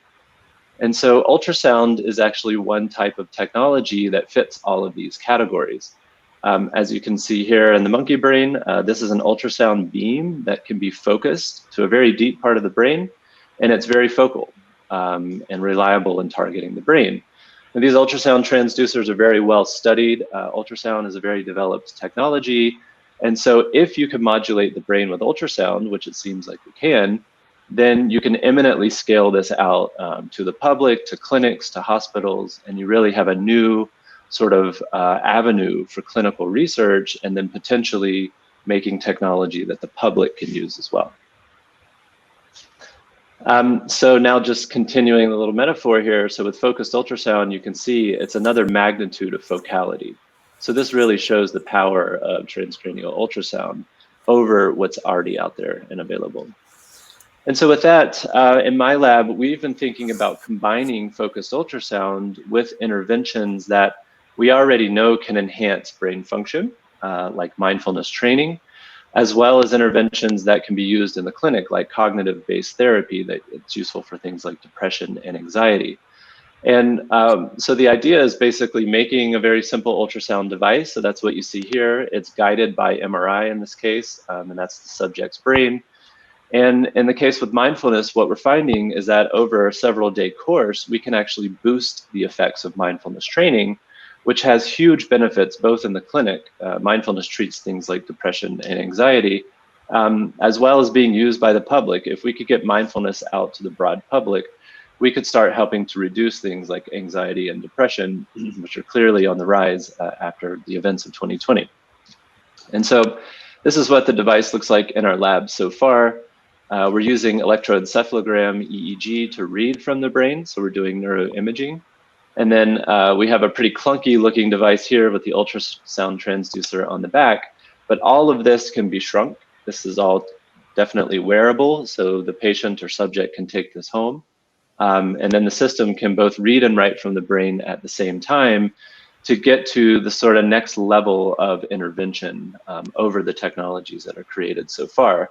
And so this is just one example of these technologies. There's several other types of technologies that are on the horizon that are, the typical saying is they're 5 years away. That's what we say in science. But definitely there's other technologies like this that are coming that will allow us to target the brain with more focal specificity. So really getting into those brain networks that Divya was talking about and being able to regulate those on an individual basis so we can actually try to scale some of this technology out to the public. And that's all my collaborators there. So I think now we're going to open this up to a bit of a discussion. Jay, that was wonderful. Thank you. So both of you touched on, neuromodulation. Well, Jay, yours was all about that. What do you think about meditation? Because the Dalai Lama inspired you, didn't he? He was talking to a group of neuroscientists and said, how can we assist meditation in being, in a sense, a quicker process? And yes. Do we think that meditation is a really good form of treatment, or do we think it's an accessory form of treatment? What do you both think? Sure, that's a good question. I'll take the second question first. So the science is growing rapidly on meditation research. As everyone knows, there's hundreds and hundreds of studies coming out every month. But most of what we know is on an 8-week course of meditation. And with that 8-week course, we know that that can, to a mild degree, reduce symptoms of depression, anxiety, chronic pain. It really does seem to reduce suffering on a sort of broad scale, as has been argued by Buddhist meditators. But the longer term effects, the sort of things that we're really interested in the lab, we're not interested in mildly reducing pain. We're interested in using technology to really dramatically alter someone's sense of happiness, their sense of purpose. We want to help people deeply transform their lives. That's the promise of mindfulness and meditation. And the science isn't clear on that yet. If you talk to a long-term meditator, they will tell you their life has been transformed. It's not just their minute levels of pain have gone down. They're significantly happier people. They have better relationships.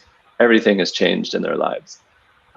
So the science is not there yet. That's where we're trying to get in our lab. We're trying to use some of these technologies to accelerate some of the practice so we can help people experience and taste those types of transformations sooner. Yeah, totally. Yeah. So coming on to what Divya talked about, which was the idea of the brain being a receptor for events outside the brain, in the ether, as it were, what we call the ether, and being an enormous processor. We now know that there's an eye in the middle of the brain called a chrono eye, which is an addition to the receptors in the back, which help with the clock. How would you postulate, we're really taking it outside what we know now, that the consciousness is received? What type of receptors could possibly be that then enter the processor, which is the brain, and get, sensed, as it were? Do we have any idea? So we don't, beyond the receptors that we have thus far defined. So this chrono eye you described, there are alternate pathways by which energy, in this case photons, can get into the brain and modulate the brain. And in this case, this kind of modulation typically affects things like our circadian cycles and whatnot. as Jay is finding out and talking to us about, light might even be able to enter through, not just through your eye, but through other means, and actually modulate even things like the mitochondria, which are the energy factory houses within our brain. Do we actually know what other receptors might exist to actually bind information? I don't yet have an answer to it. And the thing that I like about potentially describing a theory is that it can generate some hypotheses that can be tested. I do believe that once we get to the point where we can begin to measure things on a quantum level, we might find some other interesting kinds of processing going on that we don't describe well now. And, you know, for a long time, the brain was not thought to potentially engage in quantum processing because it's a warm, wet environment, and quantum processes were not thought to exist in those places. But in fact, recently we've been finding things from the physics world that, for instance, photosynthesis has several quantum processes, and that takes place in a similarly warm, wet environment. And if that's possible, it's potentially possible for the brain as well. By the way, just in response to what Jay said to the last question, I want to 100% echo not only everything he said, but to say that I truly believe that meditation is a form of neuromodulation. And whether or not we've exactly proven what the outcomes can be for well-being and happiness, it just takes a lot more discipline to rewrite your brain, to rewire your brain through a process like meditation. And things that Jay's offering, like focus ultrasound, or people who've taken psychedelics, it's a bit of a shortcut, right? But if you looked at the filter that I presented, it 100% is rewiring the filter, whether it's in a given moment or it lasts. And you can quite imagine how that would change information processing. So I want to link it back to this question you just asked. It's not even just about the ability of the brain to bind information as a receptor, but how it ultimately filters and processes that information. So when you're talking about the change of the information processing, I know this is something people who take psychedelics talk about, do you think one needs a guide or a shaman to direct the processing in a positive way rather than it being, you know, too quick and a bit catastrophic? What do we both think? What do you both think? Do you want to take that first, or should I? Sure. I do think so. So if I had a little more time, I would have outlined the network in the brain that we're targeting, which is called the default mode network, which is really thought to be a core system involved in self-identity, self-processing, the sort of ego. It's not the ego center, because we can't say that yet. We don't quite know where the ego is, if it is anywhere. But when you take something like a psychedelic and they actually do this, they give people things like psilocybin, magic mushrooms, and they put them in an MRI scanner. I don't know how people can sit inside of a scanner and trip their minds out, but people have done this, mostly in London. And when you look inside the brain, you see that ego part of the brain, the self part, is completely disintegrated. That network that Tabitha was talking about is just not online. The more you take that off, the more that's correlated with spiritual experience, or mystical experience, as they call it in the lab. And so I think the more that you turn that thing off, the more mystical you have, the more likely you need something like a guide there. Because the self is evolved for a reason. It's there to help us guide our actions in the world, especially in a world like we're dealing with today. And so as you mess with that core system, that core filter, as Tabitha is talking about it, things can become unstable, and it's not always, you don't always have a God experience, or whatever you want to call it. Sometimes you have a very bad experience, a bad trip. So that's true for psychedelics. That's also true for the technology that I'm creating and others like me are creating. And so that's why our technology is always used in the clinic right now. We always have an MD and a psychiatrist available. And on the retreats that we're doing, we always have a meditation expert there as well, to help guide the person through these experiences that they're having, so they can do what's called integration. They can take these very altered states and they can integrate them in their body, so they can go back in the world and they can be a better father, a better mother, a happier, person, those types of things. So it's crucial, actually, I think, to have a guide. Okay, that sounds fantastic. And is there anything that either of you picked up in each other's talks that you want to extrapolate on? The extraterrestrial thing. Jay, do you believe that? The extraterrestrials have. I do. I believe in ghosts. I believe in ESP. I believe in the whole lot. But Jay, do you? Do I believe they're out there? Well, thinking with a consciousness. I do. You know, my dream was to be an astronaut as well. I'm in amateur astronomy societies. I'm in Tucson, Arizona. We have very dark skies. So I look for aliens all the time. I would love to see a UFO. I do believe that advanced societies have to get past a threshold to survive, and I actually think we, humanity, are going through that moment. We've developed nuclear weapons. We're very close to using them on each other for the last 100 years. So I think all advanced societies go through that tipping point.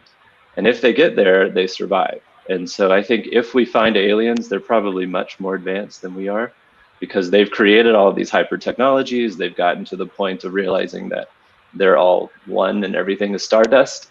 And I think when they get to that point, they survive. It's possible that lots of other alien societies have not survived that point. So yeah, I think if we find them, they're going to be so advanced, we're probably not even going to understand their consciousness. It's interesting that you equate technology with advancement, but some people would think the tipping point was self-destruction. And I noticed that a member of the audience has asked about Elon Musk's Neuralink. What do you both think? I think that Elon is trying to, by the way, Neuralink in its current incarnation is doing something that basic science and clinicians are doing, which is they're trying to restore function to people, for instance, who are paralyzed and things of that nature. So they're kind of following in the footsteps of a lot of that research that's gone before them. Ultimately, this idea of connecting humans to computers, to the internet, things that, by the way, have already been accomplished to some extent. Paralyzed people are paralyzed from the neck down, can control to some extent their interactions with the internet using their brain, because they can actually control parts of the external world. Basically, these things that are, I guess you could call them actuators, mice and keyboards and things of that nature, because these chips can actually translate their desire to move. They're actually intercepting these signals. Now, Elon ultimately, I'm not 100% sure he's interested in inducing the kinds of spiritual experiences that Jay is perhaps speaking to, which I think would help to evolve us as humans and maybe develop our empathy. I think he's looking at the raw increase in potential computational power that might be enabled by this kind of merging. And by the way, that is also a very much possibility. If you think about one of the definitions of consciousness that I gave, that we have from observing brains, it is information processing capacity. Once you augment that capacity by, for instance, altering the brain through things like brain-machine interfaces or neuromodulation, you have potentially increased the brain's information calculating capacity, and by that definition, very much potentially have fundamentally altered and potentially expanded human consciousness. In a good way, not necessarily sure, but the ability to perceive, bind, and process information, yeah, that's bigger. That's absolutely brilliant place to end. Thank you so much, Divya and Jay, for a fascinating talk. Yeah, thank you. Amazing. Hello, Ivan. Amazing. Hi, Alison. That was an amazing talk and panel conversations. And I think I'm just going to bring it all to a close to say actually modulating consciousness is a fascinating topic, and actually possibilities we've had are huge. So thanks everyone for listening and paying attention to kind of the panel, and everyone from Divya, Alison and Jay for kind of all your contributions. The next session will start promptly at 6, and that focuses on inciting collaboration and designing for a better future. Hope to see everyone next. Thank you. Thank you.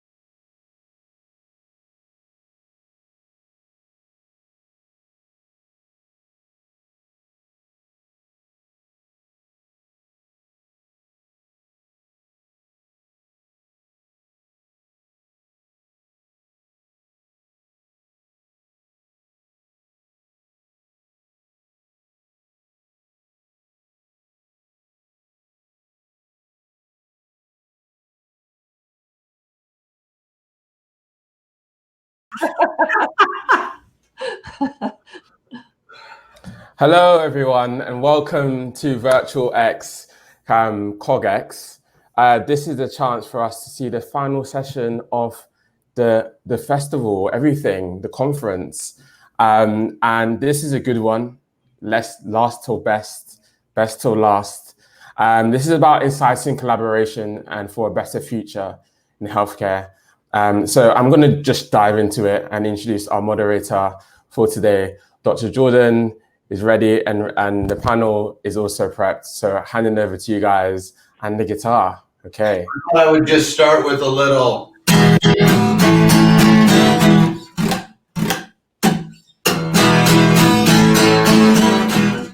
I hope you have me stay and not go. And I want to thank all of you for joining the final session here at CogX. Our goal is to inspire you to incite collaboration and design a better future. I'd like to introduce my panelists and my colleagues and my friends. First, I'll talk about Jane Metcalf. Jane is an entrepreneur, publisher, speaker, and an investor. And she's the CEO and founder of a magazine, an online magazine called neo.life. If you haven't checked it out, I strongly recommend you do. She is writing about the very topics that are meaningful today and tomorrow in science. She was also one of the founders of Wired magazine and is the former president of a chocolate company. So she's super cool and super smart. I also have Stephanie Cuckoo, Dr. Stephanie Cuckoo, who is also a friend who I met last year at the CogX after party. Stephanie is a senior consultant and a healthcare technology advisor in digital health and AI with over 15 years as a clinician scientist. She's currently an advisor and a consultant in clinical AI for the World Health Organization's Department of Digital Health and Innovation, healthcare lead for women in AI, an NHS England clinical entrepreneur, and honorary senior research fellow at UCL, where she was awarded a doctorate in clinical research. She's currently working at a company called Hardy & Health, which is a consultancy that helps companies really make sure they're asking the right questions and solving the right problems, which is a great lead-in to this talk today. So what I would say is we are at a crossroads. COVID, I mean, the talk I think we were going to do, has been highlighted by COVID. COVID has taken out its big yellow pen and highlighted in stark relief the flaws of our delivery system. The flaws existed before COVID, yet they were covert. And now that they're exposed, it is incumbent on us to think differently about what the paradigm and the goals of healthcare delivery should be for individuals, companies, and governments. So what are the fundamental tenets upon which the healthcare system should be based? Are the words that we use to describe health confining us to an outdated paradigm? If the patient is at the business end of every technology, policy, and clinical decision, what platform are we giving them to help craft a more humane, efficient, and humble practice? After all, people who become ill are often vulnerable, anxious, and physically challenged. And do we collaborate with them when we make decisions in a boardroom or at a startup? Not much. So as a student of philosophy, I appreciate the importance of a good debate, not to get the answer right, but rather to get the question right. And as a student of science, I appreciate the importance of applying the scientific method and critical thinking to get the answer right. But wait, what if we get the right answer to the wrong question? So the problem of the promise of technology is immense. It's a tool. It can help us solve a lot of these scientific problems, but will it really give us the opportunity to ask better questions? Does technology help with uniquely human questions? The questions of morality, existential anxiety, how we experience health, or how we define quality require honest debate among humans, which is what I hope we get to here today. So while the questions are critical, it's so is a sober understanding of complex systems. So today we want to take you on a journey to understand that changing a complex system requires a nuanced understanding of exactly how a complex system works and where the high value leverage points exist to intervene. Most interventions happening right now in policy and technology are barely moving the needle. And And what's really interesting, and you'll learn about it today, is the most effective leverage points are often counterintuitive. A good outcome for this talk would be for you to walk away with an understanding of what you can do, who you can collaborate with to make a small shift that creates a huge difference. Isn't that really what we want? I'm not satisfied that our system is doing more good than harm. I took the Hippocratic Oath to do no harm, and I'm seeing harm done in many places, mostly inadvertently, but there's really no good feedback mechanism for this system to even recognize this. So if you'll indulge me for just a minute on philosophy, I want to, in preparing for this, I reread my Foucault and his predecessor, Immanuel Kant.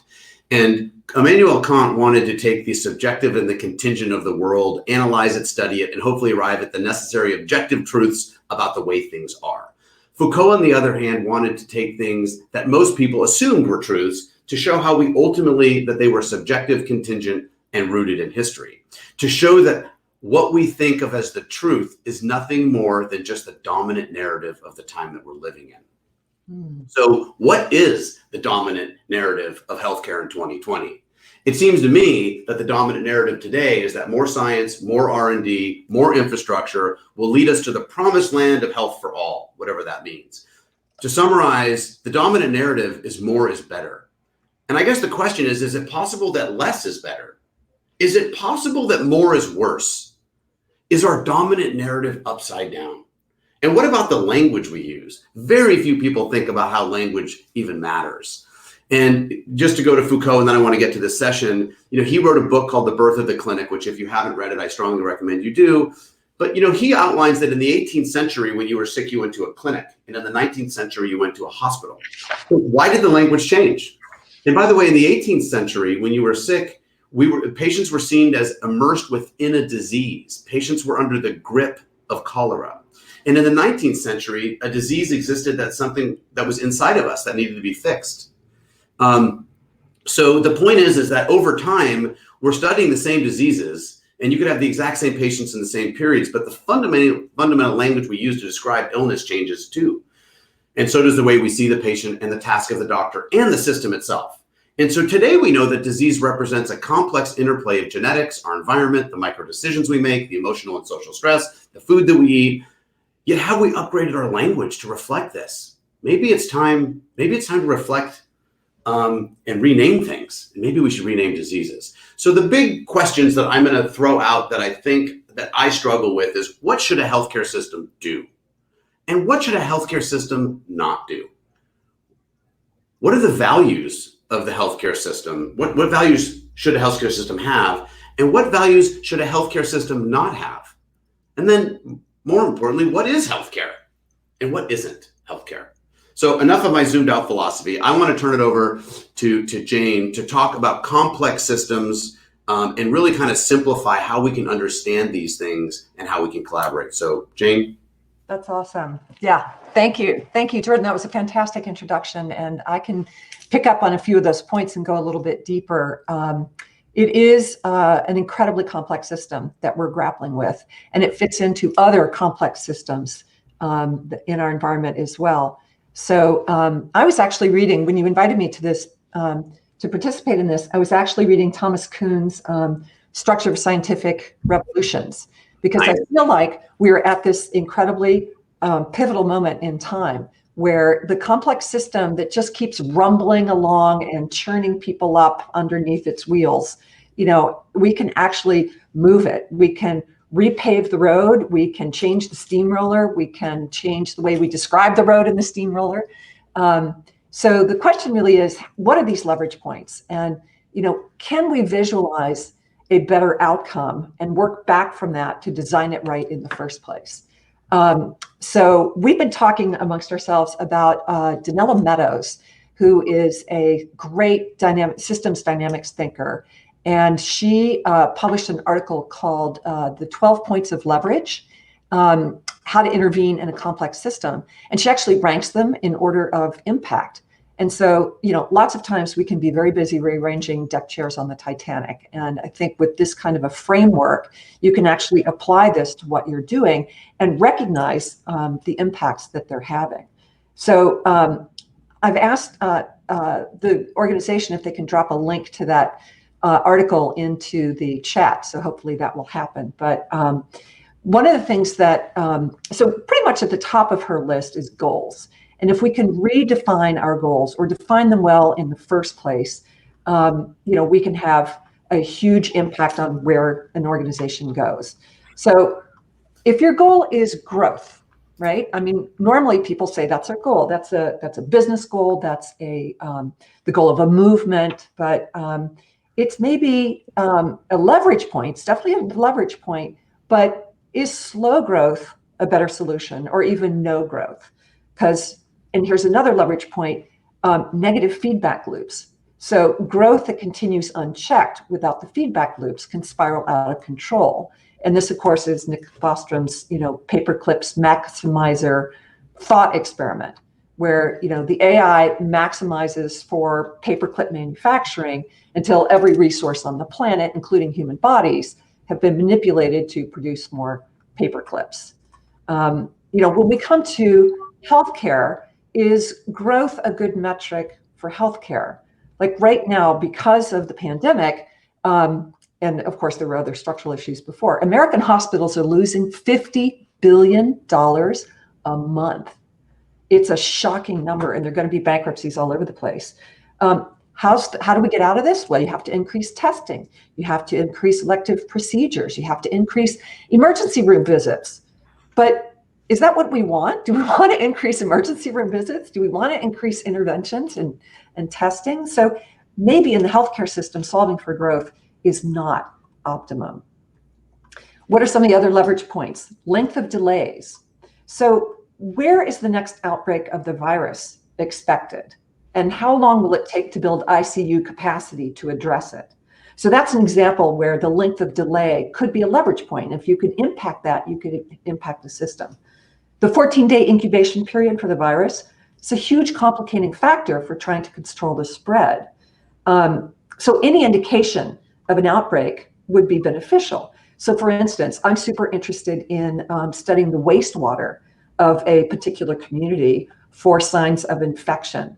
And if it's a precursor. So it's happening as much as a week before the hospitals and doctors are starting to see the outbreak. So any of these early signals that can impact length of delay are impactful. The structure of information flows. I mean, obviously, we've all spent a lot of time talking about this electronic health records and who has the information and when. Research shows that just standing on a scale every morning can improve your weight loss process.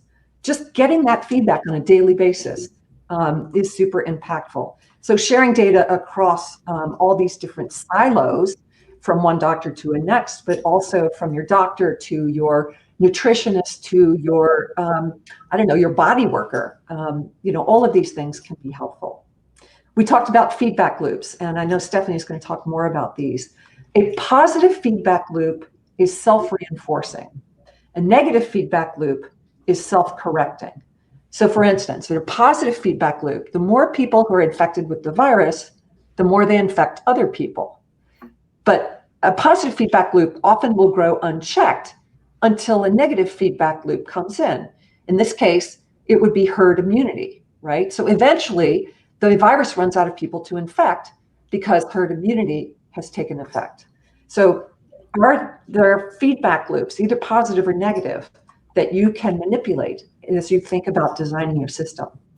But ultimately, the big opportunity here is a mindset shift or a paradigm shift. And if you can shift that, the mindset out of which the system arises, then you have maximum opportunity for change. So the perfect example and the classic example is Copernicus. His theory of heliocentrism did exactly that. It provoked a radical reconsideration of us and our planet and our role in the universe. Realizing that Homo sapiens is not evolution's final act, that does help as well. It helps us understand that we're just one more iteration of humanoids. We're destined to mutate into something else going forward. The amount of DNA that separates us from each other is infinitesimal. And we're all just these tiny little things running around on a planet in a giant universe. So whatever shifts are taking place are really becoming much more apparent right now with both the pandemic and the accompanying protests, which have unearthed these just gross systemic failures that can no longer be denied or deflected. So how can we use these two developments to take us out of the system, take us out of our silos, take us out of our key performance indicators, enable us to see society as a whole, and the healthcare system as one aspect of the even more complex system, which is our society. Black Americans are dying at 2.5 times the rate of white Americans. If that were equal, there'd be 13,000 more people still alive right now. And there's so many complex reasons for this. Higher rates of underlying conditions, less access to quality health care. They're disproportionately represented on the frontline jobs. They're living in food deserts. I mean, it goes on and on. But the healthcare system doesn't start at the doctor's office or the hospital. It starts in the community. It starts in schools and neighborhoods and workplaces. And so it's deeply embedded in these complex systems. We can't even see it in many cases. And I have to say this because I just came across the spirometer. So the spirometer is a super important piece of medical technology that measures lung capacity. So when we're experiencing a respiratory, illness like COVID, people are using this. Well, it turns out that ever since the time of slaves, we have identified a difference in respiratory wellness amongst Black Americans and white Americans. Thomas Jefferson noted this. And these differences persist to this day, but maybe it was because they came off a slave ship, maybe because they were sick or undernourished or grossly stressed. So the spirometer still has the race adjustment actually built into it. There's a button. By the way, today is #ShutdownSTEM. So it's time for everybody to take a step back. This one is for academia and STEM to think about what changes can be made.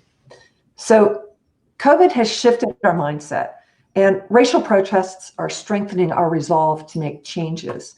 These are maximum leverage points. So with that being said, I want to throw the ball to Stephanie and ask her about the leverage points that she sees on the ground, working in clinical AI, working in digital health and innovation, as a researcher, as a consultant. Stephanie, how do you see these leverage points in action, and what have your aha moments been? Thank you, Jane, and thanks, Jordan, for that wonderful introduction. It's really interesting because, of course, when we started talking about doing this and thinking about how we change things after this, really, there's this huge tipping point. I guess one of the things that came to mind reading through Janella Meadows, reading about leverage points and places to intervene in the system, thinking about my experience in the healthcare system and hospitals in the last, for the 15 years I was in the NHS, and realizing after I was out of that what a complex system it is. I said to Jordan, it's like with a plumbing system, it's like with a deep neural network. There is so much that goes on between inputs and outputs, between presentation and outcomes that we can't see and we can't explain in so many parameters. But reading that article made me start with thinking about why we were talking about this. The tipping point was COVID the tipping point for the healthcare system? A healthcare system that had problems before COVID, which were highlighted. Were the health inequalities that were laid bare by COVID the tipping point for the racial protests? And as we think of health inequalities and we think of the future of health, and in my daily work with Hardy and what we do, essentially trying to help researchers, organizations, industry, investors really get solutions out there that will hopefully change outcomes. I really think about where we go from here, how we we transcend the paradigm as you know, as the really the highest point. How we change the paradigm around which the mindset that everything that we do is set in, the culture, the rules, the incentives, the punishments. And one of the things that came to mind, especially because just last week I was doing some work and trying to assess how well the evidence behind an AI tool was really aligning with the claimed and proposed goals and outcomes. And I emailed a professor in San Francisco to ask, because it was his specialty, it had to do with cancer, and I said, listen, what do you think about this? What do you think about the evidence? What do you think about trying to use AI to solve this problem? And his response was, you know, I think the clinical impact of AI is overhyped. I need to be able to see, even before these tools are built, what the clinical impact will be, and if indeed it will be positive. And then he signed off the email with a Mark Twain quote, which essentially said, it's not what you know that gets you into trouble, it's what you think you know for sure that just ain't so. Which really made me think about AI in the context of, are we going to solve the problems? How is AI going to align with the paradigm that we need to change in order to improve outcomes in this complex healthcare system? I think the evidence so far, regardless of what has happened with telemedicine and digital health since COVID, is that we know the technology first approach doesn't work. It's humans first, it's outcomes first. And so it made me think about the context within which we actually think about the future of the goals of our system, the goals of all the tools that are being made to be incorporated into the system to hopefully improve outcomes. And I was speaking to my colleague Hugh at Hardy the other day, and we were talking about an assessment of the breast AI. And I shared with him a story about, you know, having last year an incidental finding on a mammogram and being told that I had to have a biopsy, and being told very clearly, we don't think it's cancer, but we really have to do this biopsy, which will take X amount of time, which will cost the healthcare system, because we really have to make sure you don't have cancer. I had the biopsy. It was quite expensive. And by the way, will emotionally impact you in ways that you're maybe not ready for. Absolutely, and this is what we don't think about: the experience, the process, everything that fits into the start to finish. And ultimately, this was quite a traumatic experience with complications. It showed I didn't have cancer. It taken up resources. And that decision-making, that mindset around how we use clinical human intelligence, how we use the tools we have, how we organize our systems, didn't feel like it was there. And then last week we discussed, but what if AI? What will happen in the future? And AI will assess, you know, the situation and say, you know, actually, we're certain it's not cancer, so you don't have to have a biopsy. And then a clinician confidently backs this up. But what if the AI actually finds more people who don't have cancer, but picks up these, as it were, false positives? What is the effect on that system?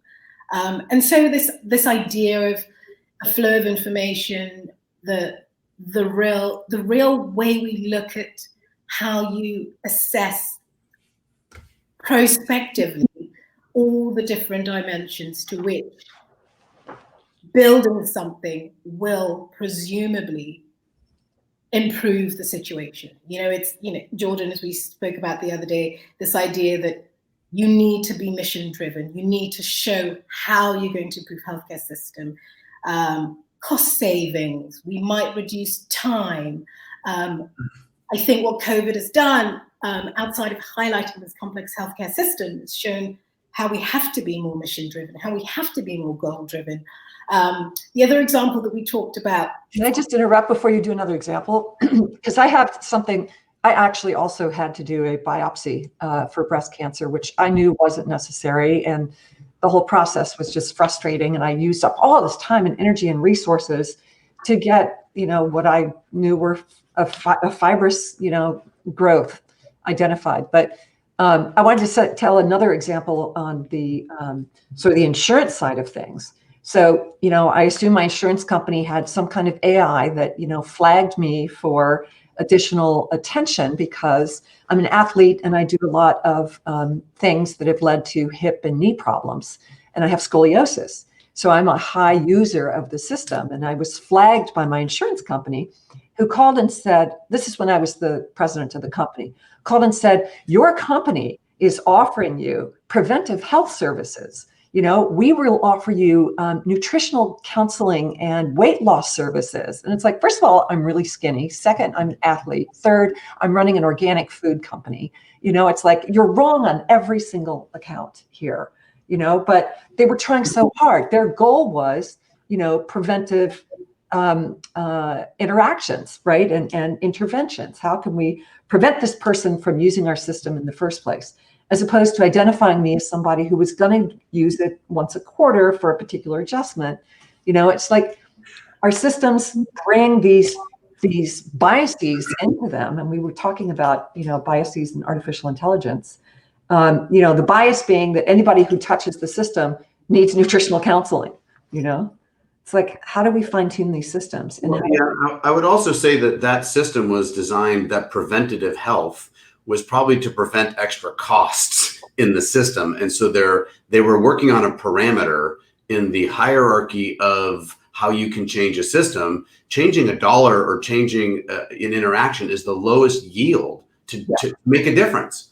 I mean, it really starts with what is the purpose? And they don't know who you are. They don't know anything about you. And I think one of the things that the healthcare system really needs to do, and I want to get back to you, Stephanie, is they really need to pay attention to everyone's unique. I mean, we all have our own backgrounds and cultural experiences and preferences. And how do we let a system know that it's trying to help us, ostensibly, know who we are and what we prefer and what our tolerances are? People aren't numbers. I think in a boardroom, everyone's just a number and they feed into the system. But when you get to the problem surface of medicine in the clinic, or when a patient is exposed to some news, they have feelings. They have like a sense of existential, what does this mean? So I don't think we have that feedback loop at all. Going back to feedback loops, but Stephanie, I'll let you. Yeah, no, I agree. But we're all different, but also healthcare systems are different, and we'll have to remember that.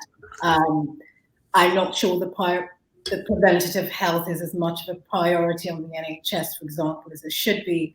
And when we talked about the gain around driving positive feedback loops and the strength of negative feedback loops, I thought of preventative health. How do we prioritize balancing our goals? Who decides whether an AI built to improve preventative health, to improve nutrition, and essentially trying to reduce the amount of disease so that we have less pressure on our healthcare system, is prioritized over AI for drug discovery, that's trying to find new drugs for disease, which of course is a negative feedback loop. But depending on the strength of that negative feedback loop, are we trying to get more disease? Or are we trying to prevent disease? So again, I think, reading the leverage points complex healthcare system piece should make me think differently about how we think about the problems, how we think about the solutions, and also how we prioritize going forward. And I think that's where the collaboration comes in terms of how you decide what within the complex system, bearing in mind that you have very little information about all the other things that will contribute to the outcome. It's like the plumbing analogy, and lots of people are turning the faucets, and Jordan, you can explain this within the Donella Meadows piece, that depending on who, when, where, how much you turn, what your intentions are, what your interests are, whether they conflict with the stakeholders, the patients, the doctors, the nurses, and there are so many people involved, and there still isn't this alignment with goals, with the paradigm, with mindset.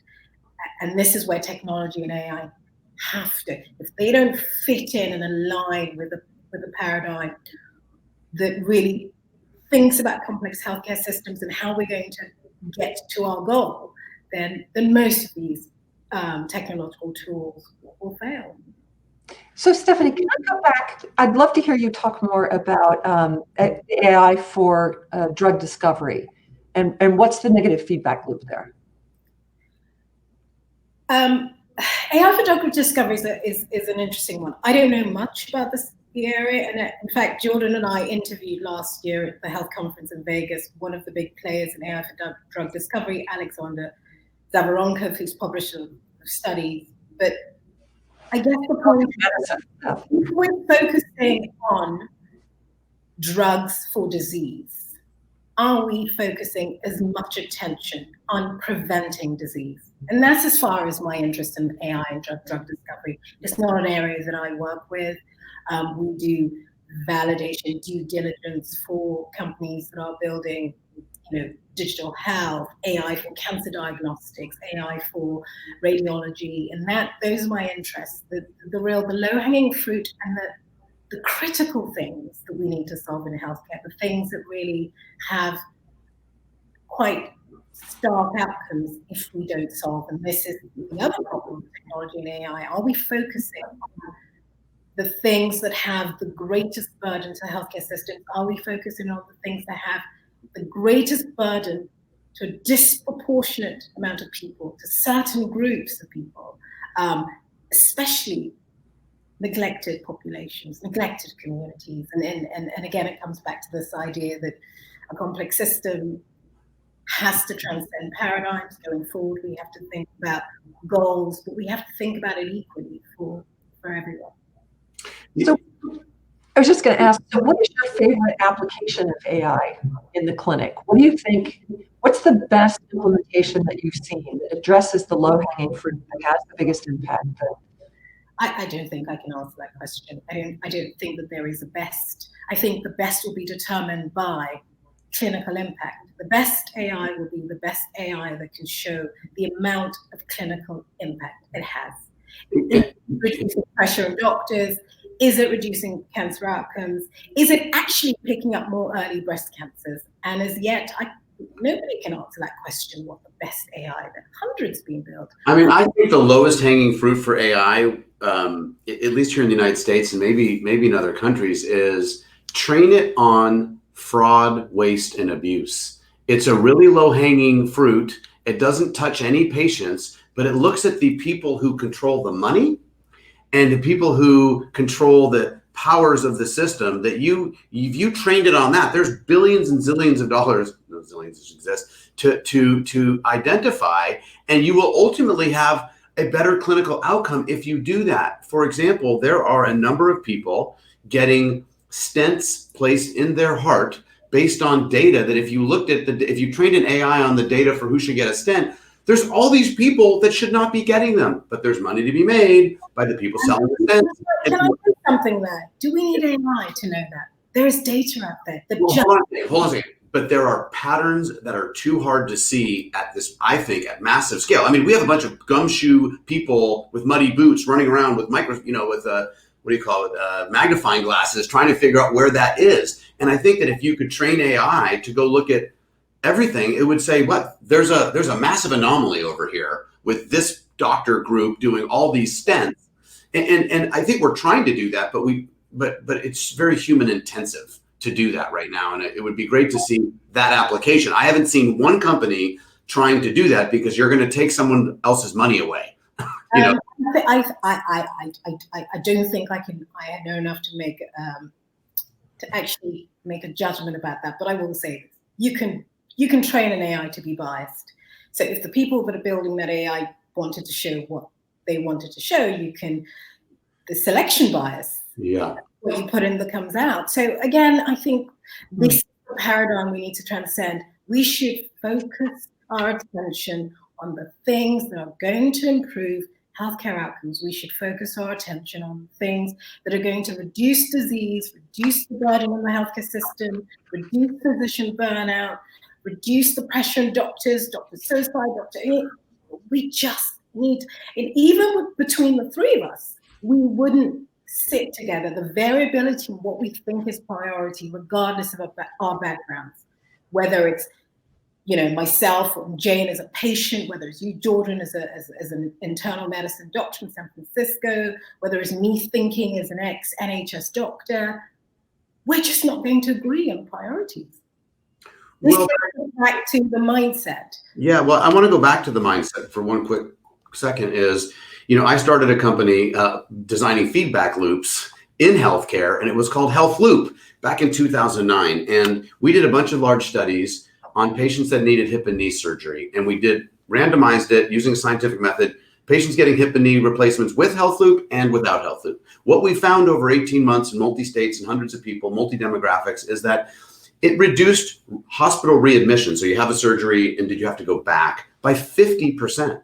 It reduced complication rates by 50%. It saved each patient who was on Health Loop $656 per patient. So you ask yourself, that must have taken off like a weed. That must have grown. It was a little AI algorithm we built. But you know what? People like doing hip replacements. Hospitals make money when you come back. That's how they book their revenue. And so we ran into this kind of graft versus host disease. It was an allergic reaction to this technology the goal was to help people get better outcomes, but it didn't generate better outcomes for the system.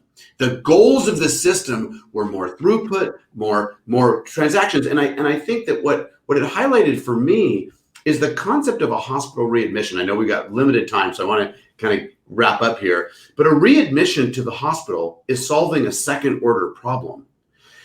What if people never went to the hospital? Then we wouldn't need to be solving for a readmission to the hospital. But we get lazy and we realize, well, people are going to go to the hospital. We don't know how to solve that wicked problem of preventing it with his nutrition and exercise and community, building and less stress on people and less food deserts, all these other wicked big things that healthcare should healthcare be focused on that. And I would say, going back to the opening thing that I said, perhaps we should stop calling it a healthcare system and start calling it what it is. It's a sick care system. That's what it is. Full stop. And so maybe everybody who's listening never say healthcare system again, say sick care system, and see how that dissonance lands in your head. And maybe that will inspire you to think differently about what we should be doing, which is developing a healthcare system. And and maybe what we need to do is collaborate with people who are outside of that system, both because sometimes you need exogenous inputs, right, to change your paradigm, your mindset. And you just triggered me to think about Amory Lovins, the energy pioneer, who said, why are we putting all this energy into moving these giant cars down the road? It's like we got to move the steel and the rubber and the upholstery and the sound system down the road. Why don't we just focus on what it takes to move a human down the road? It's kind of the same thing. And I think, we've been talking about collaboration and what can we learn from other healthcare systems around the world, but what can we learn from other innovators around the world? There are so many smart people grappling with complex systems, and we need those inputs to take advantage of this particular moment in time where we've got a foot in the door, right? Our systems have exploded. Our economies have exploded. Our healthcare systems have exploded. Everything is wide open right now. We just need to visualize where we want to go and find the leverage points that can get us there. We have to have a dream of what we want this to be. Now, I've been getting texts by our moderators here that we have a few minutes left, and there's a couple questions they want to have us answer. And I'll start with you, Stephanie. What is your predictions in the next 6 months, for the next 6 months? And how is CogX gone for you? And then I'll get to you, Jane. What are your predictions? Predictions for healthcare. I think we have to deal with the backlog, the delays that COVID has caused. As much as healthcare systems have been very busy dealing with COVID, there have been a lot of people sitting at home waiting for cancer treatment, waiting for diagnostics. I'm obviously very in tune with what's happened cancer outcomes because it's my background. And my prediction is that there is going to be quite an intense time in catching up, but because we have to be positive, the mindset pre-COVID has changed. And most importantly, the resistance. I always say being in the NHS and being a doctor was such a fixed mindset way of going about things. And then I came out into the world of tech, and it's quite growth mindset, except it needs boundaries, because people then just go off on tangents. As I say to startups, there's the market and there's the perceived market, and you've never worked in a hospital. And would you make that decision as a developer or a machine learning engineer or a CEO if that patient was sitting in front of you and if that patient was your mother? And so I can only hope that after the tipping points that we've seen in the world, that the mindset changes. And I think if the mindset changes and we align our goals, then we will deal with the backlog that has been created. I don't know. You have 10 seconds, Jane, to tell us what your predictions are. I was going to say, I'm all about revolution, right? We talked about the digital revolution with Wired Magazine. We did a food revolution with our organic chocolate company. With Neolife, we're looking at the neobiological revolution. Last week, we published a story about how scientists are collaborating in ways they've never been able to before. They are outside of their silos. They're working across disciplines. They're also working with academia. They're working with government. So right now, in the next 6 months, I predict that the collaboration, the data sharing that's happened because of COVID will find a way to seep into the system and will infect this system in a positive parasitic way so that we start to erode the things that aren't working for us and we start to build new things that will.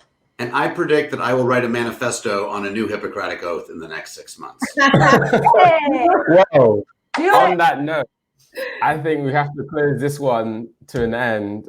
Thank you to Jordan, Dr. Jordan, Jane, Stephanie, for all your questions, your thoughts on collaborating for a better future in healthcare. This has been great.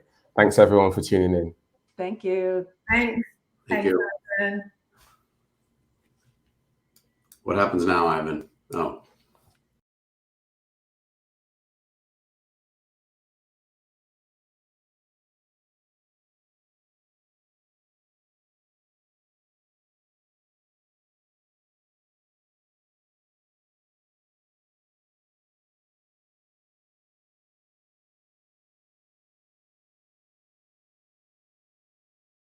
Matched to her husband. So clearly the algorithm was working really well. Extremely well.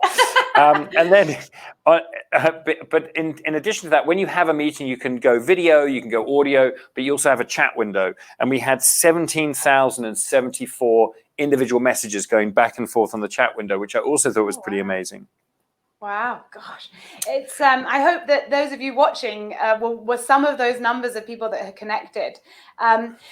The plan, just to let everyone know what our experiment, is that we would like to, as you all know, the theme of this year's conference is how to get the next 10 years right. And we would like to cheers to that. And so what we would like to do at about, we'll still find out, but in the next few minutes, what we're going to do is we're going to welcome in our whole team. As in the broadest set of people that have been working on CogX, our team, the amazing crews that have joined us just for the last 3 days. And we will say thank you to you, our audience, and we'll say thank you to them. It's something we do every year. It's a tradition that we uphold, even in the virtual environment. And Can I just ask you a question, Tabitha? Did you ask anybody if you could get the whole team on at once? I did. I asked a few times. How are we even going to do that? Me.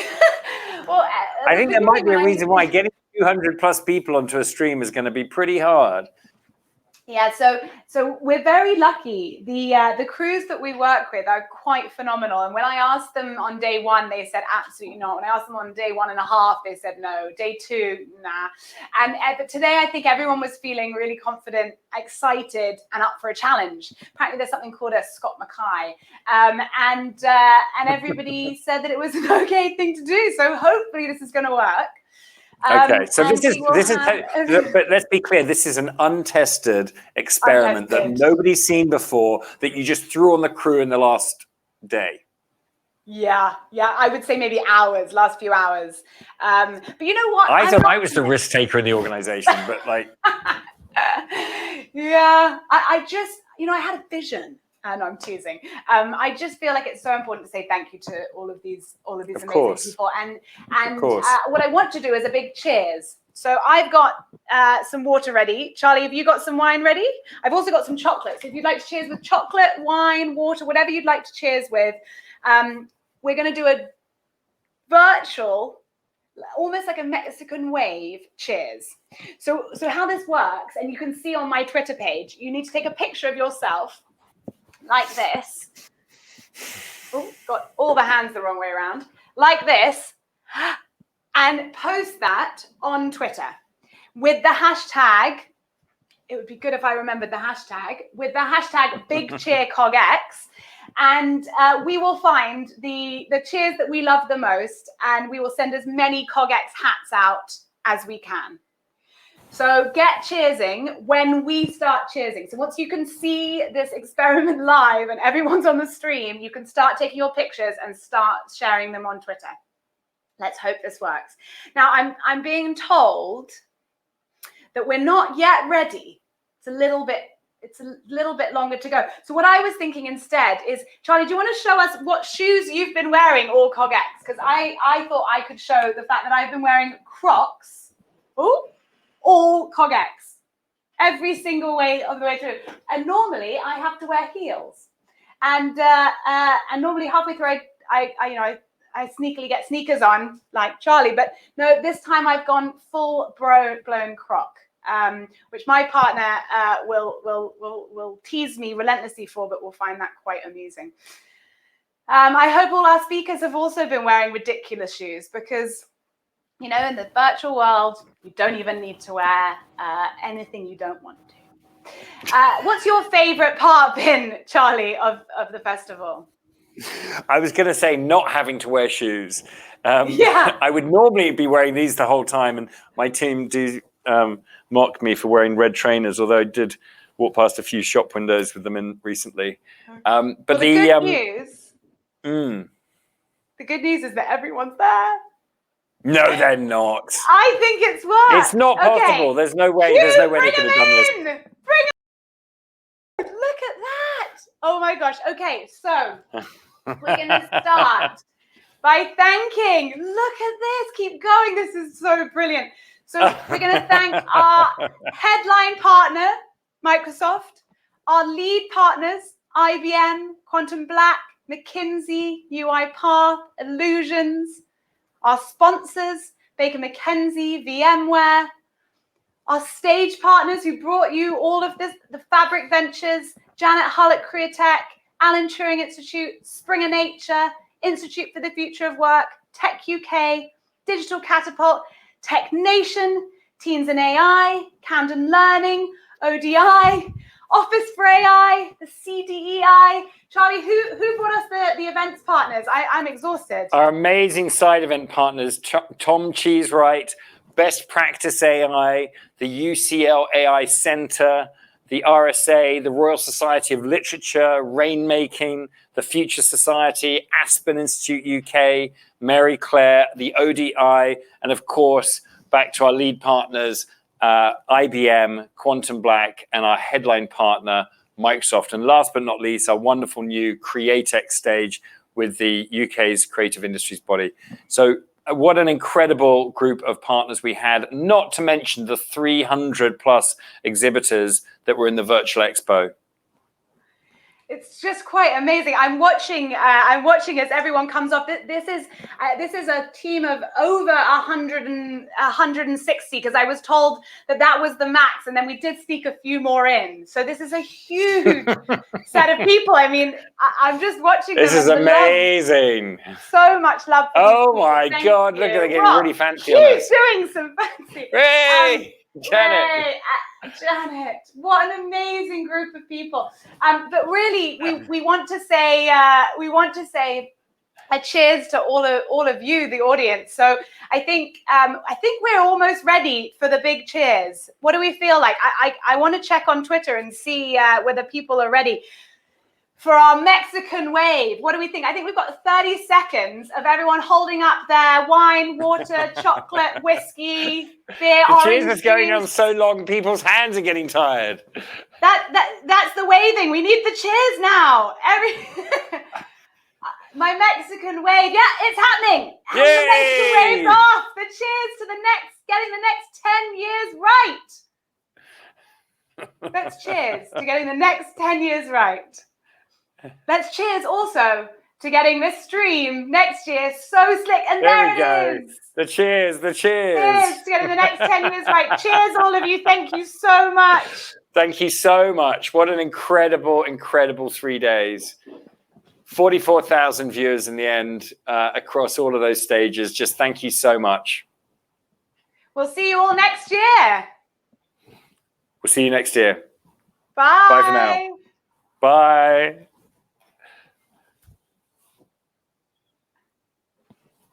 And it's a wrap.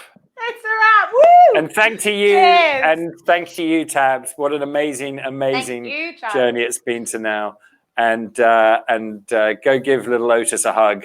I'm sure he's been missing you. He has been. Thank you. See you all soon. Bye from us. See you soon. Bye-bye.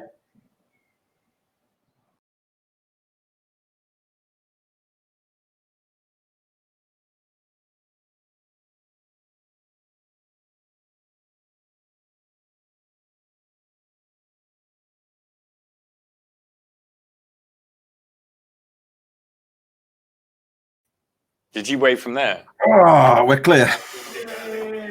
What was that?